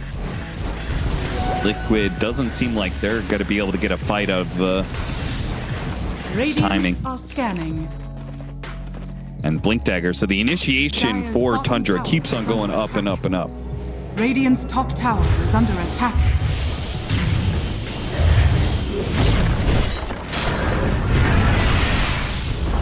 They just need more survivability. They need more Lincoln Sphere, Lotus Orbs, Aeon Discs, whatever it is. If you can survive the jump, Radiant's top bail tower each other is out. under attack. Just keep these fights ultra long. Do you think that Saberlight should consider Lotus over Shiva's? Oh, I mean, Radiant's Shiva's is middle tower is survivability under too. attack. And it's Okay. offensive survivability in a way. structures I'm are totally fine with that. For me, it's more the Pango. Nisha is going Lincolns here. I think that's the big item. He is the biggest Doom target in this game for sure. Yeah, he's got it now. He just needs to survive these fights. The biggest thing that's been working for Tundra is they've been able to take this Pango down significant amount of times at the start of fights. He will finish the Lincoln, so he will have Lincolns for this fight. Might not be something 33 is aware of. Yeah, especially since 33 doesn't have a way to break that Lincoln's, right? Because he has the congregations. Dire's nothing right middle now. tower is under attack. Smoke's gonna break here on the low ground. Not the situation, but the illusion gets some good information. Radiant's top tower is under Rachio attack. wants to go in. Okay, they stun each other here. The Ice Path is going to go out and they're going to focus on Duraccio, but BTM with his Blink Dagger has already hit the back line. Kiro's dead and Duraccio is not. Meanwhile, 33 found his initiation a little bit bonked because Mickey got him inside the crowd. Big impetus comes out and they do manage to finish off the Clockwork. Unstable Concoction hitting Mickey in the back lines here. Mickey, he pushes forward, but here comes BTM. He's not afraid to fight. He blinks straight forward. BKB gets activated. Once again, they're in this little area. Oh, Hurricane Punch trying to push one away, but BZM hot on his trail, will not let go. Now the impetus is raining down on Nisha up next. They may be low on mana. Saberlight wants to fight this still. He's got a lot of goo on them, but he can't do the damage by himself. Being Boxy, he gets inside the cogs, but he instantly dies. There's just no damage. A monster fight from BCM. Aggressive blinks. The amount of DPS he's outputting. Dire's middle tower. And those impetuses coming in. It's all the Leshrac and the Enchantress. The Doom did nothing. 80,000 damage on Shrek. And a team fight on his back. Yeah, fantastic read by BCM. Just blinking and going straight for Mickey, even though he had the BKB. Stand up and blink stunned him. Barracks are under attack. Started that fight by killing backline supports as well. Really good positioning. Dire's middle Too many damage sources on the side of Tundra. Liquid unable to control and deal with all of them. And he does go back for the Gleipnir. For AoE. Dire's bottom tower. Ceremonial Robe on top of this. He is outputting a lot of damage. Near no arrow. Dire's bottom tower is falling. Just focus on the buildings. Got a limited window before Mickey is back into play. They want to get these buildings and get out. Glyph is going to be used. That's going to be their call to start leaving. Saberlight's going to try and stop them from getting out of here. He just needs to keep them long enough that Mickey can teleport in and they can try and take the team fight off. And oh, the Rolling Thunder, it whiffs. It whiffs bad. It still hits 33 in the back lines, but they wanted Duraccio 33. Pops his BKB. He's not sure what to do from this situation. Doom isn't up just yet. Macrofire's on out. Duraccio's just going to pop his BKB and go for Mickey as his BTM. Same situation as last time. Hurricane Pike back to the Alchemist, but BZM will stick onto him. Mickey, he's trying to crawl away, and it looks like they can turn around and kill BZM. Mickey's on low HP, though, with Duraccio and 33 chasing after him. Sprout's going to be able to create a little bit of a window here. Arrow starts backing away. Arrow is going to be dodged. 33. Blink up in 2. One. He's going after the Furion. Oh, Hurricane instantly from Mickey. What a response from Mickey, and he will stand tall and beat out 33. No way this guy survives all of that. Oh, insane. He was absolutely ready for everything. This high ground ward doing so much work. And the fact you bring this Leshrac down with the blade mail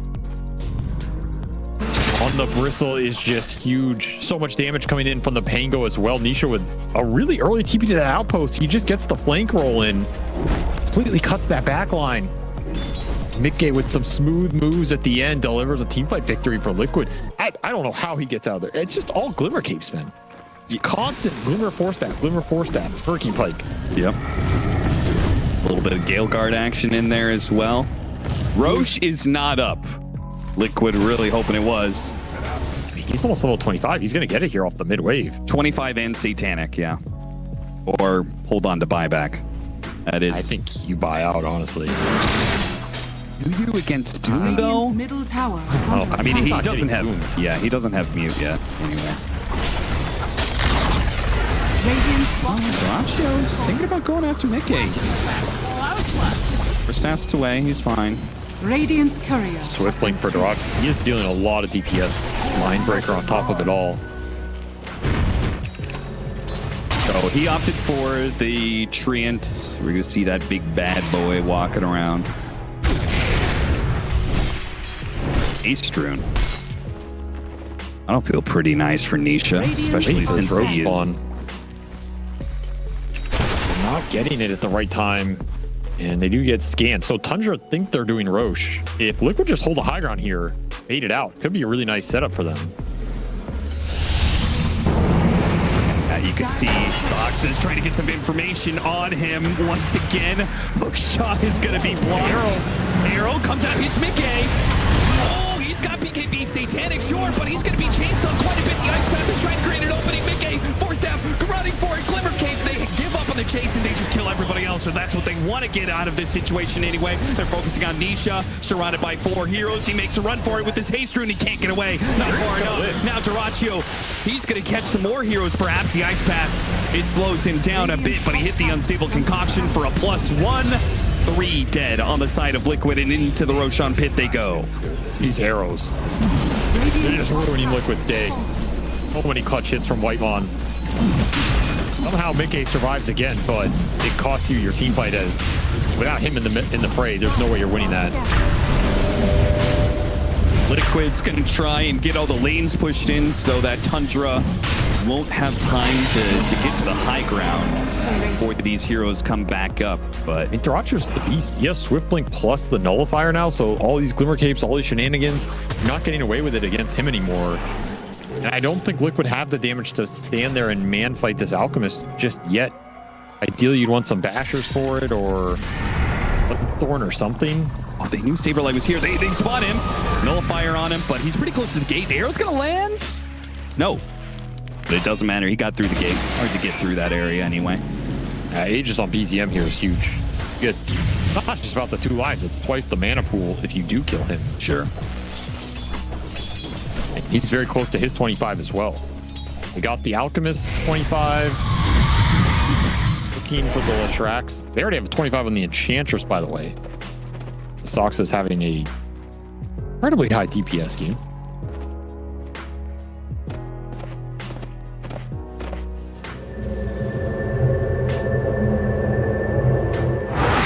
You're like just walking into this outpost. Not where you want to be. Cane Rune on 33. He was thinking about the Doom there. So I think this is correct. Diabolic Edict, when you have the damage talent, that's it. 2200 damage hits an additional target. Is he actually going to be doing almost 4500? Well, he is, because he's got Kaya as well. 4500 pure damage in a fight. Man, that sounds really good. That stable concoction. Arrow is going to be blocked by the creep wave that's coming in. Splitter does land, but they give up on this. This is not good. Going for the Crystal Blank at the start. They didn't chain it perfectly. Duraccio does get a lot of chain stuns. Got off his BKB with Chemical Rage. He starts making a break for it. BZM, though, he's going to have to rely on his Aegis. Life. He's going to be ice paths immediately. They're focusing on him. Mickey, can he do the damage fast enough? BKB, Bloodstone, he's running forward now. Playing the distance a little bit. Oh, that's bad. 33. He wishes that BZM. He's still going to fall. He does end up going down. Now they're turning to 33. Mickey's just too strong in these fights. If they don't get the initiation clean, Mickey will just battle it out with them one by one. Super forced high ground from Tundra. And a Doom that lands on that Lincoln Sphere spells their own Doom, as Mickey he gets a completely free fight. He just has so much time to hit them. Hit this out for the full duration of his BKB. Duraccio has to bail. Gets to hit BZM. for the entirety of both his lives there. He's still not done. He's looking for more. It's an amp damage alchemist. Oh, another arrow. Again.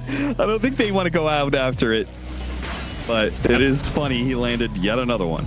He's been nailing him the whole game. Basher now for Dyrachyo. He keeps trying to just get more damage, more control into the limited slots he has. He's behind the Fury on gold now. As full Daedalus arrives from Mickey. Trying to end this game or what? Buyback available. He's all in.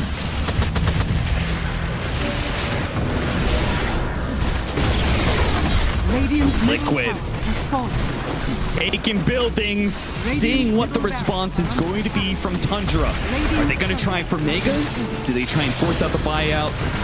Tundra have tier 4s. They have buyback on all 3 cores here. You have to get through a lot of lives to end this game if you commit fully. Just be double laning back, arrow. Radiant's call. Look around for it. This is an opportunity Tundra could take. Dyrachyo's after it. Oh, 2-man stun too, but Glimmer Cape goes out. Mickey, he gets an opportunity to respond. He gets this route onto 33 almost immediately. 33 stuck in the back line, has to use BKB. Mickey, Ian taking a lot of damage right now. Force out, Satanic starts healing him back up though. Dyrachyo's getting low now. Alongside ECM, it's just slowed down. There's too much go everywhere. They're slowed down to a crawl, and Mickey's just delivering hit after hit after hit. They can't stop him. One buyback available. Each of these cores. Still have 33 lingering in the back. They're gonna go for the Megas here. If they go again, though, Satanic is gonna be off cooldown in 3 seconds. No BKB for Mickey. Yes, that's the big thing. No BKB here. I think he's willing to go for this, and if he has to buy back for it, he will. Congregation. Created opening. Force-Sap gets him back down to the low ground. Liquid. Retreating. And seeing what Tundra do in response. I mean, Nisha keeps throwing this Lincolns on Mickey. Trying to block the Doom. He's thinking about rolling in again. Saberlight's gonna push forward. Hairball, the Rolling Thunder. Oh, didn't quite hit on 2. Nice hook shot though. From the back. He chains into the stun, but the back line is being assaulted. Jakiro's already gonna be dead. Mickey's right in the midst of it. He's already killed BZM. That's gonna be dieback on him. And now with the Rolling Thunder bumping in 33, they can't stop Mickey. He's just too damn big. Despite the Alchemist, despite the Doom, it all seems a bit too much. Maybe Dyrachyo can put him on his back. Mickey turns, he fights, he kills. Oh, it's just too much. Now they're stuck inside the cog. The go is just building up over time. Mickey doesn't care. He's willing to die. He's got the buyback. The end of the game is nigh. Whether it's this life or the next, he will have his revenge. He will have his rampage. And he will have his 2-0 against Tundra. As predicted, Austin, the omens don't lie. Never bet against Mickey Spirion. Never do it again. You goddamn fool. You have been proved wrong. That is the laugh of a man who just ended some careers and snapped some ankles and demoralized the so-called best team in the world. What a performance from Mickey. 25, 5, and 15 with 90,000 hero damage dealt. That is an absurd number when the next close